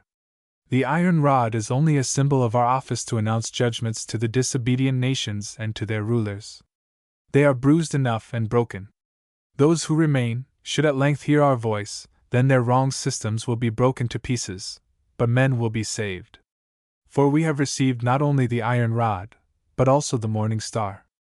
In the great temptations through which we had to pass, we remembered the morning star which appeared several times during the sunshine in close connection with our steps, and once in a peculiar connection with you, Prince Bishop Anthony Slamchek, as well as in connection with the Emperor of Austria. You remember that I wrote at a certain occasion my opinion in regard to your sermons which appeared in print in our Slavonian mother tongue, and in that my article I made also some extracts from my Latin manuscript. On the congeniality of languages v. to publish them with that article in the Corinthia, W. I finished writing that article on the February 6, 1835. When I was on the February 7th well nigh ready to go to my students in the college, I was moved by the Spirit to write instantly a prophetical conclusion to that article. When I finished that conclusion, I hurried to be in the college. After that there was much talking among the professors and others about the morning star which appeared on that forenoon during sunshine. I explored exactly the time, and found that the star appeared when I commenced writing that prophetical conclusion, and disappeared when I finished writing. I handed then that article to you, to deliver it to the editor of the Corinthia. But there occurred an accident, that the article appeared later than I expected, so in the Corinthia, that the last part with the great prophecy regarding the peace of nations was published on Easter Saturday, April 18, 1835, or on the eve of the birthday of the Emperor Ferdinand, the first year of his government. His birthday was celebrated that year on Easter Sunday. An exact calculation was made by our invisible agents. The poems of two panegyrists of the birthday of the Emperor appeared in the same number immediately before our prophecy. Those two adulators were types of the two adulators, Joseph Pletz Parson of the Imperial Court, and Anthony Aloysy Wolf, Prince Bishop of Laibach. These two prelates have deluded the Emperor in regard to our mission, and as a consequence terrible judgments came upon governments and nations. But this writing is connected with the morning star, which should be delivered by you to the young Emperor Francis Joseph and to many nations as well as the ancestors of the Emperor, who are waiting in the empire of death for their redemption by our message. It should be delivered by you in the midst of terrible judgments. If you have the spirit which I expect in you, you yourself will carry this letter without delay to the Emperor, and explain personally what is necessary for his resurrection and strength.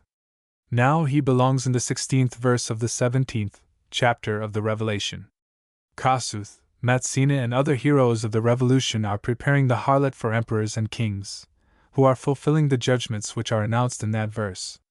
But we to whom this victory is promised, belong to those who are united with the Lamb in the 14th verse of the 17th chapter of the Revelation, and will overcome the beast and its 10 horns.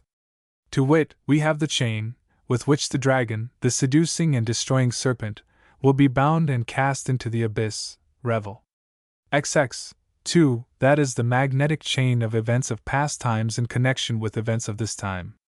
In this chain the genuine condition of the existing political and ecclesiastical governments appears in its true light, so that, when this chain will be duly spread and made known to nations, they will be carried from the existing Babylon into the New Jerusalem.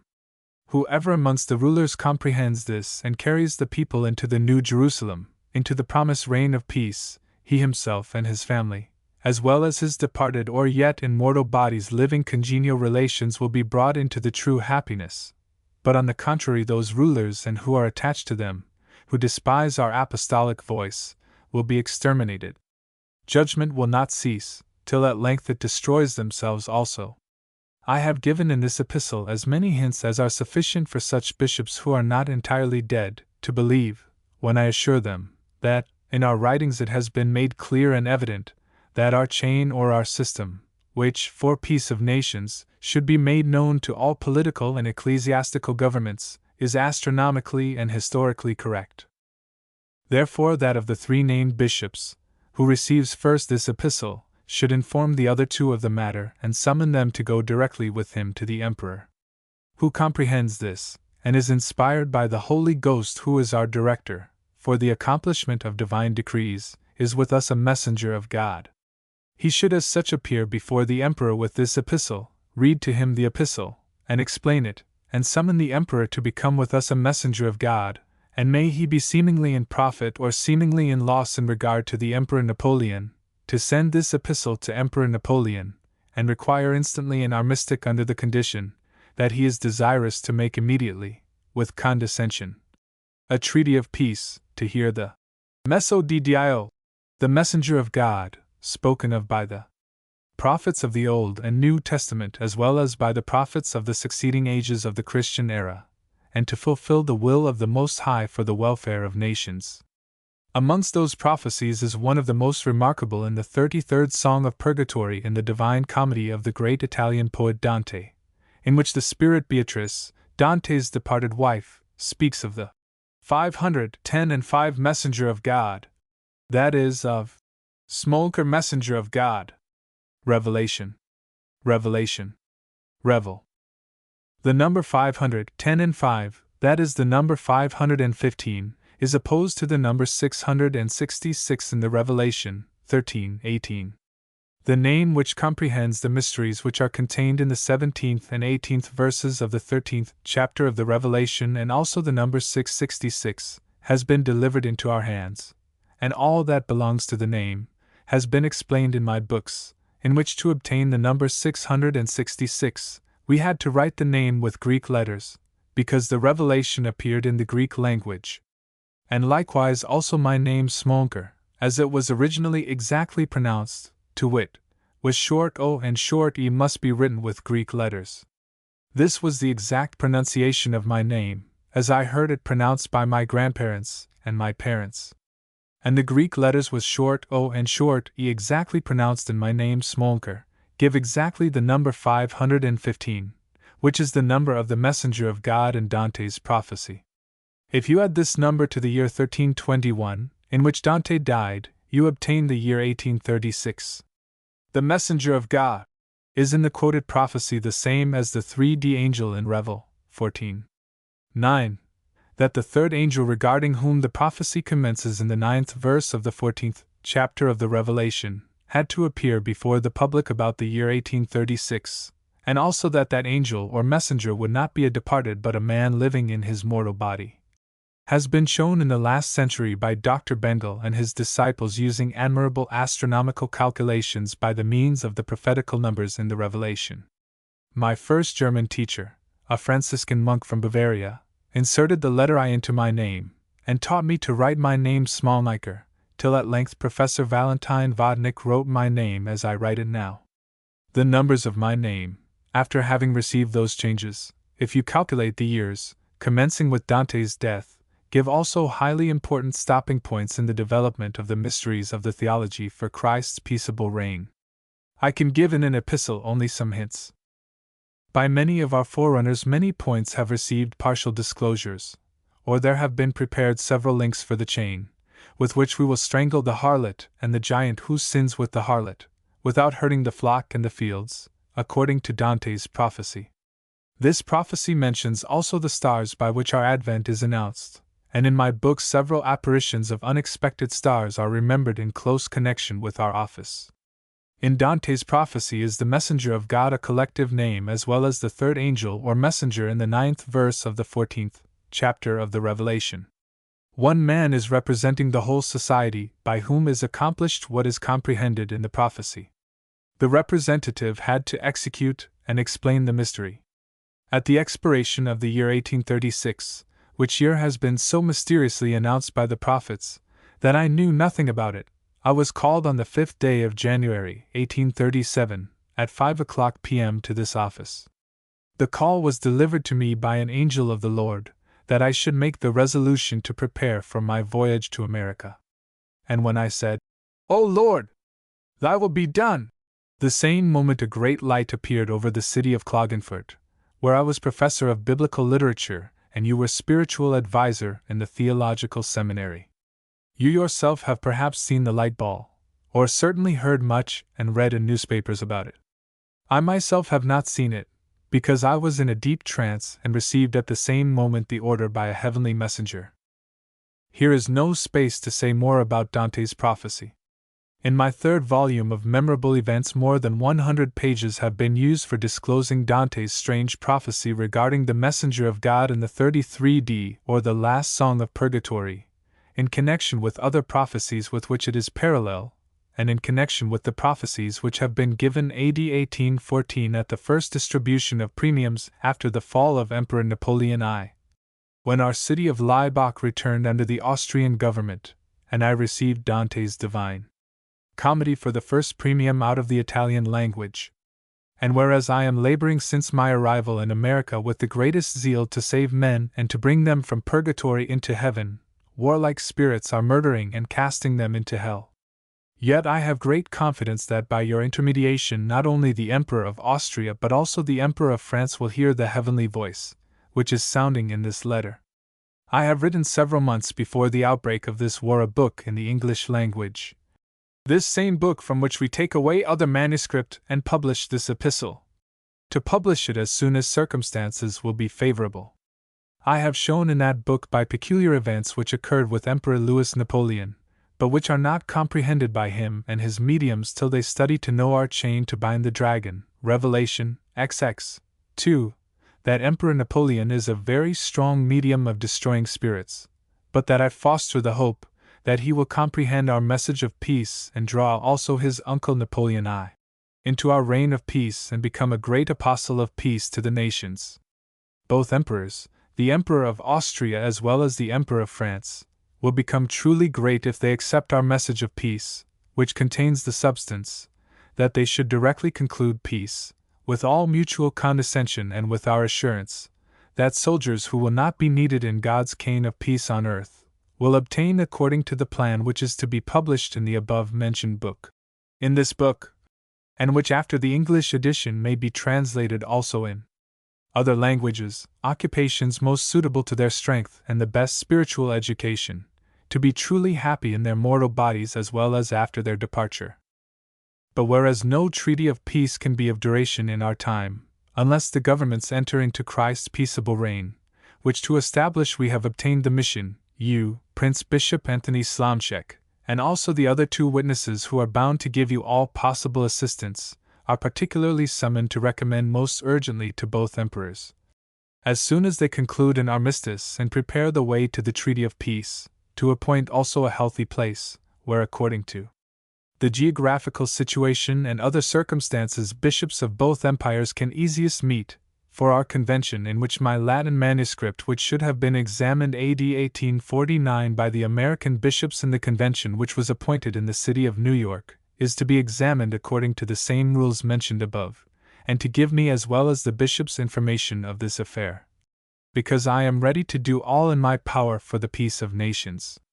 You, Bishop Anthony Slomczek, are requested to send me directly the result, after having received and read this letter in your consistory, and direct your letter to Andrew B. Smallnicker, Donnelly's Mill, Perry County, Pennsylvania, in North America.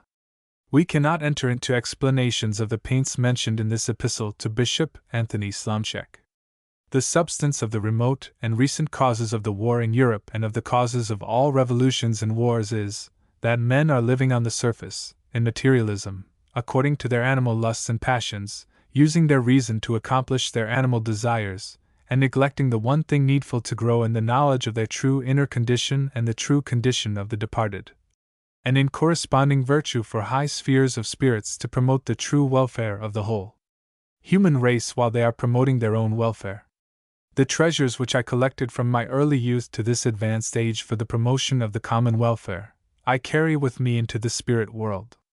But those who, instead of having cultivated their inner man, came on the surface into the materialistic life, and lived according to their animal passions and carnal lusts and according to the custom of their party and sect, and supported blindly the performances contained in the traditions and systems which have been delivered to them by their predecessors, were preparing in their way for revolutions and wars, instead of having learned our disclosures that the time had arrived for the abolition of the old heavens and the old earth, that is, of the old ecclesiastical and political institutions, and how they are to be abolished in the most peaceable manner. In this ignorance of things which have been disclosed in our publications, those who keep up those institutions, come in collision with those who endeavor to destroy them without knowledge of their prophetical meaning and of the truth which is behind the veil of the outward form, and without preparation for a better state of human affairs. This collision is continuously preparing revolutions and wars. Men on the surface, not knowing the right means for true liberty, use the means which destroy not only liberty, but also human life and property, and life is wantonly destroyed, because men in their dreadful degraded condition do not know how to appreciate it. In this condition, if the old systems would succeed so far as to crush down with absolute despotism all movements for deliverance, they could not keep for a long time people in bondage of absolutism. Crevices would be always found, from which the movements of the secret aspirations for liberty would commence to be made manifest, till the eruption of the flood of revolution and war would effect great destruction of life and property. But also in the case that the enemies of the old institutions would succeed so far as to sweep away every vestige of them on the surface of the globe, they would be as little able as the supporters of the old systems to preserve peace, because there is no pacification in the spirit world, except by receiving and spreading the means shown us from the spheres of spirits by whom we are commissioned to introduce the new era of harmony and peace amongst mortals as well as amongst their congenial departed. But the more materialism subdues the globe, the more the inner causes for new outbreaks of revolutions and wars are operating to find crevices for the outbreak, so that there is absolutism and despotism as necessary for those who without the use of the old forms promise to make people free, as for those who promise the same in the support of the new systems. Emperor Louis Napoleon and Emperor Francis Joseph are quite remarkable representatives of the two systems, while Napoleon makes such a use of the old form as to satisfy many of the open opposers to it. And the Emperor of Austria endeavors to sustain with hundreds of thousands of soldiers the inheritance of the old abominations which should have been abolished by the application of our message without murder of any man, and for the greatest benefit of the departed and the mortals of the family of Habsburg, while the whole empire and all nations would have been benefited. From the scattered hints in this book you may collect that since Francis Joseph's government I was rather endeavoring to effect in one or the other manner a movement in this country, by which at length also the bishops and the government of Austria might be awakened from their fatal lethargy, because I saw that my direct applications to the young emperor would have been for no use. I am in no direct correspondence with my native country, and I receive news either in newspapers or from occasional reports, and shortly before I wrote the weighty epistle to Anthony Slomschek I met with a countryman who was professor in Vienna, during the Revolution of 1848, and on account that he inspired students for fighting, he had to leave the country, and he told me besides other news, that he heard that Anthony Slomschek was Prince Bishop in Laibach. Several years before that I received the news that he was Prince Bishop at St. Andrew in Levant Valley of Carinthia, only 5 miles from the monastery of St. Paul, where I became a monk of the Benedictine order. I wrote to him, when I received that report, but I received no answer. At length the epistle which appears in this treatise has been sent to him as to Prince Bishop of Laibach, on the above-mentioned authority. The epistle would retain in this book the same value also in the case that the report should not be correct that he is Bishop of Laibach, because the facts which I relate in the epistle as facts known to him are facts of my own experience, and such as occurred in close connection with my experience, and have been attested by many witnesses directly after they happened. Although I made few applications directly to Austria during the government of Emperor Francis Joseph, my fellow student Frederick Barriga, Bishop at the Falls of St. Mary at Lake Superior, extending his diocese widely amongst Indians of North America, a peculiar favorite at the Austrian court, after having neglected the former opportunities to study our message of peace and to spread it in the Austrian government, was brought on the great Popish feast of Christ's body, Festum Corporis Christi, May 22, 1856, to me in quite an unexpected manner for both, but in such a connection with the present war in Europe, that if this man, at least at that time, had fulfilled his highest duty, instead of the tremendous war, Christ's peace would have already been established in Europe. Therefore, not having room to write much, I must mention at least somewhat about that our meeting showing the secret causes of the present war, and of all revolutions and wars since our first proclamation of the great message entrusted to our care. On that feast, which was celebrated AD 1856 on the 22d day of May, my pamphlet, Redemption of Oppressed Humanity, Christ's Manifestation for the Abolition of All Kinds of Popery, issued from the press in the same printing establishment of Cincinnati, into which Bishop Barriga came on that feast to see the proof sheet of the title page of his Latin book for his missionaries. Our meeting on that feast in a Protestant printing office was so unexpected that we did not know each other, when we met at the compositor's room, which he left while I was entering into it. I was then instructed by the compositors that gentleman was the same Bishop Barriga about whom I spoke in the pamphlet, showing that while bishops were consecrating him, or made him a bishop, they were crucifying Christ in his members, to wit, that bishop, after having become so great an apostle of the Indians, that he was very renowned in our native country and at the Austrian government, was made a medium by my leaders, that he opened the way for my voyage to America. But after having discovered that our mission was not for, but against the Pope, he, instead of having studied my books and examined our message of peace and the credentials of our mission, became enraged. I expected that at a personal meeting with him I would make him comprehend our mission. But there was no opportunity until that feast on the 22d May, 1856, which was selected for the commencement of the spirit manifestations at my personal meetings with that medium of spirits of delusion and destruction. After having written a considerable portion of the next following treatise, I am aware that I cannot encompass within so few pages as I am desirous to do what is to be communicated there to nations, and I take from this treatise some sheets away, in which I have given disclosures, why we have mentioned in our epistle to Bishop Anthony Slomczek also the bishops of Trieste and Gorizia, whose predecessors should have at the same time opened the way to the circulation of our message of peace, in which time Bishop Anthony Aloysi Wolf should have been their cooperator for peace. But Matthew Ronicher, who was at that time Bishop of Trieste, should have been the leader of this work, because amongst those who belonged to the Austrian government he was the first who received the first 2 volumes of my works.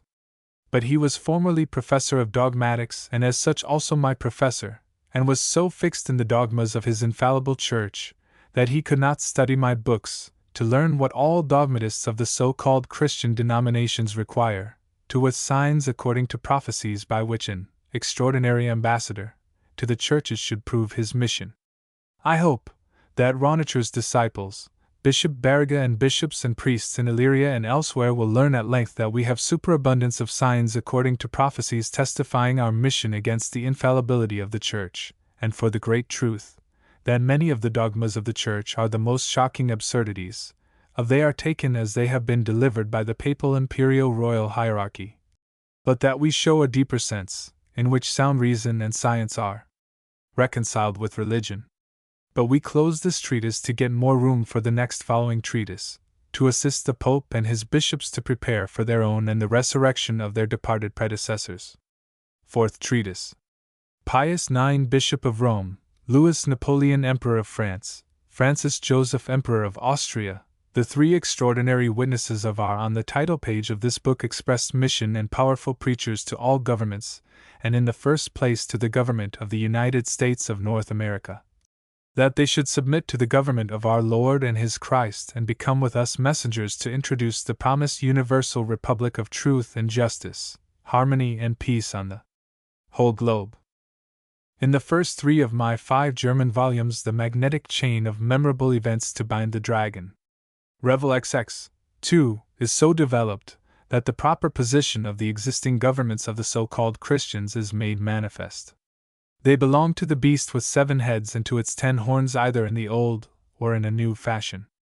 Those 3 volumes having been published from AD 1838 to 1840, Pope Pius IX and the 2 named emperors to whom the world's attention is now directed have not been mentioned in those volumes, nor known to mortal men that they will occupy the position on which they appear according to prophecies, nor they themselves nor other men know at this time that position, if they have not studied the magnetic chain exhibited in those volumes to bind the dragon, Revel XX, 2, the large serpent, the image of the spirit of delusion and destruction, by whom rulers and their supporters have been inspired with such a madness as to apply their studies how to kill men in the most cunning manner, and to strip the remnant of their property, and keep them in bondage.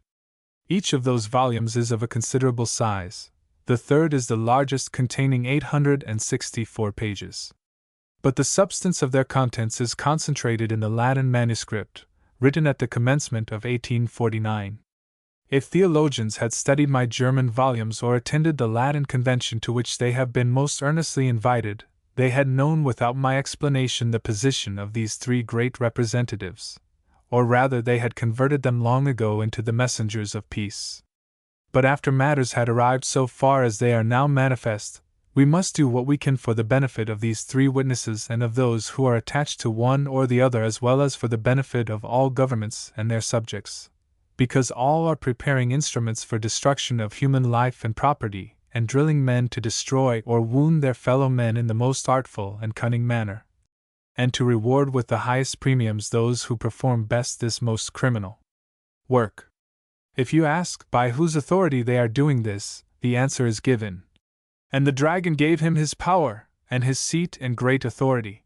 Revel 13:2, to wit, to the representative of the beast with 7 heads and 10 horns.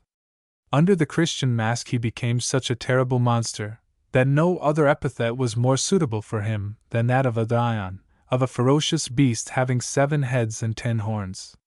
Having been inspired and directed by the dragon and his host, he could not teach his sons and daughters, emperors and empresses, kings and queens, a better doctrine than that which was infixed in his heads by the dragon and his host.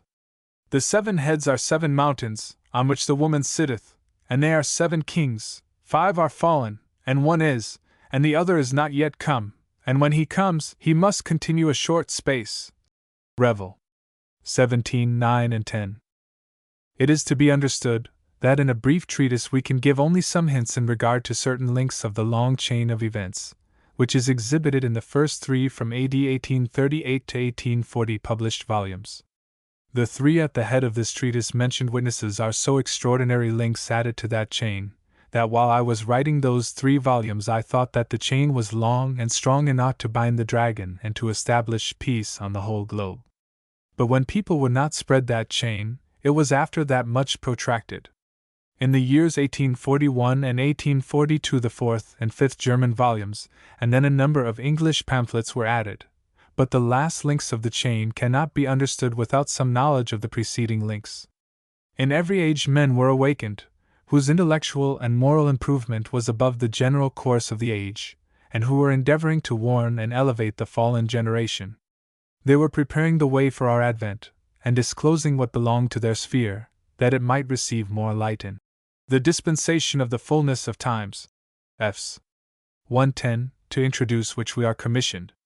One of those forerunners was Dr. Bengel, disclosing what belonged to his mission in the first half of the last century, so that in the same years of the 18th century remarkable disclosures have been made by his instrumentality, in which years in the 19th century heavenly messengers have given great disclosures by my instrumentality regarding Christ's peaceable reign on earth. AD 1740 his German work, Erklärt Offenbarung, Revelation Explained, was published, and exactly 100 years after that, on Easter Saturday, 1840, my 3rd German volume, by which the chain to bind the dragon was complete, issued from the press. To wit, in the 1st and 2nd volumes the memorable events are reported, which took place at our experience for the abolition of popery, or what is the same, for the abolition of monarchy, and in the 3rd volume is shown that memorable events which are explained in my first 2 volumes happened according to prophecies which are in the Bible and also in other works of ancient times and have been repeated through the course of centuries of the Christian era, and that the memorable events which happened at our experience would not have scared priests and preachers, but would have been expected by them, if they had not been ignoramuses of what our forerunners had disclosed before us, or stubborn materialistic hypocrites, not believing what they preach and profess by their performance. The principal of those forerunners have been mentioned in that volume, and how far each in his situation saw the objects, which have received in our mission a light which could not be obtained in former ages. Dr. Bengel occupies amongst those forerunners a peculiar place, because he is the 2nd angel or messenger, spoken of in Revel 14:8, that is, the representative of messengers by whom the contents of that verse are fulfilled, because he was the first amongst those who have proclaimed prophetically Christ's coming or Christ's manifestation to effect the fall of Babylon while they were showing the time in which it had to take place, and disclosing many other deep things which were not known before, and have warned people powerfully to prepare for Christ's coming. This was done by Dr. Bengal and his disciples prophetically, I mean, that they saw Christ coming only in the image of the biblical prophets, and did not know the manner of his coming, and pointed out the year 1836 as the tropical year for his coming. But when that year expired, those who had before great confidence in Dr. Bengal's disclosures said that he was mistaken in the calculation of the times. But we have shown, according to our mission in the third of the mentioned volumes, that Dr. Bengal was not mistaken in what belonged to the sphere of his mission, and his wonderful calculation was correct regarding the time, but that what he wrote regarding the manner of Christ's coming and other things were not correct, which not he but the third angel, Revel. 14:8, had to disclose, because the year 1836 was the tropical year, at the expiration of which the 3D angel had to appear, and then to perform his task and explain the prophetical images and other things which have not been understood before that explanation, because the Lord came at that time as a thief, Revel. 16:15. The thief is not seen when he takes away what he finds suitable for his use. And the same have we done in our mission, in which was gradually disclosed that Christ comes by us, his messengers, and discloses what is needed by the direction of his invisible agents who are operating through our mediumship. If you keep all that has been said in this book, you will comprehend the hints which we have given as preparations at our approach to the development of what we have promised in the inscription of this treatise. Others have tried to show from their position, and Dr. Bengal, with application of historical and astronomical erudition, endeavored to make it most evident that the beast with 7 heads and 10 horns in the 13th chapter of the Revelation is the papal monarchy. At length came the third angel or messenger, Revel. 14:9, by whose mediumship the whole chain was developed, which testifies the same. And heavenly congress of the 144,000 martyrs, Revel. 14:1, who superintend that prophecy given under their direction is exactly fulfilled, as there is the case with the prophecies of the Revelation, have given also such testimonies of this truth, that the most stubborn materialist, if he studies to learn truth, finds superabundance of most striking evidences that hosts of spirits were cooperating, that prophecy was fulfilling, till at length by unexpected events the divine seal was attached to its fulfillment by our mediumship. We will give later in this treatise striking testimonies of this truth. But here was the preparation, that you may understand the following hints on the 9th and 10th verses of the 17th chapter of the Revelation in connection with the inscription of this treatise. Dr. Bengal was the first who has discovered, after an investigation for many years in the Bullarium Romanum, in which the dates of the papal letters which are known under the name of the papal bulls bear besides the time, the place from which they issued, that is, the place of the papal see or chair, or of the papal government. In the 17th chapter is the same beast with the 7 heads and 10 horns which appears in the first verse of the 13th chapter, only that in the 17th chapter it appears in another state, to wit, the seer says in Revelation 17:3d, I saw a woman sit upon a scarlet-colored beast, full of names of blasphemy, having 7 heads and 10 horns. This woman is called in the 5th verse Babylon the Great, the mother of harlots and abominations. The same woman is called in the 3d verse of the 2nd chapter in the 2nd epistle to the Thessalonians, the apostasia or apostasy, what your translators expressed with a falling away. In the preceding treatise we quoted a prophecy in the 33d Song of Purgatory in Dante's Divine Comedy, in which the 510 and 5 messenger of God strangles the harlot and the giant who sins with the harlot. That harlot is the same old woman, which is called in the 17th chapter of the Revelation the mother of harlots and abominations, and the giant is the representative of the beast, at this time Pius IX, carrying on his shoulders the whole burden of abominations and blasphemies of the whole succession of the apostles, whose master is the apocalyptical dragon, who has given him power, seat, and great authority. Revel. 13:2. The word which is in your translation seat is in Greek throne, which you understand. but by the worshippers of the beast it is usually called the Holy See. And you know, if you have comprehended this book until this page, that the Pope had received his Holy See from His Infernal Holiness, the Dragon. And we will concentrate and kindle an admirable light upon this subject in this treatise. In the 7th chapter of Daniel is the fourth beast, having 10 horns, the Roman monarchy. This same monarchy became at length the papal monarchy, when the Bishop of Rome became monarch of the Church and extended his monarchy or superintendency over the other monarchs and nations as far as he could, with the same view, as the heathen Roman emperors had, to make Rome the mistress of the globe, only that the Roman bishop did this under a Christian title, although his government was an anti-Christian government under a Christian pretext. There was inspiration, but the inspiration was from the dragon and his host. The foundation of that empire is expressed in Revel 13:2. Anybody who has a Christian spirit and compares that which happened in Italy from Easter Sunday of this year until this day, July 21st, 1859, is convinced of this truth. These are the fruits of the papal monarchy.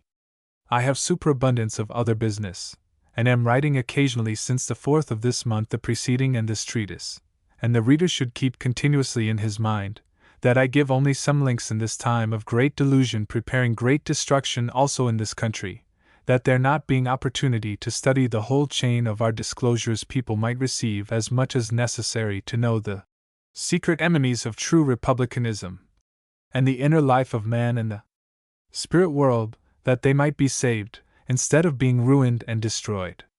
The 7 heads are 7 mountains, also 7 kings, 5 of whom are fallen, and one is and the other is not yet come.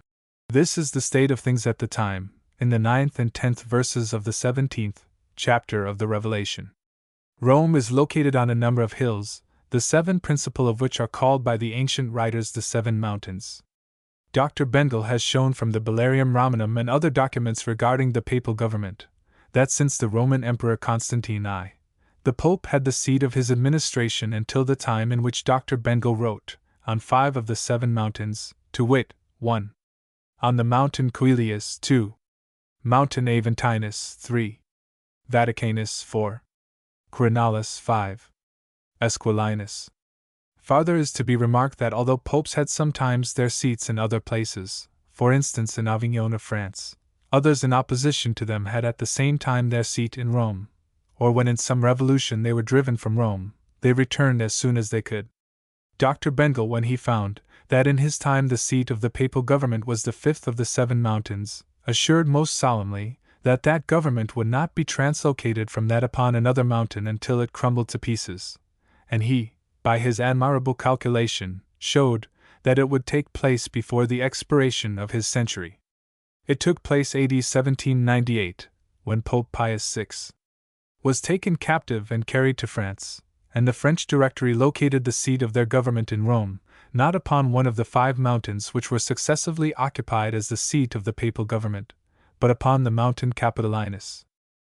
On that mountain was the temple which was dedicated during the heathen Rome to all heathen gods, and during the papal Rome to all saints, or all gods whom the Pope professed to worship. But then it was taken by the French Directory for the seat of the government. All these things were exactly performed by the influence of spirits of different spheres. Every actor in the great drama was influenced by spirits for whose inspiration he was best prepared. But all that took place under the vigilance of the highest order of spirits for the accomplishment of prophecies. In Revelation 17:10 the 7 mountains are called 7 kings, that is 7 monarchical or despotic or anti-Christian governments, governments which originated from the inspiration of the dragon, the spirit of delusion and destruction. The 7 mountains are types of these 7 governments. But 5 are fallen, that is 5 kings or 5 monarchical governments are fallen at the time which the Revelator saw, that is, at the time when the woman was sitting on the beast having 7 heads and 10 horns.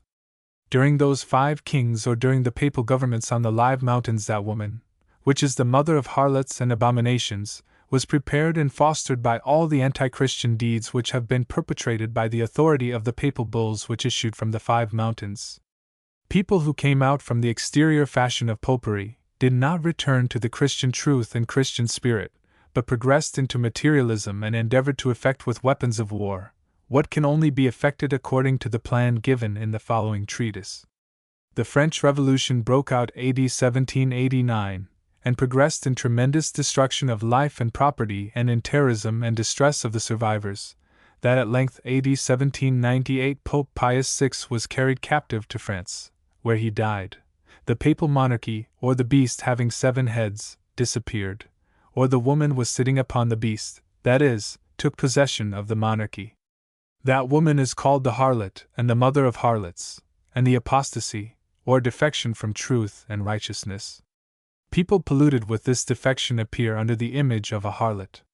And those who profess to act in the name of the Republic or the people, after having removed the Pope from his seat, located their government on the mountain Capitolinus, in contempt of the saints or gods of the Pope, and supported their government with a more terrible despotism than their predecessors, the popes, did. This government of the French Directory on the mountain Capitolinus is in this calculation the 6th government, or the government introduced in Rome after the fall of the governments on the 5 of the 7 mountains. When the government on those 5 mountains was translocated from one mountain upon another, the government was not destroyed but only changed, as circumstances required. But when the 6th government, called in Revel. 1710, the one is, that is, the one which was in existence after the fall of the preceding 5, was introduced, the former governments of the papal monarchy were entirely abolished. When this took place, the other, in Revel. 1710, was not yet come, and the government of the French Republic was in the greatest danger of being overturned. In those circumstances, the other, that is, Napoleon, came. He returned from Egypt and saved the Republic. But the Republic could not be sustained, and Napoleon advanced gradually so far that he became at length emperor, and of him is said, "He must continue a short space."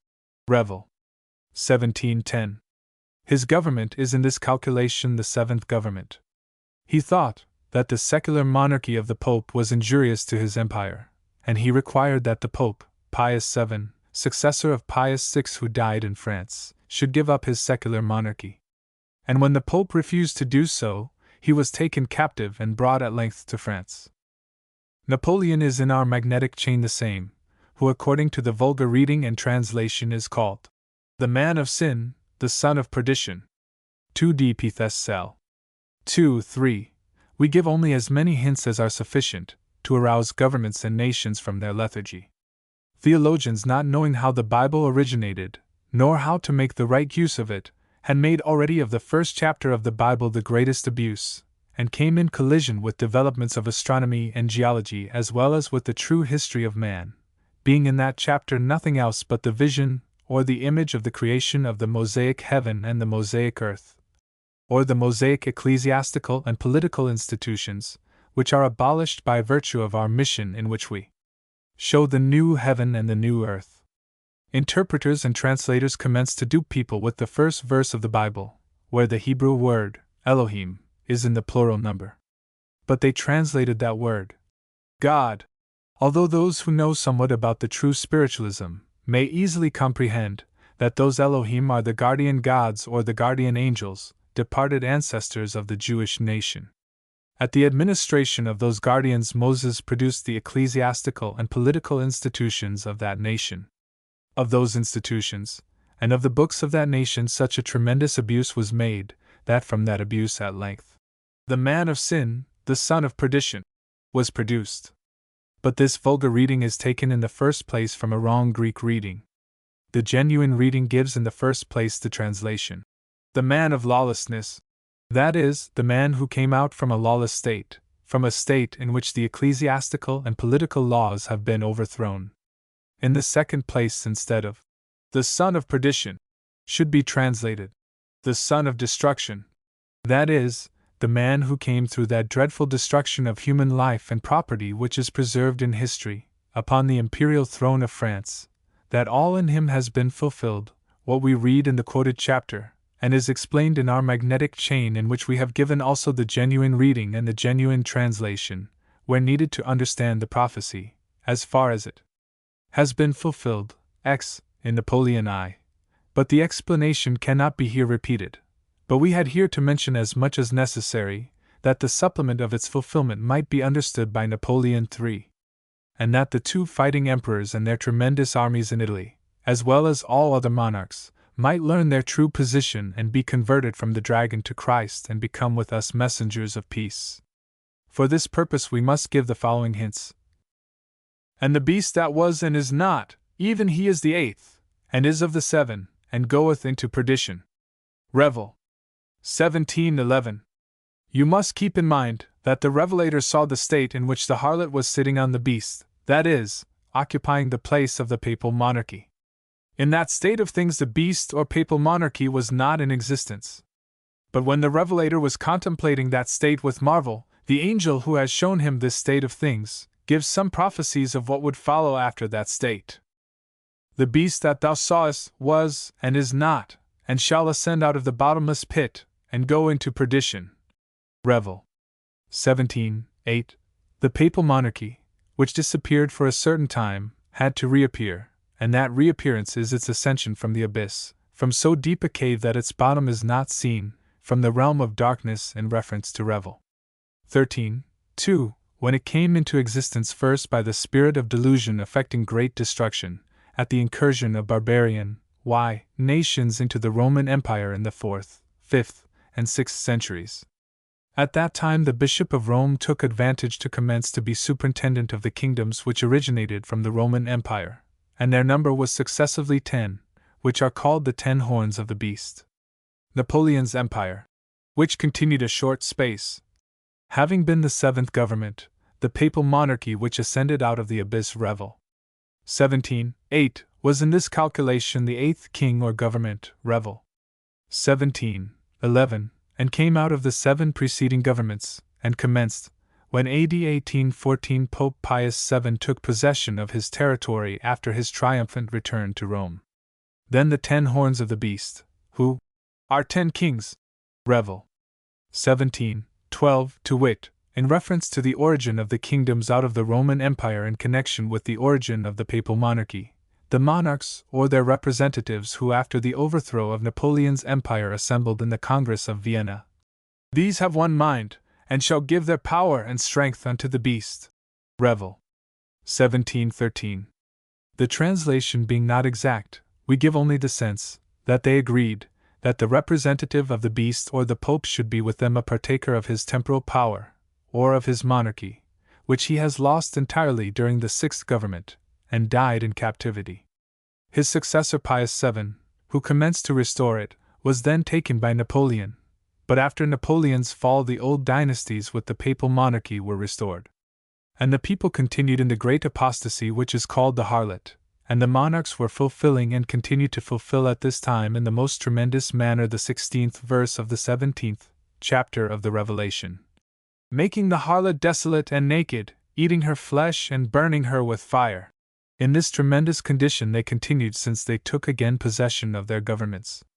Their proceedings and the whole management of their affairs appear anti-Christian. These governments make war with the Lamb. Revel. 1714. This they do continuously, till at length we read reports of such destructions as are now in Italy. But to those who are with the Lamb, called and chosen and faithful, the victory against the anti-Christian governments is promised in the same verse.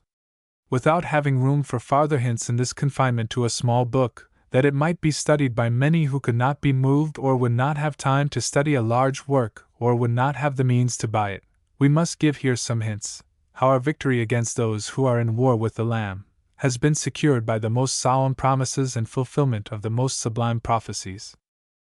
Readers should keep in mind all hints given on the preceding pages, and should know that I was called to America by a heavenly messenger. Then followed continuous signs by which all things were prepared the right moment, that I was directed to Boston, Massachusetts, and arrived in that city on my birthday, November 29, 1837, when I was exactly 42 years old.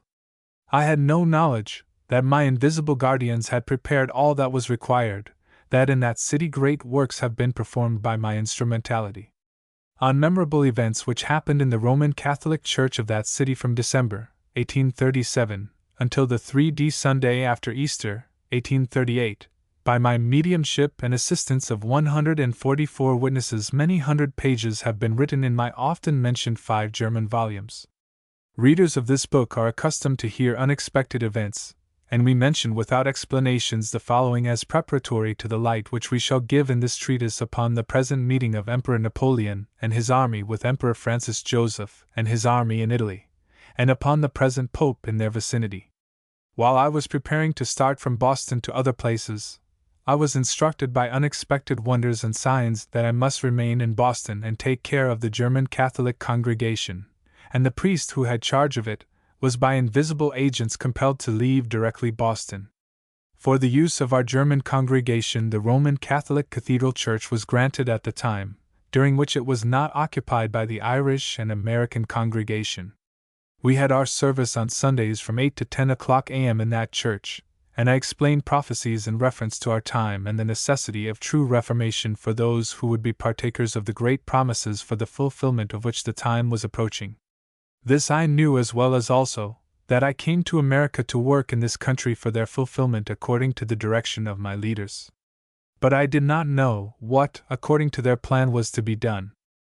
On the 6th day of January 1838, which was Saturday and the feast of Epiphany or Christ's manifestation, a great prophetical feast for our mission, I received the order from my guardian, the martyr in Revel. 14, who was crucified and burned by the Pope, and found by the Heavenly Congress, Revel. 14:1, as best qualified to be my principal director in what I had to perform in the Cathedral Church in Boston. The name of that martyr, and why he was found to be my leader in that work, is in other of my writings.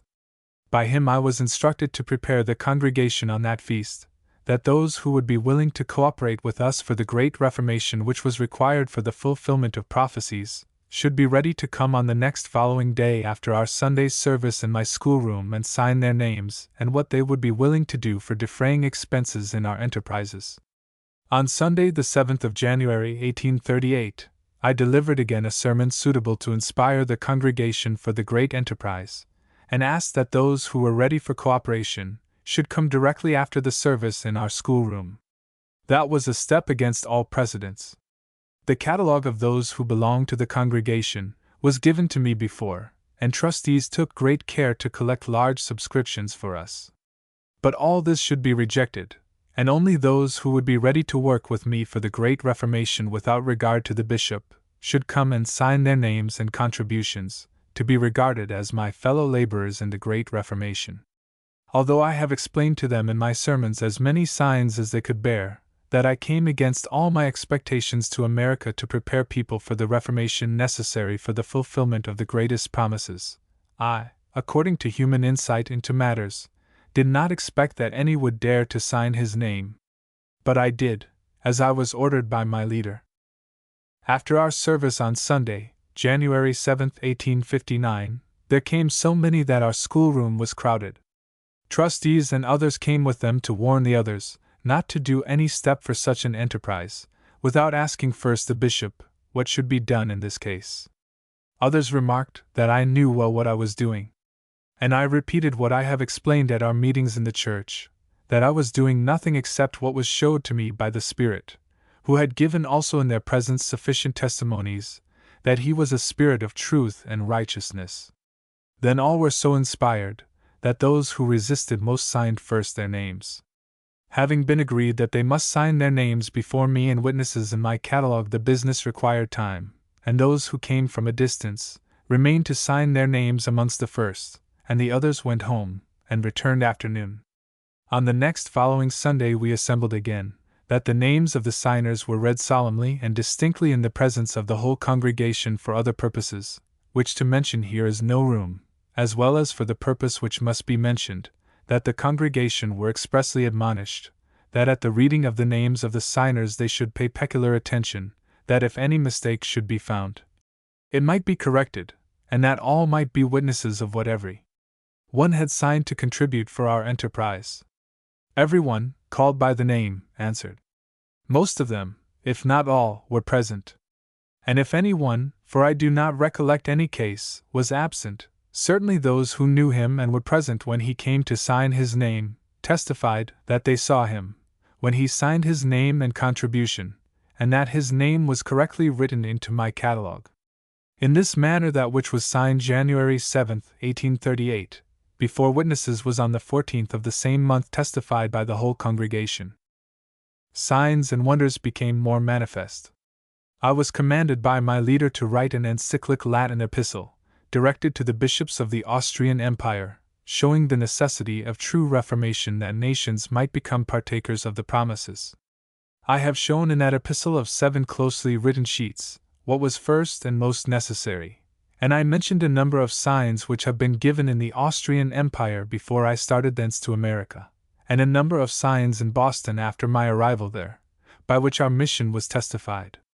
After having finished writing that epistle, I was directed by the same Spirit to write to Benedict Fenwick, Roman Catholic Bishop of Boston, a short letter, as addition to the encyclic epistle to the bishops of Austria, showing to the bishops that whereas some signs have been mentioned, which took place in the Austrian Empire in the presence of witnesses who have been named in the epistle, and other signs happened in Boston, and of those signs he was a witness, he was in duty bound to sign first the circular epistle and to promise his cooperation with us for the great reformation of the Church, which is necessary to stop judgments and to make nations partakers of the greatest promises.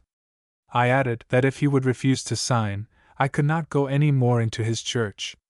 The bishop was a cunning Jesuit. He understood that by signing that epistle he could not satisfy his pope, and he wrote to me a very enticing letter to stop me in my reformation. But I assembled directly those of the congregation who could be assembled that evening, Friday, February 16, 1838, and explained what had happened, showing to them their duty to make known to the congregation to assemble on next Sunday in a Protestant schoolhouse, in which I would explain why I could not go any more into the church of the bishop.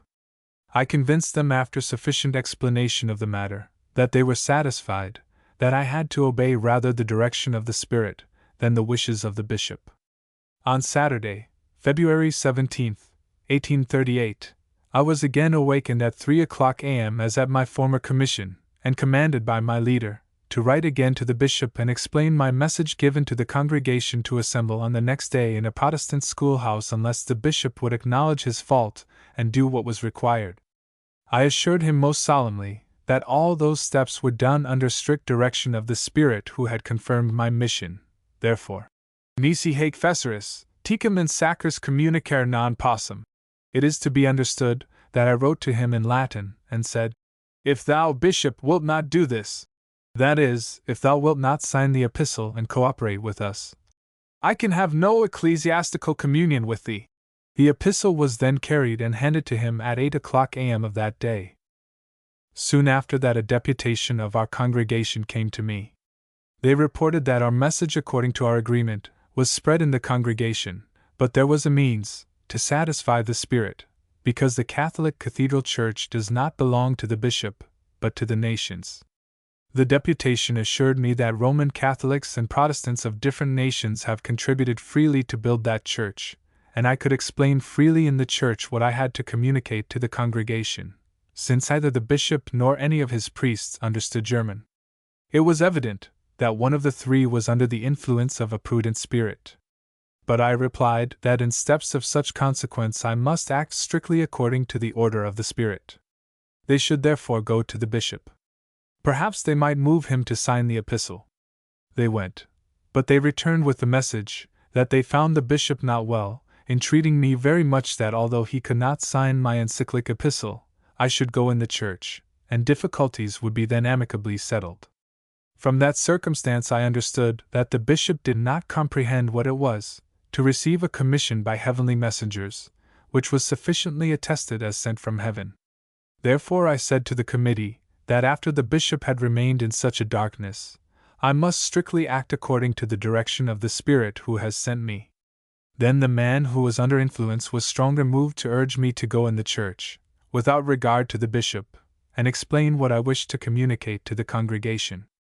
When the other two belonging to the committee thought that I could not be moved, they left my room. Then the third was stronger moved by his leader than before, to urge me to go in the church. Then my leader brought to me the distinct message that I should go into the church and perform independently from all bishops, what would be shown to me to be performed. At that unexpected message I said to the man, that I have received the communication which I needed to tell to the congregation, that they should assemble on the next day in the church.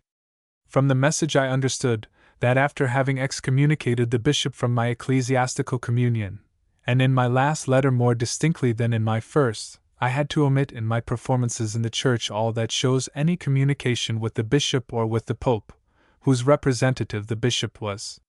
But I knew long before that the Roman Catholic Church was a prophetical church, and I had to perform the prophetical ceremonies which were in use at those days on which I had to go in the church. The prophetical spirit has so provided for what I had to perform from that moment in the church, that at every performance also the passages which were taken from the Bible into the Roman Catholic Mass book and ritual corresponded exactly with what I was doing. On the February 18, 1838, which was Sunday Sexagesima, I came the first time independently from all bishops into the Roman Catholic Cathedral Church of Boston, Massachusetts, to do what would be shown to me by inspiration.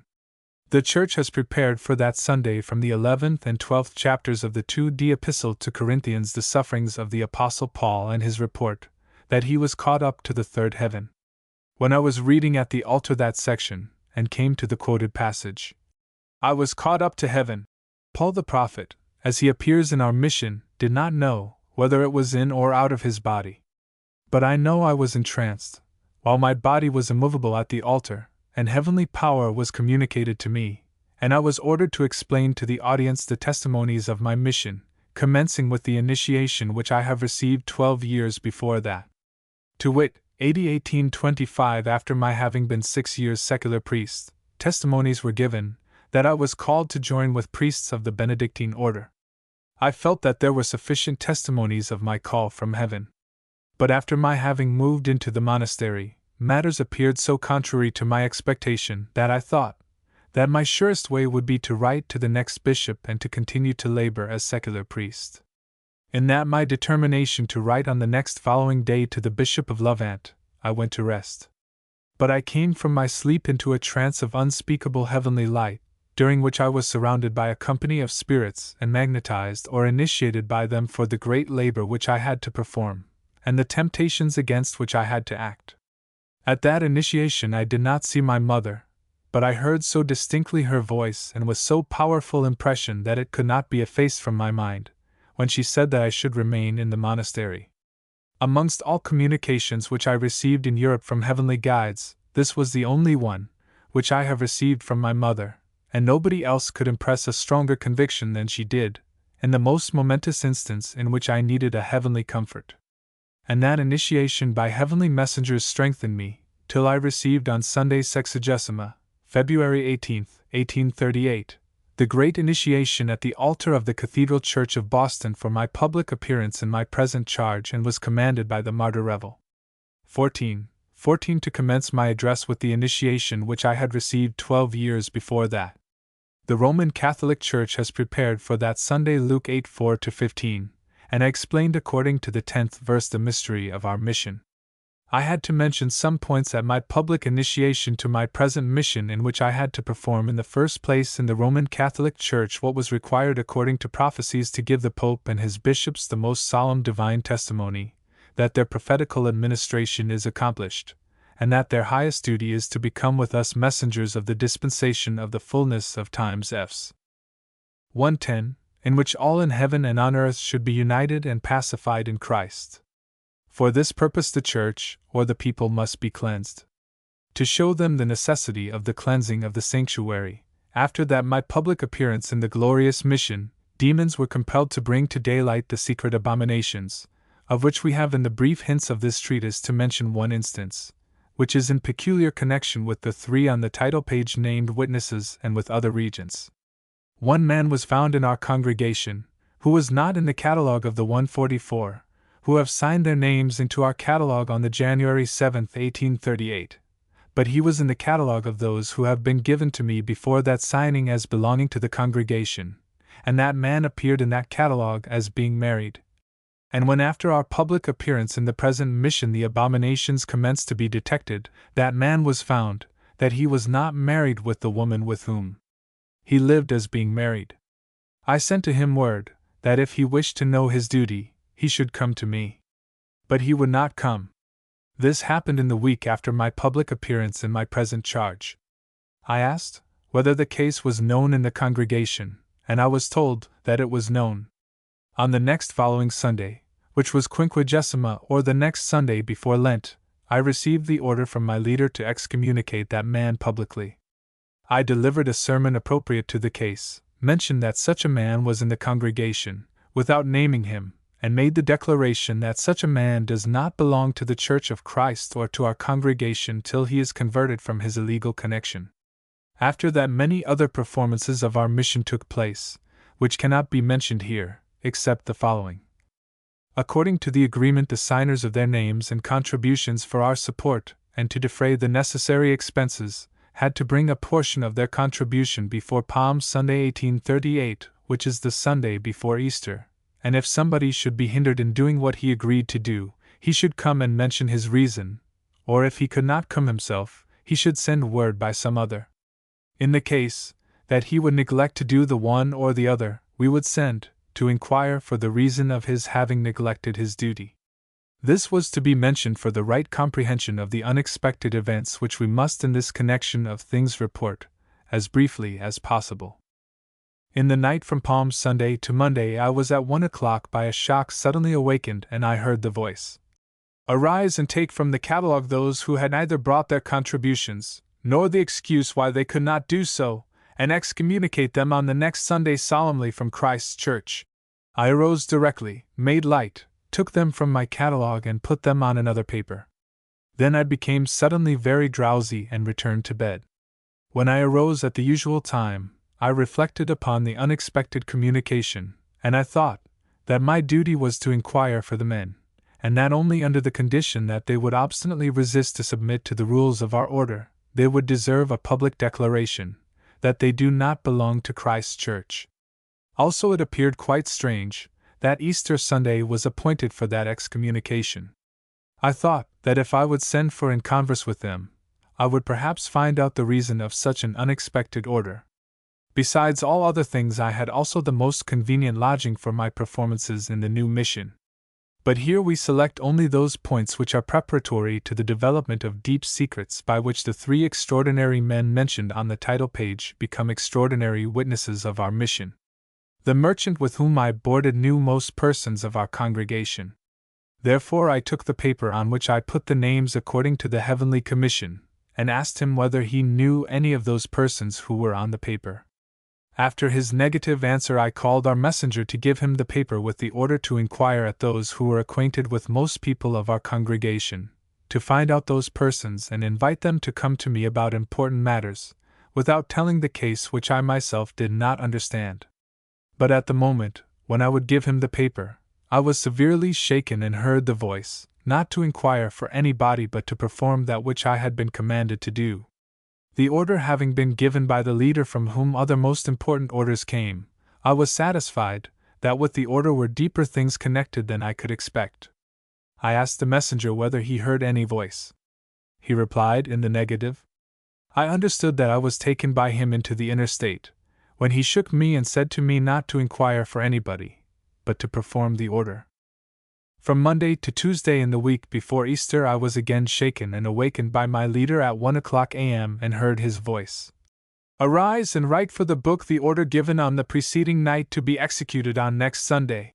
To understand this order I must remark that soon after my declaration made to Bishop Fenwick of Boston, that if he refuses to sign the epistle I can have no ecclesiastical communion with him, which declaration was a polite manner in which I excommunicated the bishop, I commenced to write a book, showing that my extraordinary steps were made under higher direction, testifying my extraordinary mission, because as soon as I was ordered to separate from the bishop, and to perform independently from all bishops in the Roman Catholic Cathedral Church, what would be shown me by the Spirit, I understood my extraordinary mission, although I did not know what the Heavenly Congress intended to perform by my mediumship.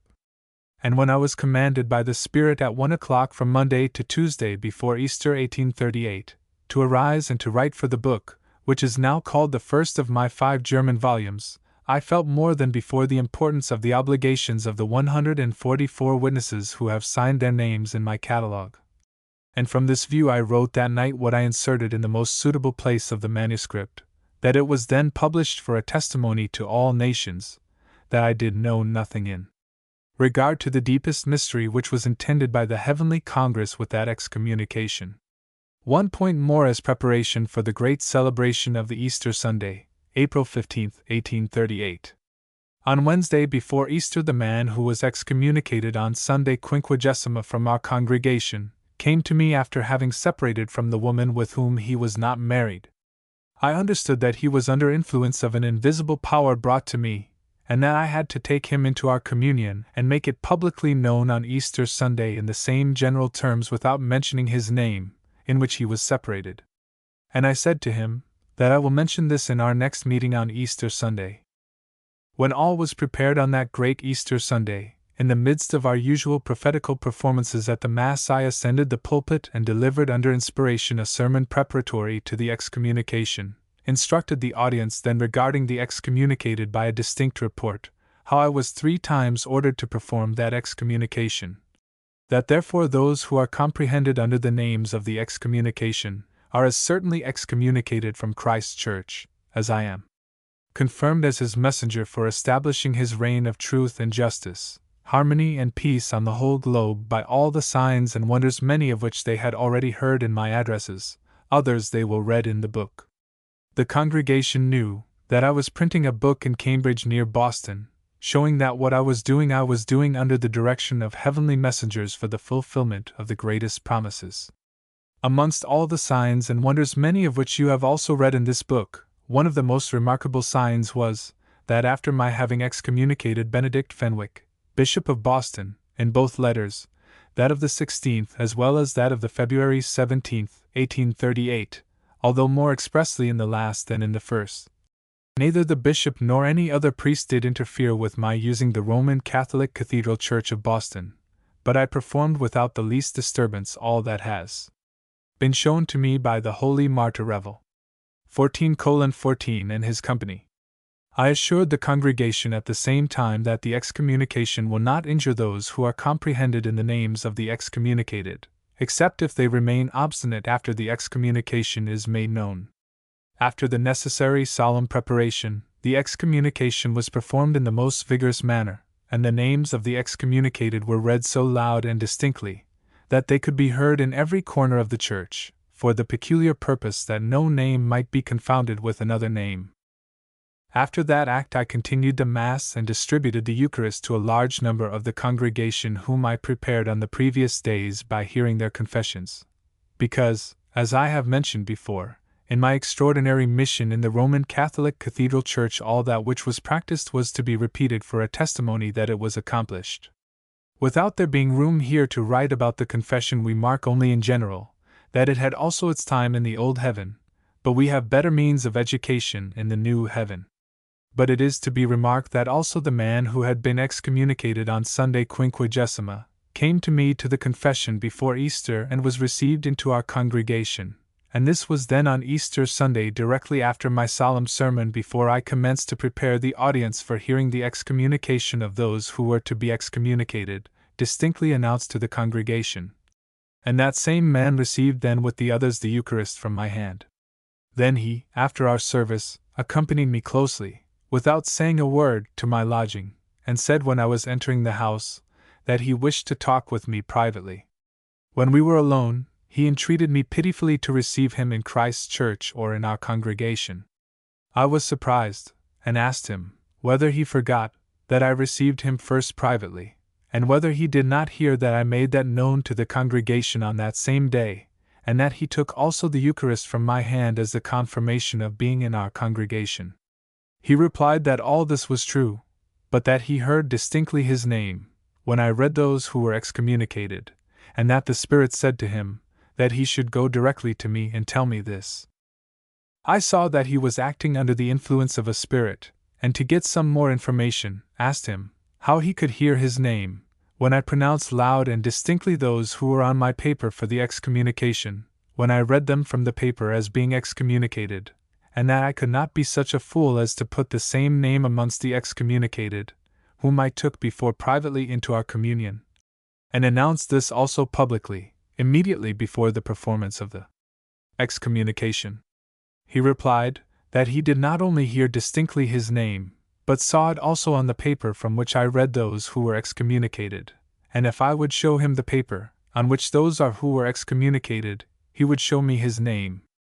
Neither he nor any other man could read the names from that paper, which I had in the New Testament book, in my pocket, and from which I read to the audience what was to be read from that book on Easter Sunday. But my pulpit was so arranged that nobody besides me could see what I read. When he demanded to see that paper, to show me his name, I took the paper from that book, to satisfy him that he was mistaken. As soon as I had shown him the paper, he fixed his finger to a name, and exclaimed, "This is my name! This is my name!"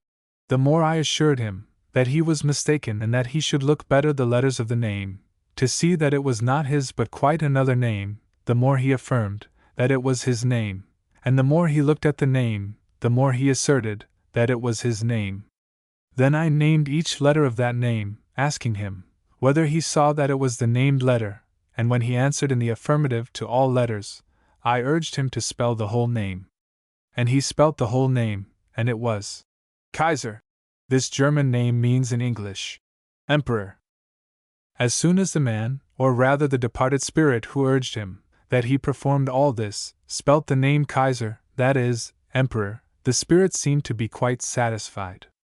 After a short pause he again operated upon the man powerfully, saying that he had brought his name on the January 7th into my catalogue. I understood always that he meant that man whose name was Kaiser, and I said that his name is not in the catalogue. But when he continued to assert that it is in the catalogue, and I repeated that I perused oftentimes that catalogue and was quite certain that his name is not in the catalogue, and we both remained, each on his point of certainty, I said at length that I would convince him that I was correct if he would tell me who was the next before him who put his name in the catalogue. And when he named him and also others before and after him, I opened the catalogue and saw that on the 100th place, which was according to that direction his place, was the name Kaiser. That means Emperor. Instead of the name Geyer, that means hawk or vulture.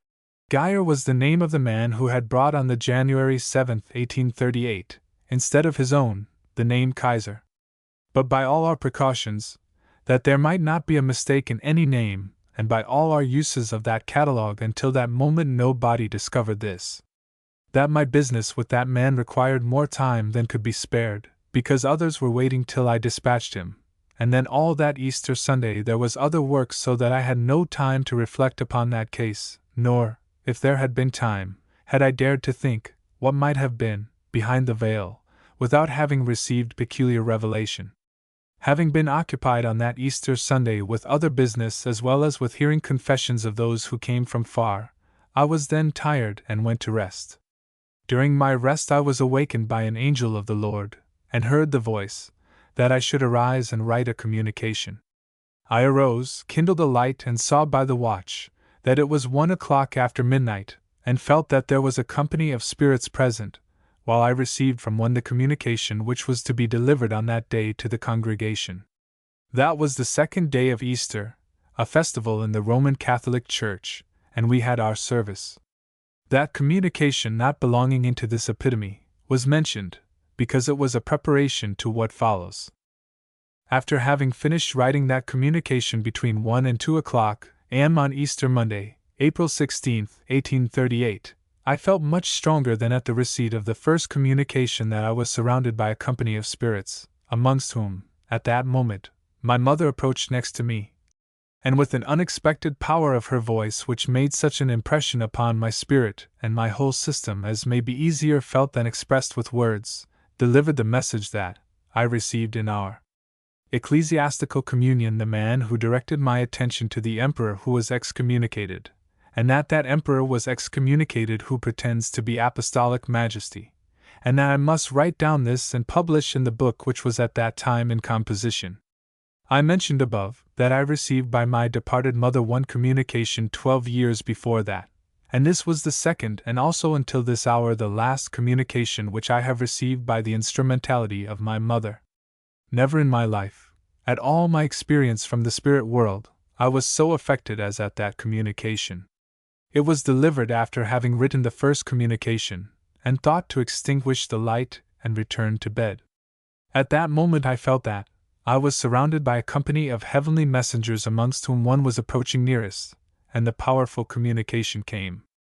After that there was no inclination to return to bed, nor is there room here to repeat what has been explained in the first and second of my 5 often mentioned German volumes, for the correct understanding of said communication, and the prophecies which have been fulfilled in said excommunication and explained in my 3rd volume.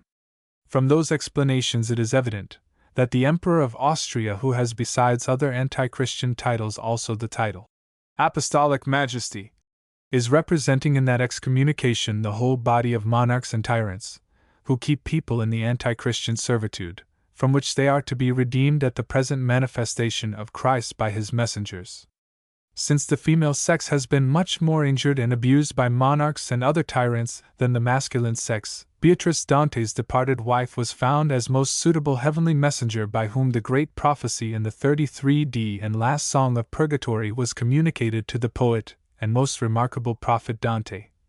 And my mother was found most suitable to deliver the above-mentioned communication and to make greater impression than any other heavenly messenger upon me, when the first message was to be delivered to understand that great prophecy, and thousands of other prophecies which have been locked until that time.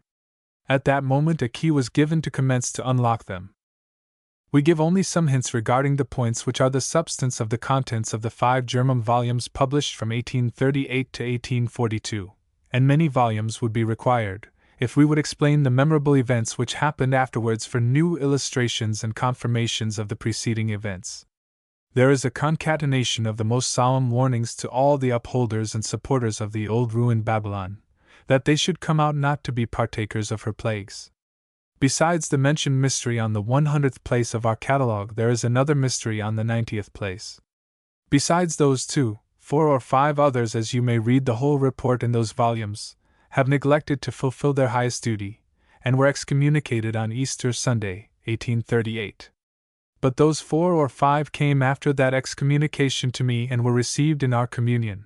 But the 90th and the 100th have been brought by their mediums for the fulfillment of prophecies and for the most solemn divine assurance to political and ecclesiastical rulers, that they are in such a tremendous condition, in which they would not remain a moment, but would become directly with us messengers of peace, if they would comprehend but a little of what we know regarding their condition.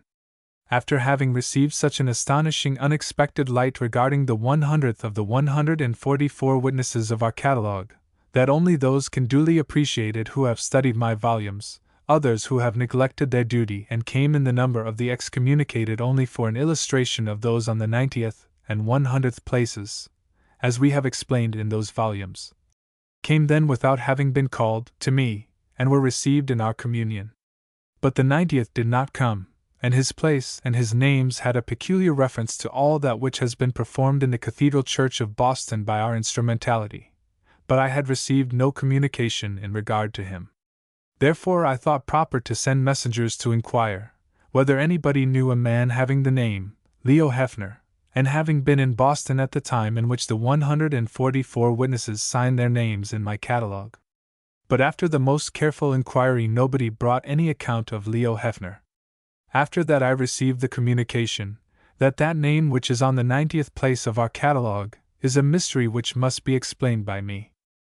Then I commenced to explain that most suitable names have been selected by divine wisdom for the excommunication of the beast which has the mouth of a Leo, that means in English a lion, Revelation 13:2, and the beast is the papal monarchy, for the foundation of which although several predecessors of Pope Leo I were preparing the way, that Leo or lion contributed most by his energy and principles which are expressed in his writings, to that monarchy, which afterwards Pope Gregory VII endeavored to establish with great power, and his successors triumphed at length against their adversaries, and the mouth of these lions under the Christian mask swallowed as much of human life and property as it could reach, and the whole succession or family of the popes produced a Hefner. In the explanation of the expressive names which have been prepared by the Heavenly Congress, we take the most suitable significations which appear obviously in the names. We took the name Hefner as a composition of German Heg or Hef, which means dregs, or sediment, and the Hebrew Na, which means lamp, so that Hefner means dregs of the lamp, in our interpretation. The Pope used the Hebrew lamp, and besides others, especially German scholars, gave him the greatest assistance, that by his anti-Christian management the lamp of truth and righteousness could not burn, because there was oil consumed and dregs of the most dreadful materialism were destroying and ruining mankind. It is to be understood that we give only some hints of what we explained in the first volume as far as our leaders found proper to do, showing gradually the great apostasy from the Christian truth and immersion into materialism and ceremonialism, produced by the anti-Christian management, of the Hefner or dregs of the lamp. In the second volume we continued the explanation, that is, I, under the direction of invisible agents, was writing for the second volume. When I thought that regarding the beast with 10 horns was sufficient explanation given for that volume, I heard on the November 20th, 1838 at noontime a heavenly voice. Count the number of the name of the beast. Revelation 13, 17 and 18. I replied, Lord, I counted it long time ago. Then the heavenly voice was repeated. I asked, Isn't Latinos the right name? I received the answer, no.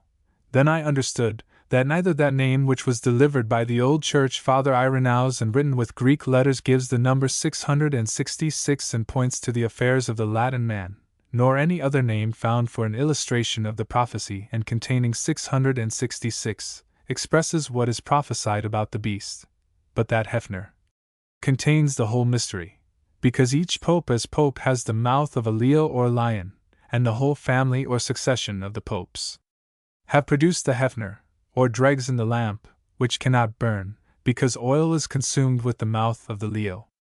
After my having explained for the second volume that all circumstances testified that by Leo Hefner, the papal monarchy was excommunicated from Christ's Church, and that in this name the whole history of popery is comprehended, showing what every pope as pope is, and what the whole succession of the popes had produced, the heavenly voice, Count the number of the name of the beast, has given the most striking divine confirmation or divine seal to our interpretation of the mystery.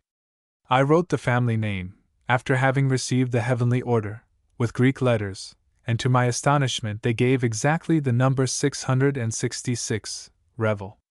13:18. Greek scholars should keep in mind that the German H is expressed by the Greek mark which is called by grammarians spiritus asper, and that in both syllables of Hefner is long, and with this remark they will find by writing Hefner with Greek letters, in the name exactly the number 666. After having received the heavenly order, that I counted the number of the beast, while I was writing the manuscript and preparing the print of the second volume in Philadelphia, I received soon a letter from Boston containing the information that Matthew Arnold, who is on the 86th place of the 144 witnesses and in the deputation who, after my having excommunicated Bishop Benedict Fenwick from my ecclesiastical communion, came to move me to occupy the church for my performances, was inspired and remained when the other left my room. When I received the communication to occupy the church for our work, that same man learned who the man was who brought the name Leo Hefner into my catalogue. Since there were usually besides the witnesses also a number of others in the schoolroom, in which names were signed in my catalogue, it seemed to be an easy task to discover the man who had brought the name, by asking those who signed their names next the 90th. But there are thousands of discoveries quite easy, but they could not be made, till the time for their use arrived. Besides me, all the 144 were also under so strict a control of invisible agents, that all happened in due time. After all other things regarding the mystery have been disclosed and also the number of the beast has been counted, I received the information that the man who has brought the name was a single man, quite suitable that he became a medium of Pope Leo XII. The first name of that medium was not Leo, but he was known under the French name Louis, although his German name was Ludwig, and his family name was Hefner. But Leo Hefner was not his name. He was brought as a medium of the departed Pope Leo XII. And he gave the name which we needed. His family name corresponded with the whole mystery of the fruits of the family or succession of the popes. But he was only a medium, and instead of his proper name a name was to be given which suited the mystery, and the pope amongst the departed who represented the succession of the popes had to give his own name. Here is no room to repeat the explanation from my often mentioned volumes, how tangibly it was shown by signs that Pope Leo XII was the leader who had brought that medium for the most astonishing excommunication of popery. The name Leo has given also the stopping place, from which we count in different directions the epochs of the duration of the papal monarchy. We have done so in the third German volume and in the work which exists in Latin, German, and English for our monthly theological course and for the Latin Convention. If the emperors of France and Austria comprehend us, and call their bishops together, to learn the great things which are disclosed for the pacification of the world. Bible students may explain many things by the hints given in this book, for instance, how the 3 verses of the 18th chapter of the Revelation have been fulfilled on Easter Sunday, April 15, 1838, by the excommunication of the beast and its image or its 10 horns from Christ's church. We could name here the powerful angel, Revelation 18:1, but here is no room to explain why that martyr was found most qualified for that office, that he delivered to me 3 times the command to perform that excommunication, in which the proclamation is included. Babylon the Great is fallen, and is become the habitation of demons, and the hold of every foul beast, and a cage of every unclean and hateful bird. Revelation 18:2. Interpreters did not know how to read the text, because some manuscripts have the word beast, and others have instead of that word spirit. But the powerful angel who had the superintendency in these affairs has shown that you have to read the word beast, because he has given to Pope Leo XII the order to inspire his medium, to give for our use the name Leo, or lion, who is the king amongst the beasts, for our use in the excommunication of the papal monarchy from Christ's church, and the medium, although of German parents, was secreted under the French name Louis, in reference to the French kings, who were for a great support, and at length for a great fall of popery. But with the imperial family of Austria is an other phase. Petra dedit Petro et Petrus diadema Rodolfo. This was the motto when the infernal holiness inspired the Pope to send the crown to the Count of Habsburg, to have that Count, when he becomes Emperor of Germany, his obedient servant. At length, after the support of all kinds of papal imperial royal abominations, the departed Emperor Francis was allowed to take the most suitable medium in possession. The proper name of the medium should have been eagle, according to the delight of emperors in that fowl. But our superintendent in those affairs took rather the hawk or vulture as a more suitable rapacious fowl, who put the name Emperor instead of his name into our catalogue. That the departed Emperor Francis of Austria became the leader of that his medium will be shown below for a peculiar instruction of Emperor Francis Joseph, that he might become with us messenger of the new era. But before this we must give here a very brief lesson to Pope Pius IX. Although this whole book and especially this treatise contain extraordinary lessons for him, and we could write a large volume of correspondences of wonders and signs in Pope Pius IX actions with our apostolic actions. Bishops would have converted long time ago Pope Pius IX into a powerful preacher of the new era if they themselves had studied our message of peace, or rather the papal monarchy would have been extinguished long time before the appearance of Pope Pius IX. Gregory XVI was the last pope in the ordinary course of affairs. While I was reading his book, Il Trionfo della Santa Sede della Chiesa, The Triumph of the Holy See and of the Church, my Lord has opened my eyes, that he was near to overthrow the see of his infernal holiness, supported by such an abominable delusion as is contained in that pestilential book and other similar impositions. But I did not know at that time by what kind of means it would be effected. Till AD 1838 the wonderful works were executed in the Cathedral Church of Boston, so that I expected that bishops would, after the publication of my explanation of those events, comprehend them and instruct their pope in what was his highest duty. But they proved to be miserable servants of this their Grand Master of abominations. Popes with their whole hierarchy are continuously repeating prophecies and at the same time refusing to do what is their highest duty for the fulfillment of prophecies. I could not have expected that Pope Gregory XVI, that machine of darkness, would have paid attention if I had applied directly to him. But if bishops had studied our writings and comprehended our mission and its credentials, they might have drawn also their master Gregory XVI to look into our matters. But he vegetated and died in the fullness of his prophetical position, whereas he was not ready to enter into the dispensation of the fullness of times, Fs. 110, which is to be introduced by messengers whom I represent. I mentioned that the whole papal church is prophetical. In her is concentrated the prophecy of Judaism and heathenism. Popes who had a peculiar charge had also names and numbers correspondent to their charge.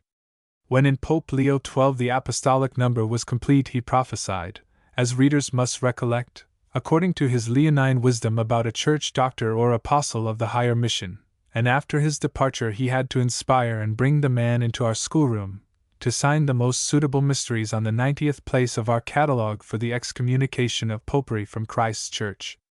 And Pope Gregory XVI had to write the above-quoted book, while he was yet a monk. But by that book the way was opened for him to the papal chair. He prophesied on the title page of that book in the first place the triumph of the Holy See or the papal government.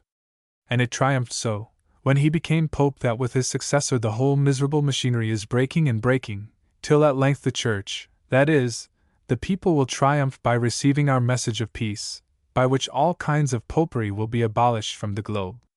He on the papal chair concentrated in his name, and number of the name, the whole mystery of his position.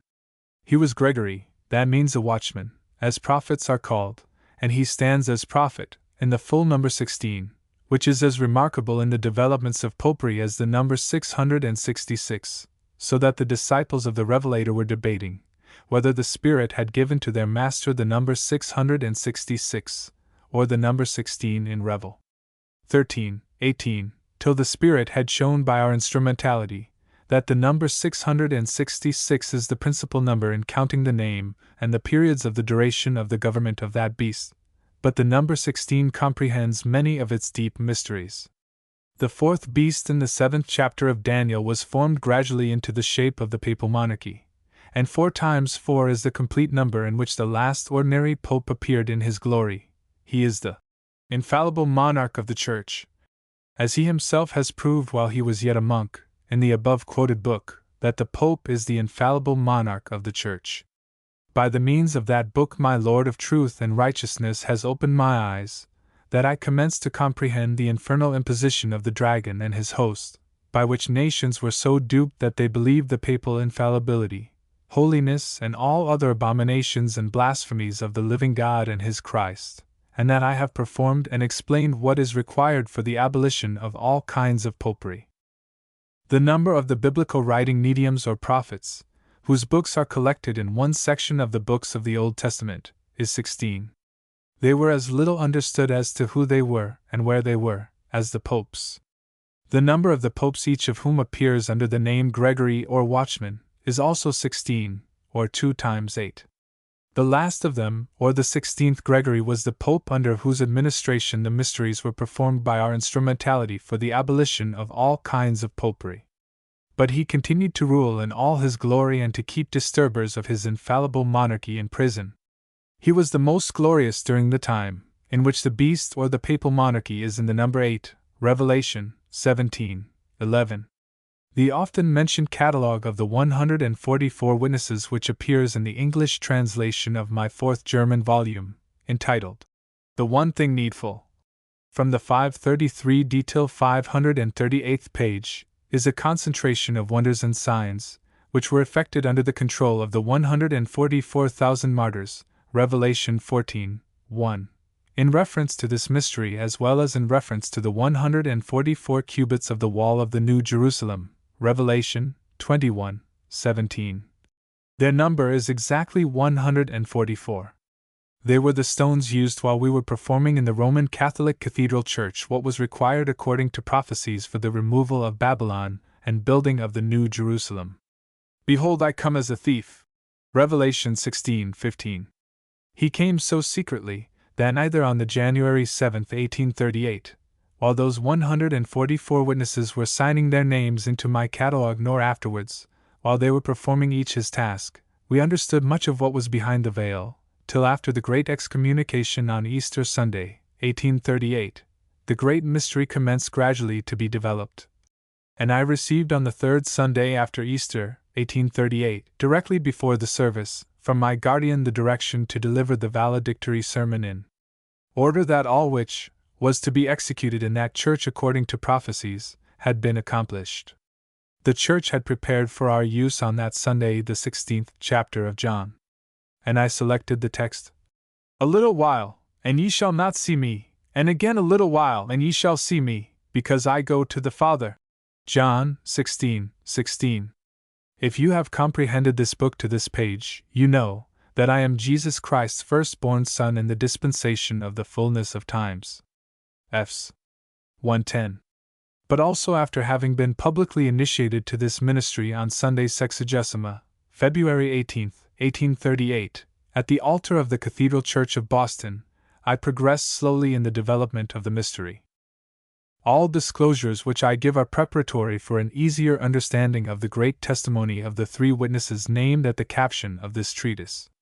I am partly going around and applying to all kinds of mediums in the cities of New York and Brooklyn, and in all directions is somewhat prepared for an illustration of the testimony of the three extraordinary witnesses.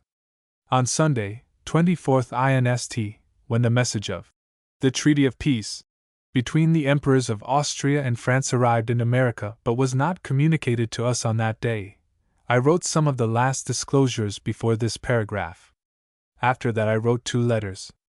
But before having finished the second, I was inspired to go, and I thought that I was going to a conference meeting of spiritualists. But on my way I met with one who is holding his own meetings publicly to draw the incautious into private, free love meetings, and I went with him to his public meeting. When I returned to my room I was tired, went to bed, and then I arose yesterday, July 25th, and finished at fish oil light the second letter of July 24th, 1859. Then I wrote 3 other letters before breakfast, at which I heard the first report of the peace treaty. After that I was occupied all day in the cities of New York and Brooklyn.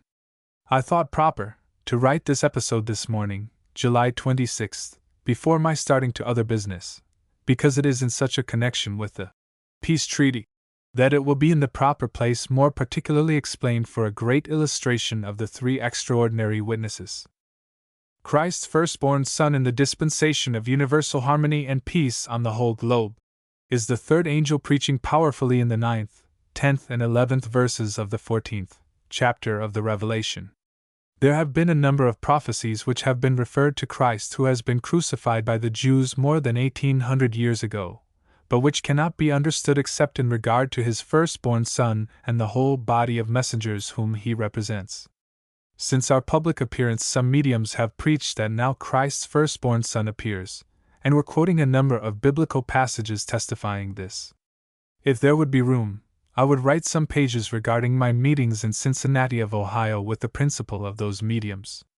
He, after having been an elder in the Mormon Church, separated from them and was preaching the judgment dispensation, and that Christ's firstborn Son was coming now. Although my meetings with that prophet would be for a peculiar illustration of the testimony of the 3 extraordinary witnesses, I can mention here only the substance, that he was oftentimes posses by some of the generals of Napoleon I, to give from his position peculiar testimonies to our mission. Once, for instance, was he so strongly inspired by his leader, that he wrote a decree by the authority of that his God, in which he appointed me to be Pope Andrew I. It was AD 1846. He gave a copy of that decree to an editor of a newspaper in Cincinnati, to the same who publishes now in Washington City the National Era, which will be used before the close of this treatise in a peculiar connection with the 3 witnesses, and he handed to me a copy of the same decree. At the perusal of that decree I saw that a dragon was the god by whom he was inspired, and I wrote directly a protest to accept any office from his god who was a spirit of delusion and destruction. I handed my protest to the same editor with the remark that if he publishes the appointment for me to be Pope Andrew I, he must publish also my protest. He made known this to that medium who under those circumstances withdrew the decree. He was a rich general, and there is no doubt that as Pope in a new shape I had found soon support of other rich persons to carry out the plan of the dragon for destruction. While I was writing the fourth of the 5 often mentioned German volumes, I had to quote oftentimes the catalogue of the 144 witnesses, and was continuously aware that not only the 90th and the 100th, who have brought as mediums not their own names but the names which were suitable to the office of those by whom they were inspired, obtained the places which according to our language by numbers were most suitable to the mystery which they contain, but that also those who have brought their own names brought them as mediums of invisible agents by whom they were controlled in such a manner that those who had peculiar charges obtained also the places with numbers corresponding to their charges. After having observed many times this phenomenon, I saw at length the necessity of publishing that catalogue with the names in the same order in which they had been brought into the catalogue. But at that time I was not aware that the catalogue contains exactly 144 witnesses, the complete mystical number of their representation, because on the 538th page of The One Thing Needful, that catalogue ends with 143 Anthony Larger, and in my first 3 volumes as well as in The One Thing Needful, or in the 4th volume, these witnesses are named. The 143 witnesses. On the 538th page the paragraph after the close of that catalogue commences. This is the foundation catalogue of the new reign of Christ on earth. And in the same paragraph these witnesses are called the 143 witnesses, because they occupy 143 places, and I was not aware that there were 144 witnesses in that catalogue, till at length I heard the voice count exactly the number of the witnesses. I looked then at every place, and found that on each place of the catalogue is only one witness, except the 81st place in which are 2 sisters together, and therefore the number of witnesses in that catalogue is 144 in reference to the 144,000 members of the Heavenly Congress. Revelation 14:1, by whose wisdom names for that catalogue were wonderfully provided, and in reference to the 144 cubits of the measure of the walls of the New Jerusalem. Revelation 21:17, the chief cornerstone of which being Jesus Christ, and the members of his peaceable kingdom are named lively stones. 1 Peter 2:5. And those 144 were given to me as assistants to show what is to be done for the establishment of Christ's peaceable reign on earth, to wit, all the ecclesiastical and political powers must cooperate with us to draw all nations into the new era. Here we give only some hints, how wonderfully they are exhorted and urged by all other events, as well as by the formation of that catalogue in which is the concentration of wonders and signs. We quote the following places from the catalogue as peculiar instances in reference to the 3 extraordinary witnesses. 80 Bischofberger with 81 sisters. This man came under the strong control of his guardian, and when the quoted words were signed, and on the place 81 sisters appeared, we required the names of his sisters. But he said, the names will be made known to me another time. Each signer had to give his name, but Bischofberger, after having put the name, sisters, on the 81st place of the catalogue, refused to give their names, and assured me that they will be made known in due time, and I received orders from my leader to let it remain as it was written. When the unexpected wonders which are concealed in that catalogue commenced to be disclosed, it was manifest that on the 80th place was put the representative of the beast, which itself is the 8th king, Revelation 17:11, and has 10 horns. To show that it was in the complete age or in the fullness of its glory in our age, it was put on the 10 times the 8th place with suitable names. To wit, Alexis means one who hinders. He hinders the redemption of mankind from oppression and the development of truth and justice, which is required for this redemption. And the family name shows who this man is, to wit, Bischofberger. The first part of this compound name is the same word as the English word bishop, and the German Berge are mountains, so that this bishop is bishop of the mountains, or on the mountains, having his seat on the mountains, in reference to the 7 mountains on which Rome is located. In this his glory he has 2 sisters, which represent the two powers of the Pope, to wit, the ecclesiastical and political power. He himself and his glory in both his powers have been typified on the 80th and 81st places of our catalogue, showing to the Pope his highest duty, to become with us messenger of Christ's peaceable reign. On the 6 places which precede immediately the 80th place, those are represented who have raised the Pope so high as he stands. We remark that the German name Oaks is pronounced as the English name ox and means the same beast. Those representatives are in our catalogue in the following order: 74 Joseph Oaks, 75 Conrad Oaks, 76 Aloysius Oaks, 77 John Oaks, 78 Idoris Oaks, 79 Joseph Januarius Oaks. The number 6 is the fundamental number of the name of the beast, 666, Revelation 13:18, and to one or the other of the 6 classes of men who appear here as oxen, all orders of monks may be reduced. The name which stands before the name, Oaks, defines nearer the position of the representative oaks. Monks of all papal orders appear in reference to the Pope as oxen, tame useful animals, working for the support of popery, without knowledge of their own and the true condition of the Pope. But Revelation 13:11 we read, "I beheld another beast coming up out of the earth, and he had 2 horns like a lamb, and he spake as a dragon." Here are the orders of monks under the image of a lion, a ferocious beast, which appears as a lamb to those whom it entraps for the Pope, but it is ferocious, although it hides its ferocity, as a dragon, till its delusion is made manifest, when it destroys the enemies of the Pope. It is caught in all 6 shapes into our catalogue, the explanation of the mysteries of which in our volumes shows to all monks and priests the urgent necessity to become with us messengers of the new era, and the explanation from the 11th verse to the end of the 13th chapter of the Revelation and of other mysteries is in our volumes, showing the dreadful condition of monks and priests in their present course.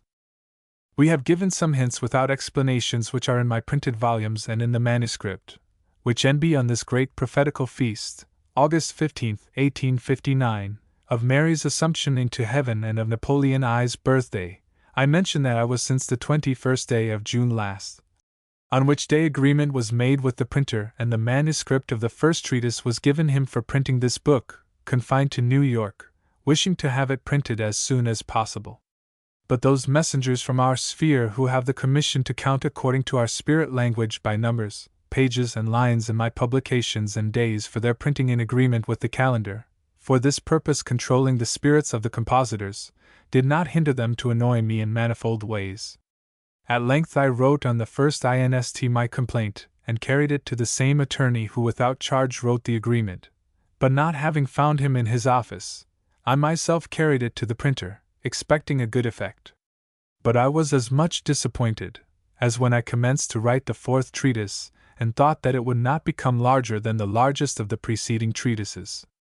But having become more than twice as large, we stopped the composition of the 4th treatise at the end of the 168th page, which according to the printer's calculation will be finished on the 17th inst. The portion of the 4th treatise which appears in this edition is a necessary preparation to comprehend the proper position of Pope Pius IX, and of the emperors of France and Austria, and to understand the mysteries of the dates of the remarkable events in the last war in Italy.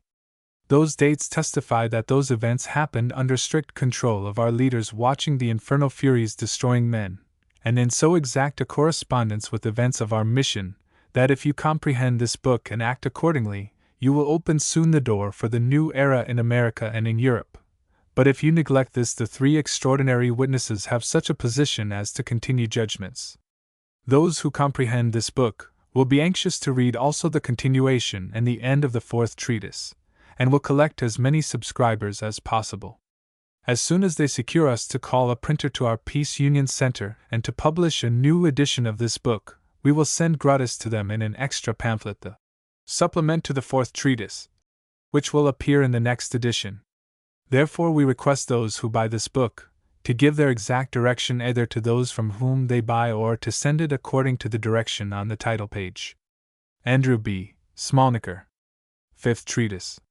The plan for redemption of nations from monarchical and other oppressive speculations and for the introduction of the promised new era of harmony, truth, and righteousness on the whole globe. We write the following pages only for those who have studied all the preceding pages of this book, and concentrate the subject of what would require volumes, on few pages, to be gradually developed in our periodical. On the title page of this book our mission is expressed, and the 4 preceding treatises contain superabundance of credentials or testimonials of our mission, as well as the great truth, that the social, political, and ecclesiastical relations of mankind are rotten and corrupt. The whole structure is a Babylon, confusion and delusion, which is to be abolished, and on its place truth and justice, harmony and peace are to be established by virtue of our mission. Readers of this book know that I speak as medium of messengers from the Heavenly Congress who have the commission to introduce the new era, and as representative of messengers by whom nations are to be moved for action to escape from the plagues which continue in the ruins of Babylon till people come out and establish the New Jerusalem, the new order of things, in which persons of both sexes will receive such development of their intellectual and moral faculties and of their physical skill and strength as they will be qualified to receive, to enjoy themselves in their mortal bodies as well as after their departure such happiness as their persons will be capable of enjoying, while they themselves will contribute, each member his or her share to the common welfare of mankind, that the whole society will progress as far as circumstances will allow. This development demands time. It could not take place in a moment, but means which have been in preparation and prepared through the course of ages may be concentrated, and when thus concentrated they may be usefully applied in accelerating the true and right education of degraded humanity, and in a few years that may be effected, which past centuries did not effect. But with all the knowledge which we have acquired for promoting the true happiness of mankind, we can do nothing for them, if they are not reached and aroused from their lethargy.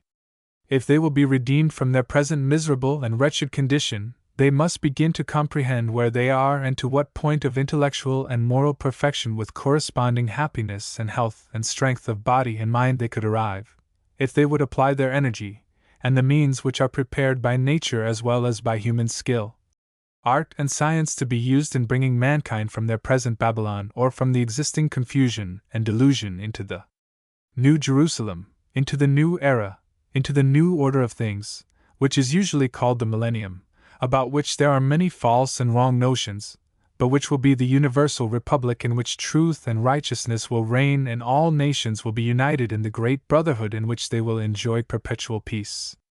We have received the commission and the credentials of the mission to introduce this state of things, to commence with power the grand work which is to be accomplished by cooperation of men and women, who are associated amongst themselves and united with heavenly messengers who are commissioned to prepare for the promised new era. We unite and form an association which we call Peace Union, Friedensverein, a union of cooperation for establishing peace. Real, perpetual peace comprehends the restoration of human rights. Our cooperation for this purpose needs a center, a place on which we concentrate the means to attain our object. Hence, we, according to our mission, invite all who are able to contribute their share, either in money or property or any kind of mental and physical labor for the realization of the object, that they might cooperate with us to establish first the center of our work, and according to the pattern of the center, as many other settlements as may be required for accommodation of all who would enter into the new era. The first center should be a provisional center, that is, a place for concentrating our cooperation so long as may be necessary, till for the same purpose a more suitable place be furnished. But not all who are invited to cooperate can have accommodation on the first central station, nor would all be ready at once, who might so desire, if buildings and other necessary conveniences were provided, which, however, is primarily to be attended to. We need cooperators everywhere to arouse as many as can be aroused for cooperation with us in these days of Noah, at the approach of the flood of tribulations. In my former publications as well as in this book and in my manuscripts a superabundance of credentials are exhibited, that those men and women, who are united with us in Christ's Spirit, that is, in the Spirit of truth and righteousness, and are living in accordance with what is required by that Spirit, and are spreading the glorious news made manifest by our instrumentality for redemption of oppressed humanity, are true messengers of Christ, but those clergymen who, instead of cooperating with us, are keeping people in shackles of their sects and despising our message of peace, are messengers of the deluding and destroying spirit and supporting the beast or monarchy which receives its power from the dragon, the deluding and destroying serpent which is the image of that spirit. Revelation 13:2. We expect they will comprehend this book and commence to act with all their strength as our fellow laborers, and become with us partakers of the blessings which will originate from our cooperation. After this preparation, we ask, whether according to the Common Stock Association or according to a true community of goods, the center and other settlements of our peace union should be established.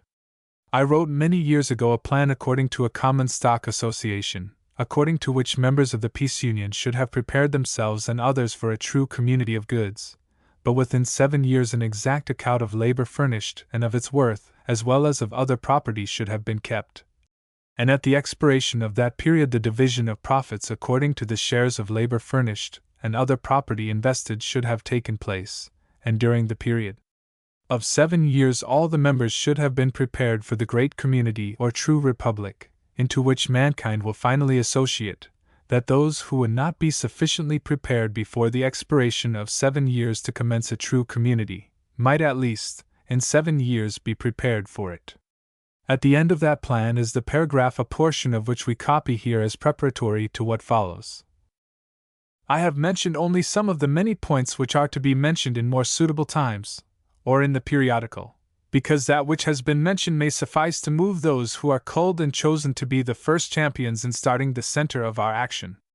They may easily comprehend why we are compelled to commence on so low a station, on which continuous accounts and calculations as well as many other inconveniences will make much trouble. If we would expect good success on a higher ground, we would commence on that ground.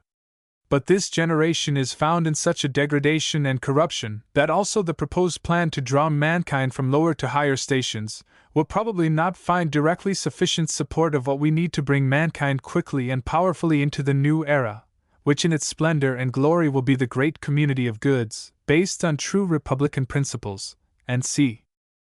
This paragraph was to be copied, because we must give some explanation of the matter, that mankind were to be prepared in manifold ways, to become gradually ready to enter into the right order of things.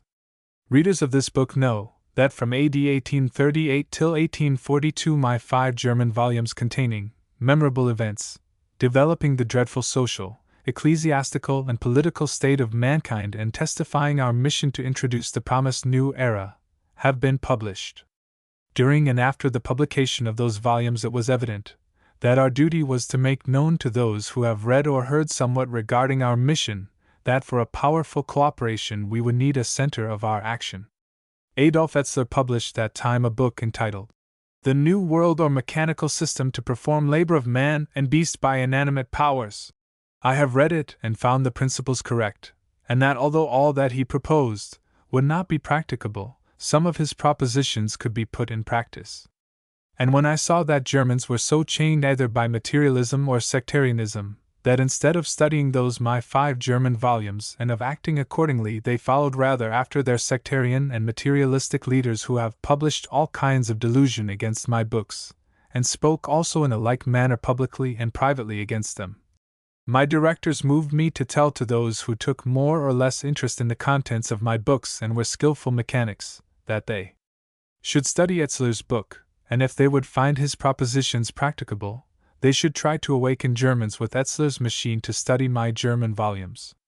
The best mechanic among them, after having studied Etzler's book, and having seen the drafts of all parts of Etzler's machine and heard Etzler's explanation of all its parts, has assured me in words and in writing that he gave all his property as security, that he would put Etzler's machine in operation.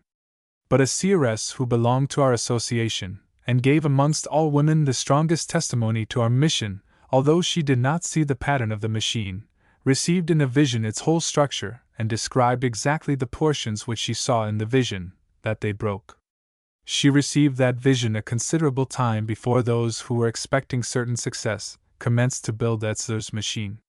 I was certain that the prophetical vision would be fulfilled, but I expected that afterwards would be shown how Etzler's mistakes should be repaired, and that great lessons would be given to nations by the trial of that machine, the inventor of which was a great materialist, not knowing that he himself was a strong medium of spirits of a similar character as spirits of Napoleon I, were to subdue the world by physical means, while I considered that machine as the means of peculiar spirit manifestations to awaken nations from their materialism to our message of peace containing the true spiritualism.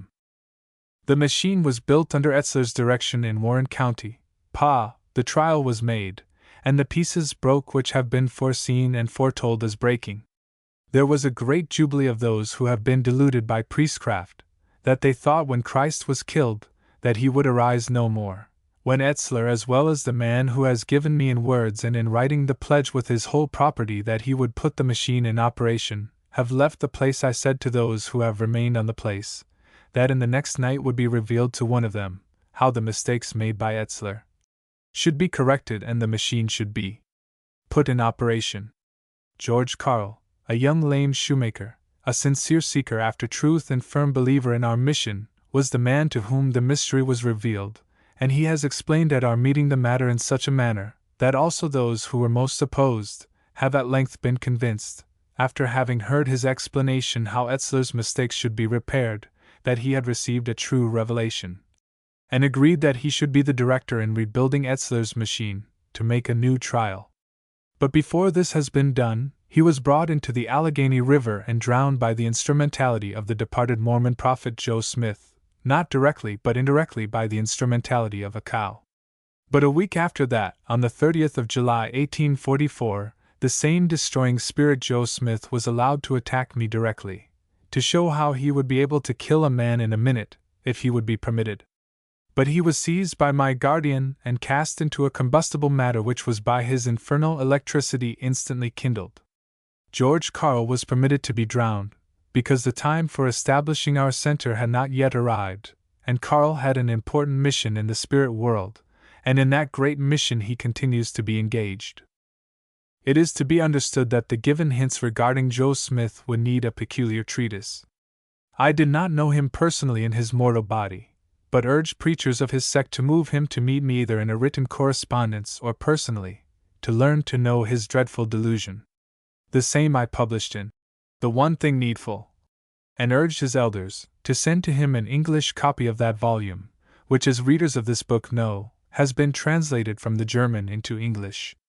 But in that year matters did not yet arrive to maturity for the conversion of Mormon apostles and elders. Their infernal president had to show how his army had the power to prevent my starting the center of our operation.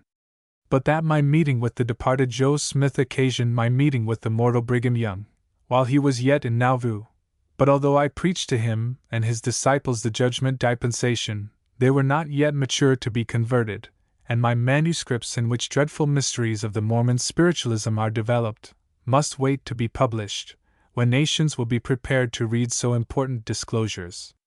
I have given here some hints of my experience at and after the trial of Etzler's machine, by the means of which so much regarding the inner life of man and the spirit world and the dreadful condition of mankind has been disclosed, that volumes would be needed to explain it. That experience is testifying that time did not yet arrive for establishing the center. People were ridiculing me and reproaching the machine, not knowing that I have only occasioned its building, and that I warned those who undertook to build it, that they should reflect upon the point, that at its first trial the pieces foretold by the seers would break, although they would be repaired and the mistake of the inventor corrected, if they would persevere in the work of the Lord. But the wife of the man who undertook the work and gave the pledge was instigated by Jesuits and their agents, and made him blind in the work in which he had to persevere, that by our experience it became at length manifest, that the trial of the machine was made for great instruction of nations.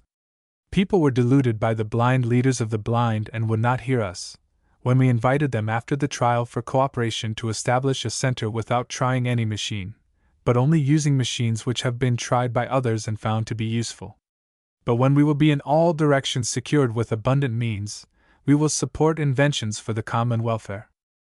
Here is no room for further explanations, that wherever I endeavored to start a center of our cooperation on the plan of the Common Stock Association, great spirit manifestations showing the dreadful condition in the existing Babylon took place, and the inner life of man was more and more developed, and all our sufferings have been abundantly rewarded with imperishable treasures. We give here some hints on one case, the full explanation of which would need as large a volume as this volume is. During the building of Etzler's machine, George Carl found John Ziegler in a hermitage in which he employed one half of his time to chopping wood and the other to studying the Bible and to prepare for a happy home in the spirit world. Carl gave him some instructions regarding our mission and some of my books. Ziegler discovered soon that by studying my books he would receive light which he could not obtain in other ways, and then he studied them deeper than any other mortal man, and whenever his presence was required, he came to give us assistance, and then he returned to his hermitage. In the latter part of 1849 and the commencement of 1850 I was preparing in Indiana and Illinois, and especially near the line of both states, people for our message and for cooperation to establish on the Grand Prairie our center. When I thought to have found the best location for it, I found soon a man of property who paid for the land according to our plan. Then I wrote to J.G. Ziegler, who was from his hermitage preparing people by letters for our message, that he should come, and then we would write together to such as we would invite to come as pioneers. He wrote that he was ready to start directly. He started, but he was pushed into the Ohio River in the night of the 10th of April 1850, between 11 and 12 o'clock, by a papist instigated by the power of darkness. The whole conspiracy was then detected to us, but we committed the murderer to the judgment of the heavenly court, and Ziegler continues to work with us amongst the departed. He was an American well versed in English and in German, and his work is extensive. The spirit language by numbers should be known in a certain measure to biblical students, although the most celebrated amongst them know very little about it. But those who comprehend this book may easily find out why I met with the departed Napoleon I, in the 20th line of the 20th page, and why the Spirit directed me to repeat this important fact with additional circumstances on the 39th page, and why I meet with Napoleon in the 39th line on the 39th page in this book. Readers in looking into these mysteries should keep in mind that the Battle of Solferino was fought on the same day in the year 1859, on which day I met with Napoleon AD 1839. If you understand this book, you will easily comprehend also why the Spirit was pleased to prepare on the same 39th page before the departed Napoleon the departed President Taylor and Buchanan in the presidential administration, who appears to live although he is yet dead. But his friends should awaken him to study this book and to cooperate with us, that he might escape the judgment in which President Taylor was executed, and John George Ziegler was sent by the Heavenly Congress to give orders to destroying spirits to carry Zach Taylor into their infernal regions. Ziegler was the angel of the Lord, mentioned in the first line of the 37th page of this book. He has shown to Zach Taylor, when he entered from his mortal body into his inner life, my handwriting testifying that he had neglected to fulfill his highest duty. And I have mentioned in this connection of things this incident, that you might do what your predecessors have neglected to do. When by the departure of our martyr John George Ziegler was shown that the Grand Prairie was not the place for starting our center, I wrote to the man who has bought and paid for the land, that he was at liberty either to keep that land for his use or to sell it, and then I was preparing in other states people for our message, showing them also the necessity for starting a center of our cooperation.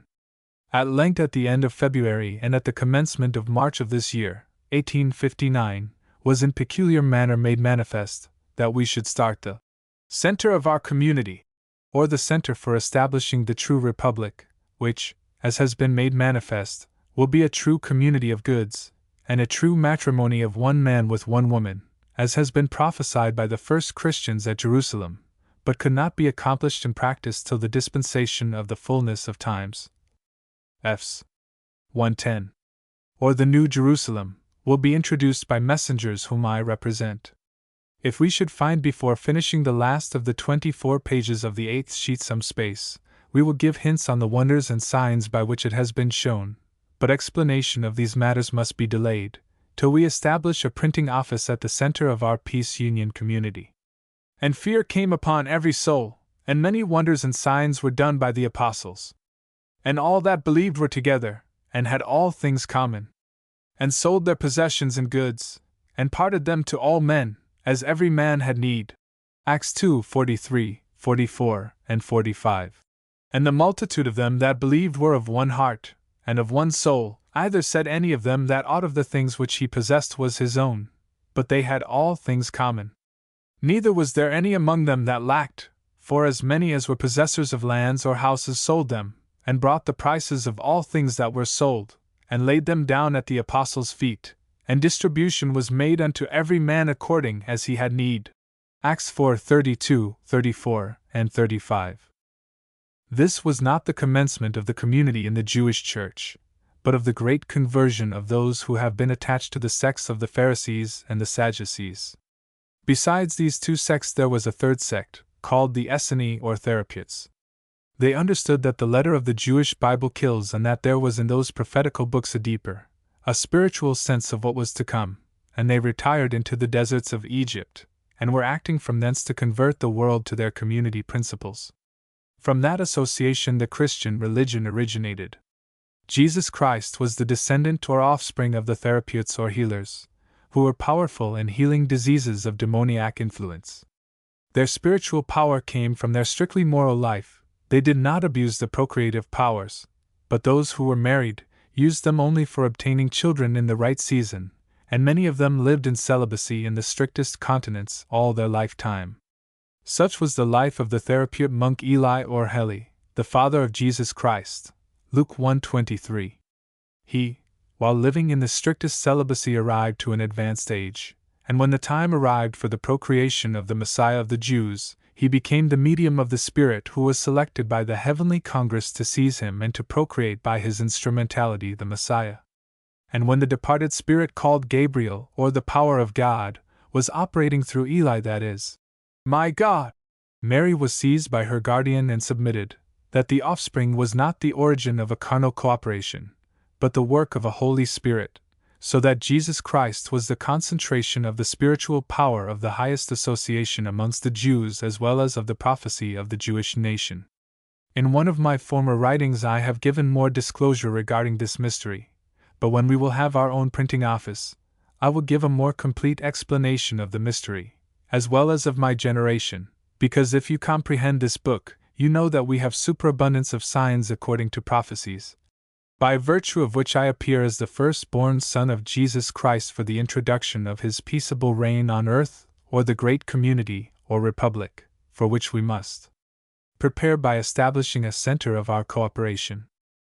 Here is to be mentioned that regarding the community great abuse was made of the above quoted verses from the above quoted and other biblical passages in monasteries and nunneries as well as in other associations.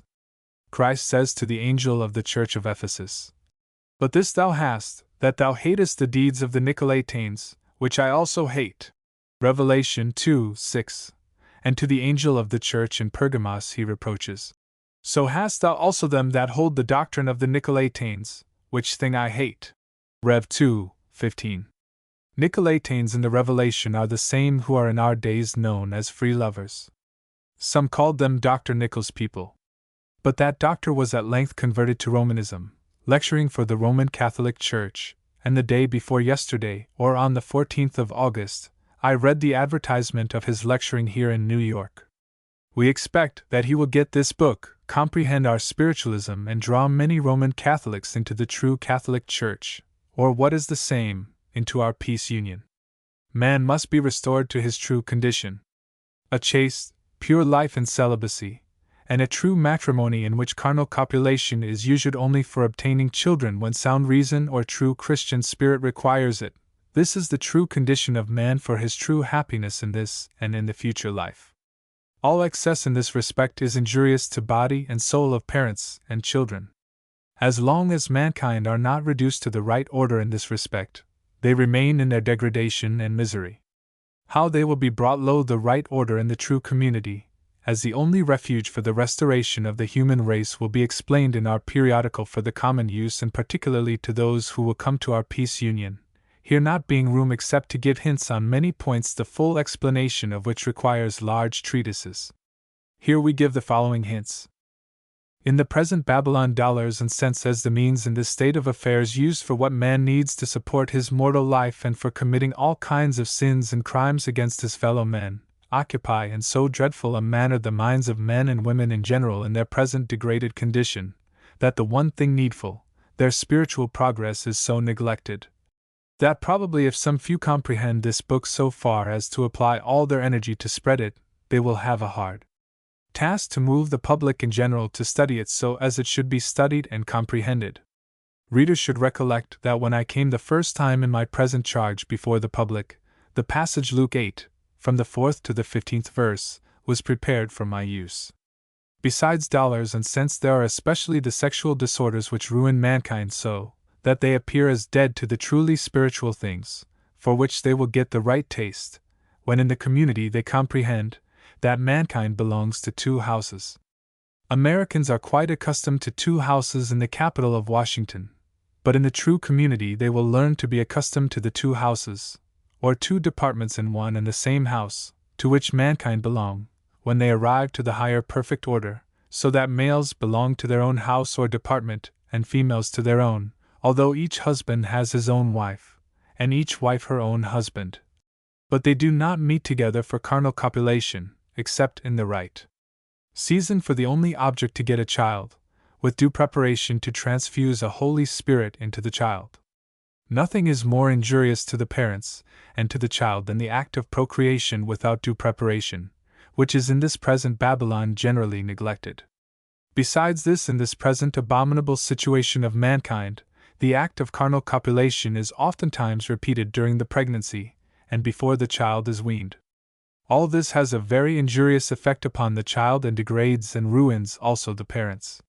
Here is no room to explain the hints showing the origin of the hereditary sins, which will be abolished, when the true community will be flourishing, and the whole house of males as well as the whole house of females will support every individual belonging to the house, as well as the whole community in their common meetings will support each other in the progression towards perfection.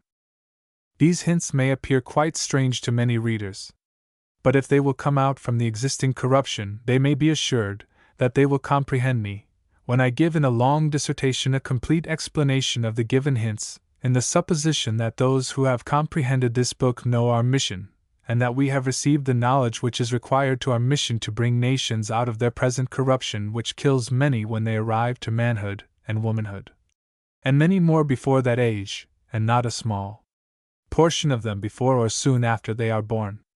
And all this originates from the corrupt state introduced by the follies of men. When these follies will be removed, mankind in general will commence, within few generations, to become old and will enter into the spirit world with great imperishable riches.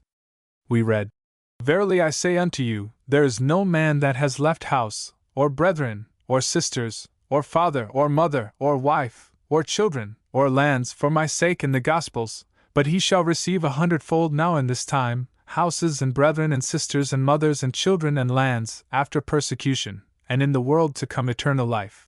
Mark X, 29:30.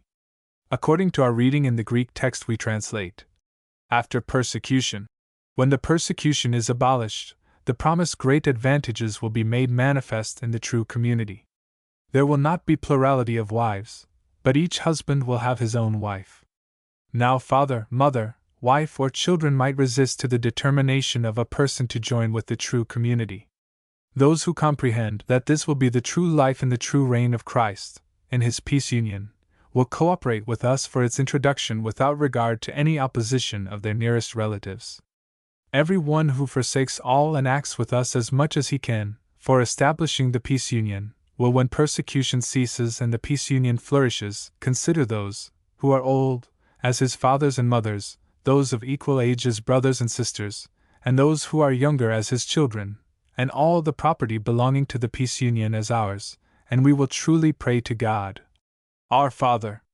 Not being yet in this happy condition but endeavoring to arouse a general turn towards it, we must make some provisions to support the feeble in their turn, and those who turn towards our peace union, that they might easier settle matters with those who belong to their family and will not turn into our peace union. Every individual who determines to enter into our community brings all his property into it, after having settled all his business in the world. This property, according to our principles, will be taken in possession by the community, and if it is not money but other property, it will be valued according to a very moderate price, and its value and the amount of money, if he brings any, will be put into the ledger of the community, and a receipt will be given to him or her under the provisions mentioned as follows, in the possible but not probable case that he or she should return to the former fashion, the value of the property would be returned, although not directly, but when the community would find easy to do so. In the meantime, they would exchange the receipt which he or she received at the delivery of their property, with a note containing the amount of money and the time when the community promised to pay according to the value or course of money at the time received and at the time in which it would be paid to him. For instance, if $1 received would have at the time in which it would be paid only the value of 10 cents, 10 cents would be paid to him or her instead of $1, without any interest, because the step should be made after earnest reflection and determination, and with this provision we must deter hypocrites from joining our peace union. But to those who would be feeble, all possible assistance would be given to strengthen them in the work which they would commence. In the true community, when it will flourish, everybody will enjoy as much of its riches as is required for his bodily strength and for such an intellectual and moral improvement as to enrich as much his spirit as his faculties will be prepared to receive, that after his departure he or she enters into a happy abode of our peace union. I and other pioneers, who are preparing for the happy state which the peace union community when flourishing will enjoy, must suffer many privations. But the spiritual treasures which during our great struggle with the opposition we acquire, we carry with us at our departure, and where our community will flourish, we will rejoice with them who will partake of the fruits of our labor, so that I will not be less happy than the happiest who will be born in our peace union thousands of years after my departure. With this consolation, every reader should follow my example and act with us for the introduction of the new era. After these hints, some rules must be mentioned regarding the economy and management of affairs for the introduction and maintenance of the peace union to realize what in Christ's peaceable reign on earth is expected. As soon as circumstances will admit, a printing office will be established on the place on which we commence our provisional peace union center, and a periodical based on and directed by the principle of free discussion will be published, as the nature of the case, reason and arguments for the restoration of human rights demand. And previous steps, made before we are enabled to publish the periodical, are subject to be criticized in the periodical, and we undertake such enterprises or actions as we are ready to support before the tribunal of truth and righteousness. This rule contains all that a sensible man or woman using his or her intellectual and moral faculties may demand. If we had used our whole book to develop our plan, we would not have finished our work, if the volume had been much larger than it is. But the points belonging to our plan must be gradually developed in our periodical, and those who comprehend this book and our mission, superabundance of credentials of which are contained here, will not tarry for a moment to cooperate with all their strength with us, and to draw their mortal and their departed friends into our peace union. Members of the peace union agree to support whatever may be shown by free discussion through our periodical to be suitable, practicable, and necessary to promote the common welfare of the peace union, which is the welfare of mankind. Those who would refuse to support it had to show the contrary in the same periodical, that it might be discussed, otherwise they would be disturbers, and if they could be by no means corrected, they would deserve to be excluded, and the peace union, after having exhausted the means to bring them to the right order, would be compelled to declare them to be separated, and to give them the note or the certificate of their claim according to the rule above, and they return the receipt which they have obtained when they have brought their property into the peace union. We illustrate the point with an example. I have given, for instance, some hints regarding the two departments of males separately and females separately, notwithstanding the true matrimony of one husband with one wife. When there is the right time for them to procreate a child, they will have a convenient place for the performance of the most responsible duty. This my hint, when sufficiently explained, will satisfy every friend of progression into truth, righteousness, and happiness, and will give to the human affairs quite a new turn, and deliver both sexes from temptations, in which until now the whole human race succumbed and descended much under the degree of the nobler classes of brutes, and parents depraved and ruined themselves and children.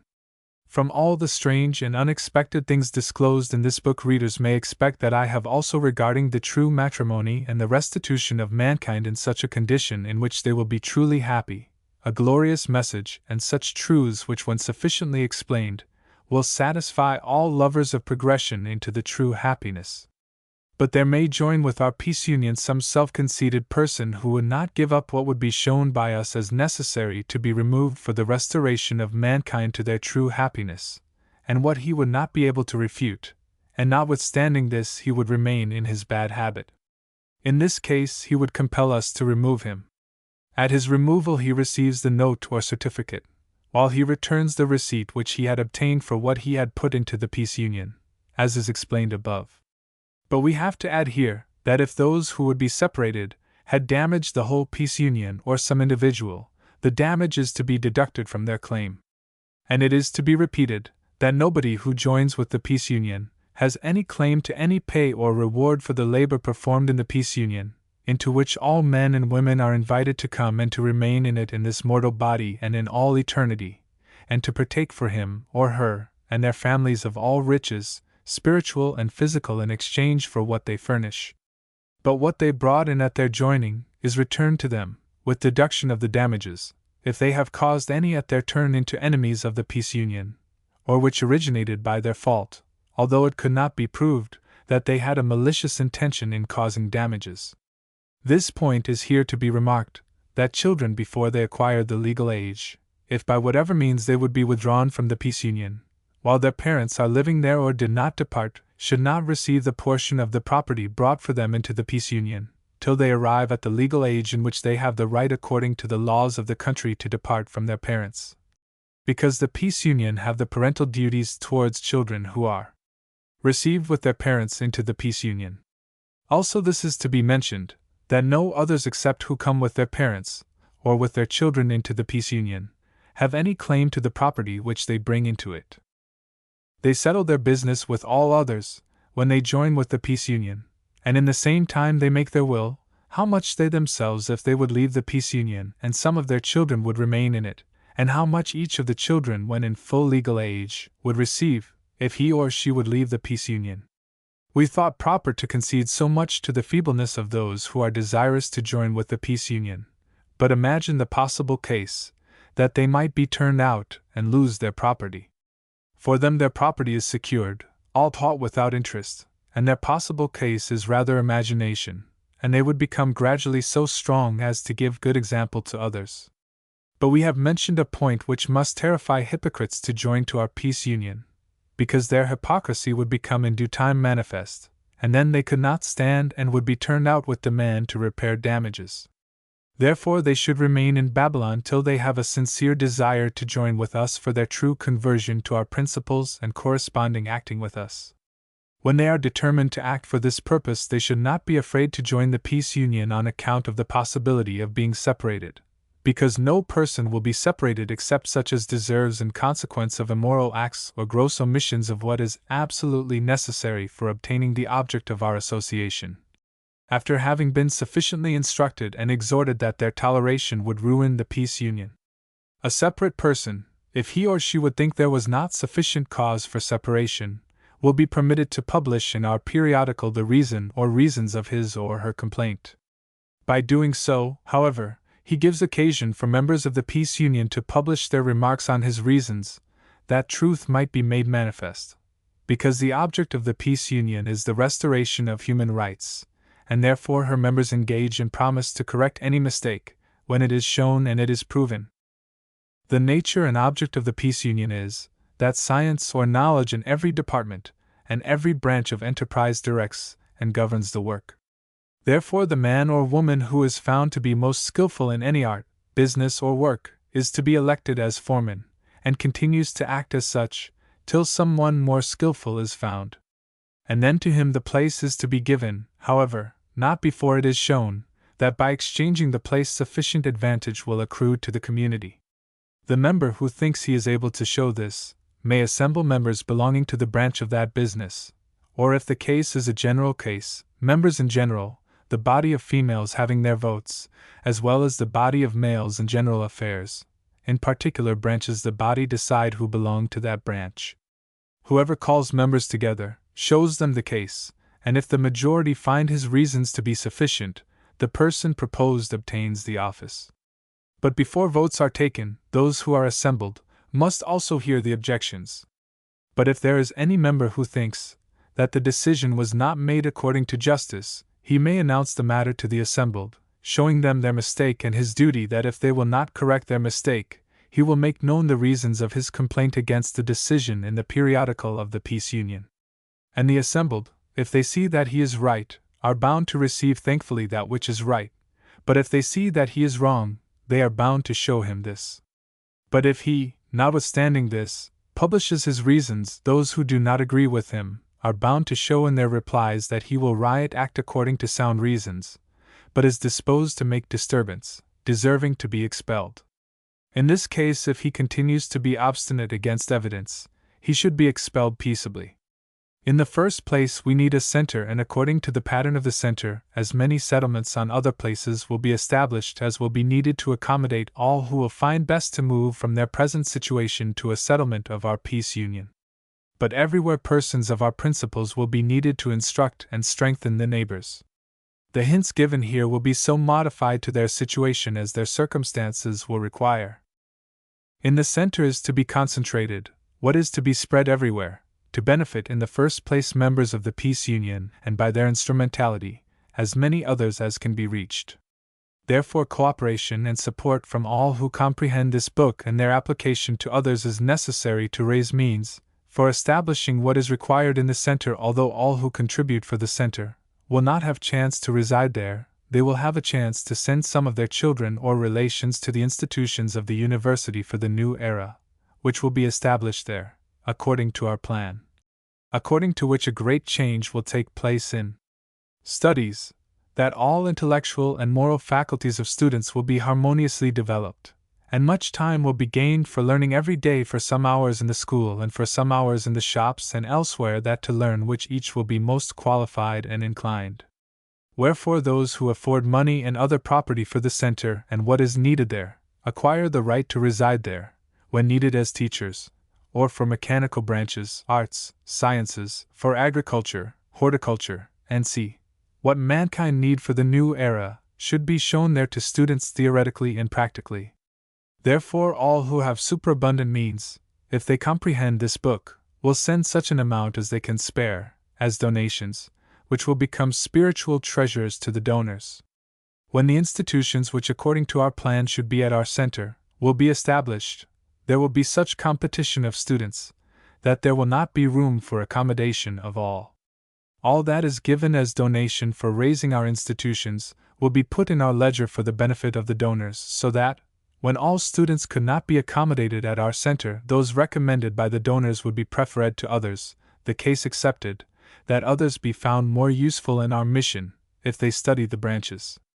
Those who have no superabundance of means to give a donation are invited to invest for establishing the center as much as their circumstances permit, to be invested for their benefit, as belonging to them, although without any interest in money, but with the advantage that when all students could not be accommodated at our center, their sons and daughters would have the preference before such as have done nothing towards the foundation of the center, and if any have land, who are desirous that on their land a settlement might be started according to our plan for the new era.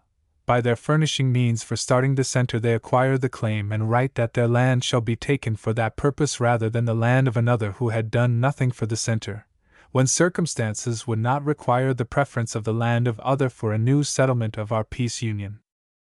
From what has been mentioned, the following general rule may be derived: without having a center of our communities we cannot accomplish our work. Therefore all who comprehend us are solemnly entreated to contribute without delay what their circumstances allow. If they cannot send a donation, they are entreated to send what will be regarded as theirs without bearing interests, but bearing to them all the advantages to which according to the circumstances they are qualified, to come, when all will be prepared, to the center, if they can be employed there.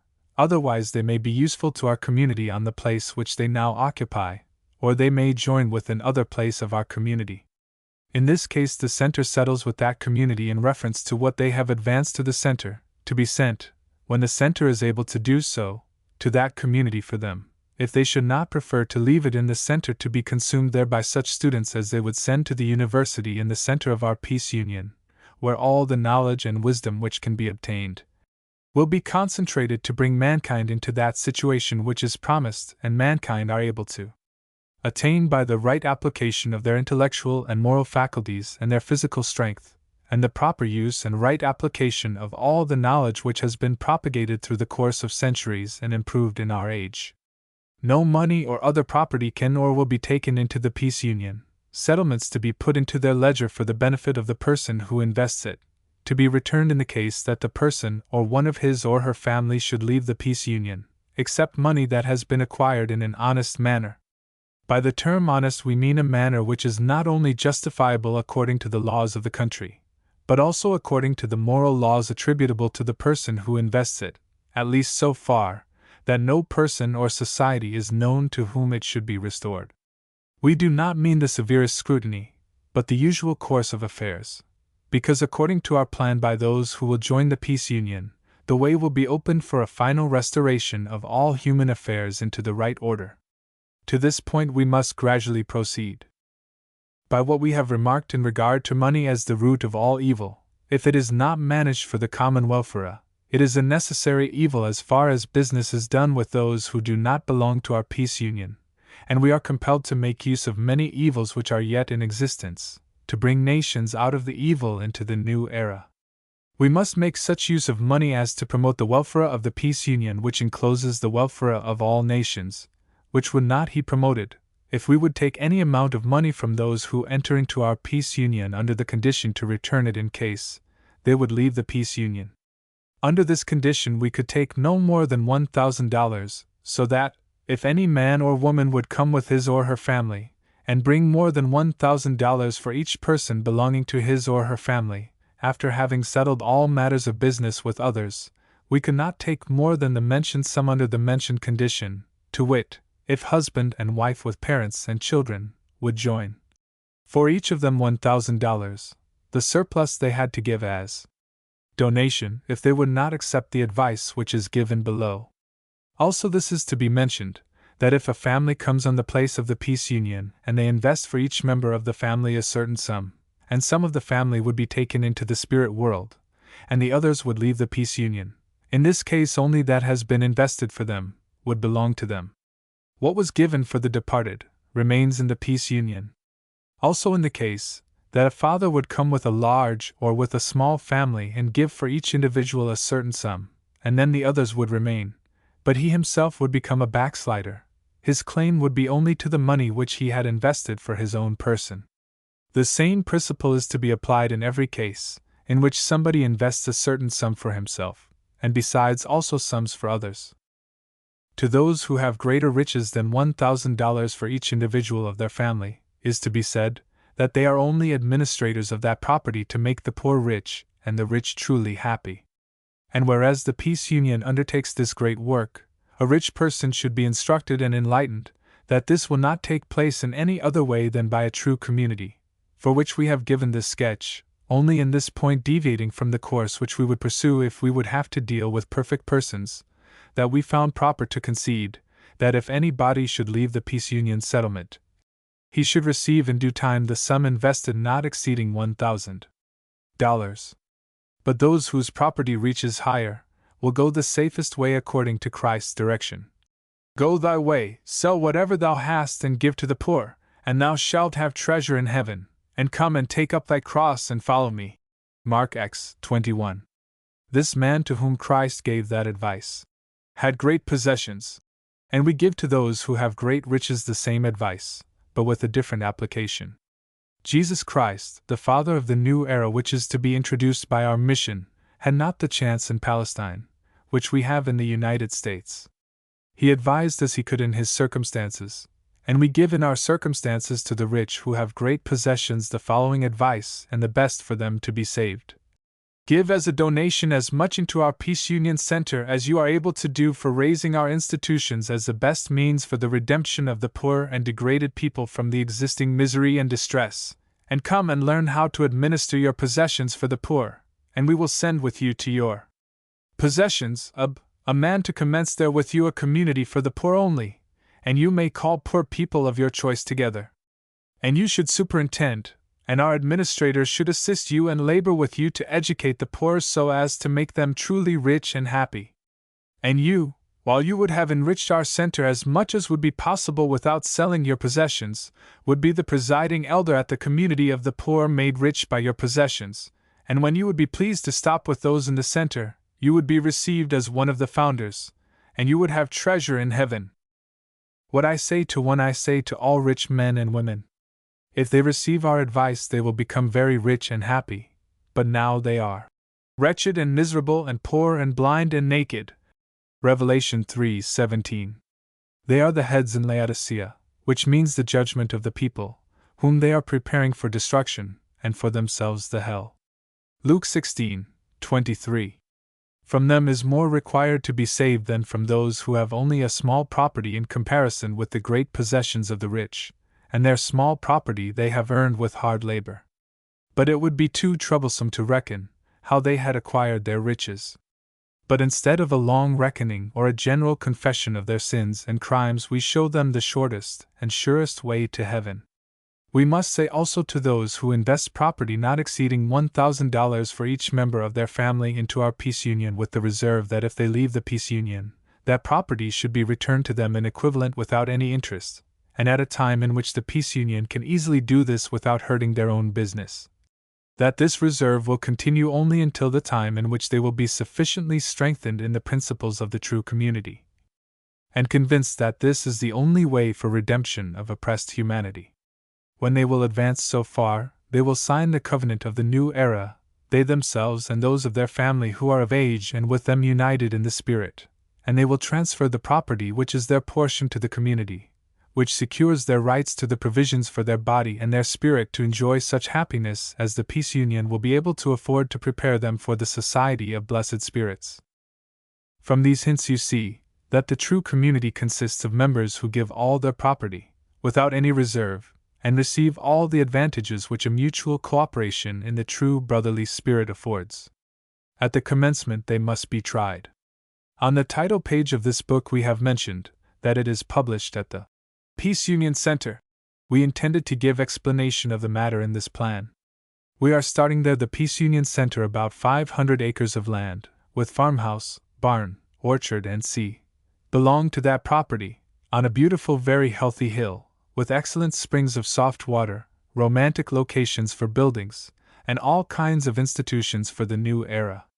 The soil, as far as may be cleared, is good for raising all kinds of fruits, and as much as we will need of vegetables. But our center will be for literary institutions, surrounded with all kinds of the best mechanics and artists, from whom students will learn all kinds of work. Therefore, the largest portion of grain will be obtained from other settlements to which productions at the center will be sent in exchange. About 100 acres of the land are cleared, and much more can be cleared and used for different purposes, but the largest portion of that land is Tuscarora Mountain, producing wood, timber, stone for building, and is good for different other purposes, for instance, the top of the mountain for our observatory, and sea. Spring Hill and Raccoon Valley belong to Abraham, the oldest of the 12 sons of my departed friend Christian Long. Christian was one of the students of my German books, and strong witness of our mission, but his son Abraham, preaching water baptism, was not prepared to receive his testimony. But Christian and others in his company amongst the departed were operating and preparing this place, while we thought that we had already succeeded in taking another place in possession, 17 miles from this place, and we have been in quite an unexpected manner instructed that Spring Hill is the place in which we should start the Peace Union Center, and we have received the place as cheap as the worth of its improvements may be valued. This is according to our principles, according to which the land belongs to the whole human family, and to the improvements only each individual may claim as much right as he has consumed labor to produce them. But it is evident also that labor never can be exactly valued, and I had to write a very large volume to expose the manifold forms of labor, in which time is wasted, to corrupt and ruin human society.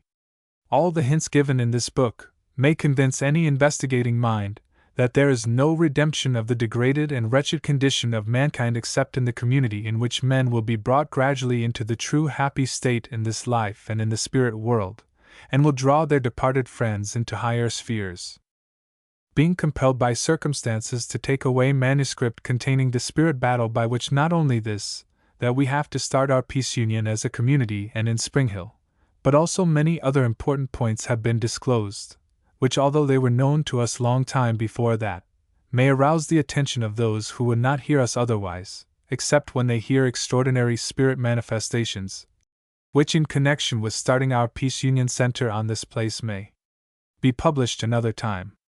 But here we must mention that by quite an unexpected vision against the wishes of the medium and his wife our doctrine has been illustrated, to wit, that those who make a covenant with our Peace Union community, separate so from those who remain in Babylon, that if of those who are married, one partner would make such a covenant, but the other would remain in Babylon, we would do all in our power to draw also that partner into our community. But if he or she would remain obstinate despiser of our heavenly message, we according to divine law would consider the person who made the covenant with our peace union as perfectly free to marry a person belonging to our community, and labor at the same time to convert the government to acknowledge our mission and the divine law made manifest by our mediumship. What God hath joined together let no man put asunder. Math. 19:6. What the devil has joined together, God puts asunder. If we have the mission expressed on the title page, and confirmed by all signs and wonders which have been mentioned in this book, and with which hundreds of volumes could be filled, then it is evident that the devil has joined those together or the devil will keep them together, when one understands our mission and advances so far that he or she makes the covenant with our community, and the other resists, and will keep him or her in Babylon, when he or she starts to come out of her not to be partaker of her sins. The partner, may be he or she, who remains obstinate, remains in the great whore of the 17th chapter of the Revelation, is an adulterer or adulteress in the spiritual sense, and certainly with whoredom or other abominations he or she became so endarkened, that when the partner progressed so far as to comprehend our heavenly message, the destroying devil will detain him or her from the truth made manifest in our message. Those who have comprehended this book to this point know that our case is just the contrary to the so-called free love, diametrically opposed to it. A chaste husband or wife will comprehend us, but those who will continue in their fornication and adultery will cry against us and misrepresent truth for their destruction. Here is no room for explanation of a point, on which I will write an extraordinary treatise, in which I will report and explain also the mentioned vision, when the diseased stomachs will be ready to digest our most wholesome medicine. In this compression is also to be remembered that the promise given on the 45th page in regard to the four in Baltimore executed in connection with my visit to President Buchanan appears in a more dreadful shape in the portion of the fourth treatise which will appear in the second edition of this book if that edition shall be demanded, than I would have expected, when I mentioned that case. When President Buchanan, Governor Hicks and other grandees of Washington and Maryland were not prepared to afford money for buying Spring Hill for our Peace Union Center, and for publishing this book, we read on the 42d page. The same time a great sign was given so that I was sent speedily from Baltimore to the Western Reserve of Ohio. AD 1854 we commenced to prepare Brother Robert D. Eldridge in Baltimore for our mission. Then happened many wonders and signs in connection with him, till at length a sign was given in Baltimore. But the principal of the four executed in Baltimore was brought before me in the Western Reserve of Ohio, and you will hear of strange spectacles in the next edition regarding that manifestation in connection with the four presidents Taylor, Fillmore, Pierce, and Buchanan. After having performed the trials of spirits in the Western Reserve of Ohio, Eldridge started with me, and after having tried spirits in different places during our traveling, we arrived at length at Abraham Long's, and I showed to Brother Eldridge some of the secret treasures on the premises of Spring Hill, where heavenly wisdom, AC, prepared a great variety of most beautiful sceneries. Magnificent fair views on a number of sites very suitable for excellent buildings, and to all those places. Excellent springs of soft water may be derived by few rods of pipes, and excellent stone for buildings and superabundance of wood is most handy. We took then the deeds in the name of our Peace Union community, and we appear as trustees, I by virtue of my mission, in duty bound to communicate the Spirit who has sent me for the fulfillment of the most glorious promises to mankind, with those who will receive this Spirit, and will be drawn from Babylon into the New Jerusalem, and Robert D. Eldred by virtue of his mission, who came with money and paid for the place with the rights which are given in this plan to those who invest money, and with the duty of superintendency for a good success. In those our duties all are bound to support us, who join with the Peace Union. On the 11th day of July, 1859, my document, entitled Great News for the Friends of Progression in Truth and Righteousness Towards the Promised New Era of Harmony and Peace Amongst All Nations, was set in type, the proof sheet corrected by me, and a portion of copies struck off on the same day. We were preparing readers for the first convention, which will be held in the new hall on the Peace Union settlement in the latter part of the next month, and requesting editors to publish that document. But I think that the warlike spirit of destruction kept most of them in the servitude of monarchs. But that document was to be set in type and printed on the same day on which Napoleon and Francis Joseph made their treaty of peace at Villafranca, for an important testimony that spirits from our sphere have controlled the affairs also there, so that if you hurry to do what is required in this book, you will prevent immense destruction of human life and property in this country. Otherwise, you should know that I have done more than from a mortal man could be expected, to move you for action. But when men become such beasts that they have no sense for spiritual things, destruction is a necessary consequence. At the commencement of the first treatise, page 6, you see that Mr. Belly gave occasion to that treatise. Last month he came again to Paris, and remains there according to newspapers until the 20th of the next month, and I proposed that on the same day our first convention should commence in the new hall. We quote from said document, in which the title of this book is copied, the close as follows. The book with the above copied title will be published by Robert D. Eldred in our convention, and then copies will be sent by him to those who send to him the money, 50 cents for one copy, $20 for 50 copies, $35 for 100 copies, either before or after or at the convention. He, being a man of property and known as our trusty fellow laborer for improving the condition of mankind, has charge of the business department at our Peace Union, while I, the writer of this book and of this article, am bound to devote my precious time to spiritual objects for harmony and peace of nations, requesting to direct letters which do not belong particularly to my sphere, to him under the direction, Robert D. Eldred, Donnelly's Mill, Perry Co. Pa. This book appears small for this price. But remember the contents of page 169, and collect subscribers, and as soon as we print the second edition, we will send a large pamphlet as supplement without additional charge. In the meantime, we assure you that also this small book contains so large an amount of most important points for you, that the oftener you study it, the more you will learn to appreciate its value, and the enormous labor for obtaining all the parts contained in this book cannot be paid with money, and my labor never was paid. On the 11th of this month, August 1859, there came many people to Spring Hill. An extraordinary medium who had been in England and elder amongst the baptizers wrote on the 13th instant to me. I came on foot to Spring Hill, Peace Union Center, a long walk of about 17 miles in hot weather. We raised the framework of the large hall. The day, 11th inst., was fine, and all things went on well, and the work that is done looks well and in good order. All kinds of rumors and talk, what the house is for, what they will do. Why did they not build so as the hall could be seen?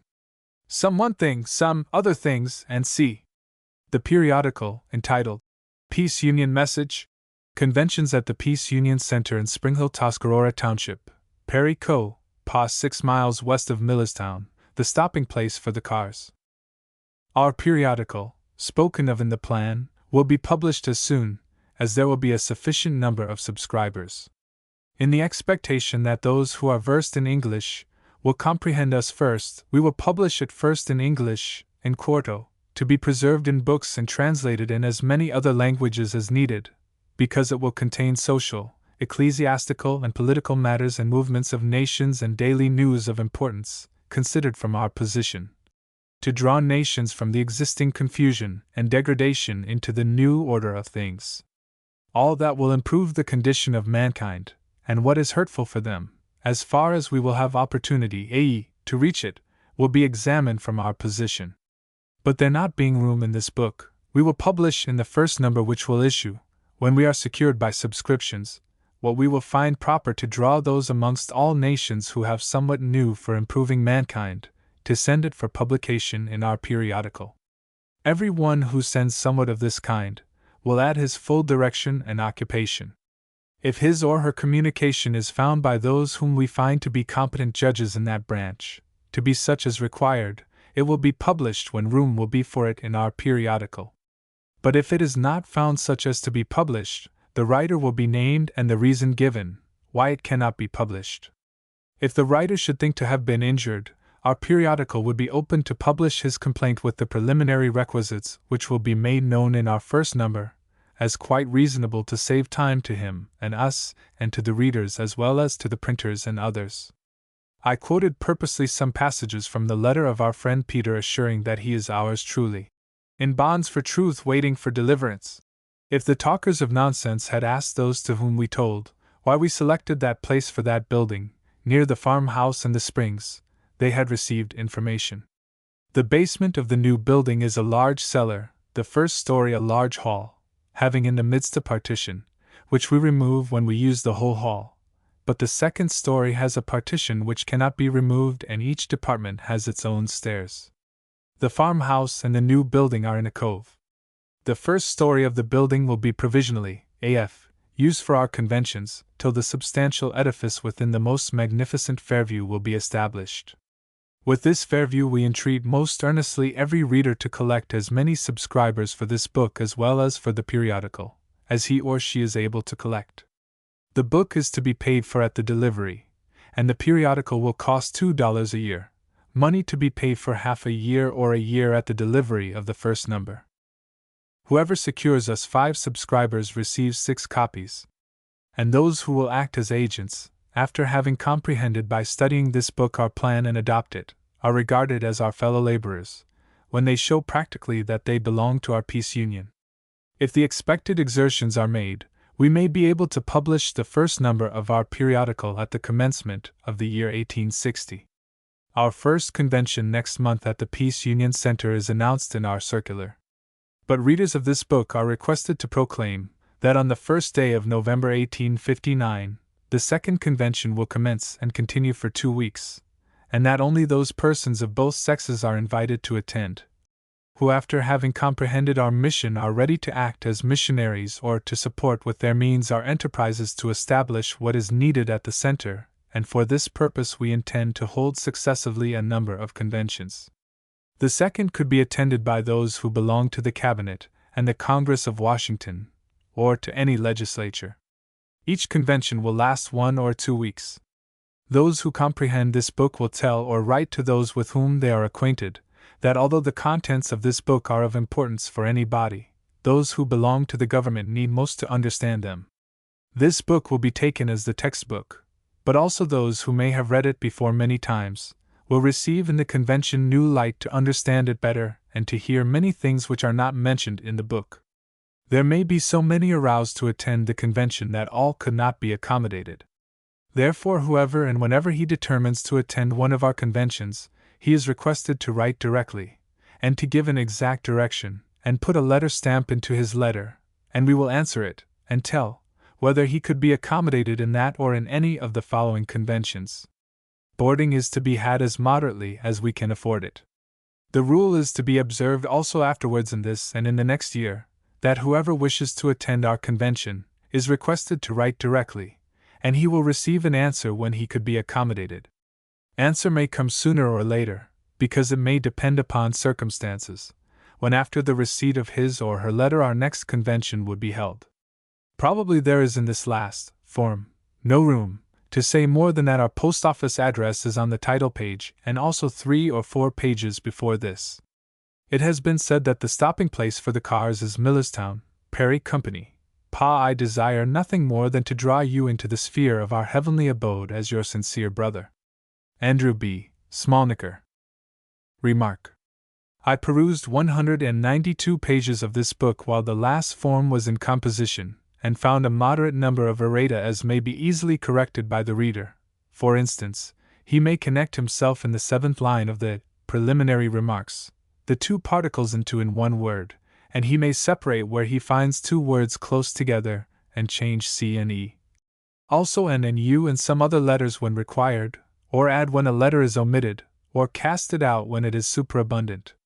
Such trifles will not trouble those who are anxious to learn to understand this book, nor if they read sometimes connection and other times connection. I always write connection, but I was assured that according to the present fashion connection is more used, although this use is irregular.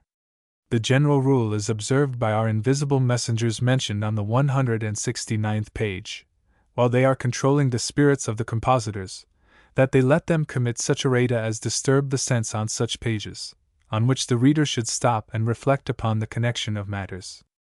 An astonishing lesson was given, when I received the order to stop the composition of the fourth treatise at the end of the 168th page. The manuscript for that treatise contains 85 pages, and the 168th page of this book ends in the middle of the 34th page of manuscript. The Spirit who made this provision exhorts powerfully readers to digest the 168 pages and to prepare for what follows. I did not know what our invisible agents intended to put on the 168th page, till I saw in the proof sheet the 6 oxen, the first of whom is Joseph Ox, on the 74th place of our catalogue. These oxen are supporting the mysteries on the 80th and 81st places of our catalogue, and those 2 mysteries are in the 4th line of the 168th page. This provision tells that you should pay peculiar attention to the contents from the 74th to the 81st page of this book, and you will find amongst the Americans those who furnish as great assistance to the beast with 10 horns as the 6 oxen on the 168th page. But on the 21st line of the 82d page, my interpretation, AG, commences, and the omission in the midst of the 83d page exhorts you that you should reflect upon the sect of adventurists, mentioned in the 9th line from the bottom of the 83d page. In my manuscript were only Adventists. But I tell you that the young boy who set in type the largest portion of this book was a peculiar medium. Noyes and Himes and all those whom they represent belong to the sect of adventurists who are the greatest supporters of popery. All other marvelous things you will hear in our convention commencing November 1, 1859, on the Feast of All Saints. My address is page 124 of this book. Set in type June 27, 1859. Transcriber's Notes. A. Developments, change to developments. B. Whole, change to whole. C. Righteousness, change to righteousness. D. Understanding, change to understanding. E. February, change to February. F. Perfection, change to perfection. G. Wickedness, change to wickedness. H. Length, change to length. I. Exactly, change to exactly. J. Remarks, change to remarks. K. Garrison, change to garrison. L. Gospel, change to gospel. M. Scariot, change to Iscariot. N. Received, change to received. O. Opening quotation mark added. P. Oppression, change to oppression. Q. Need, change to need. R. Thought, change to thought. S. Message, change to message. T. Closing parenthesis added. U. Abolition, change to abolition. V. Languages, change to languages. W. Closing quotation mark added. X. Fulfilled, change to fulfilled. Y. Barbarian, change to barbarian. Z. Management, change to management. AA. Excommunication, change to excommunication. Possessions, change to possessions. AC. Wisdom, change to wisdom. Ad. Community, change to community. AE. Opportunity, change to opportunity. AF. Provisionally, change to provisionally. AG. Interpretation, change to interpretation. Original words span 2 lines at hyphen.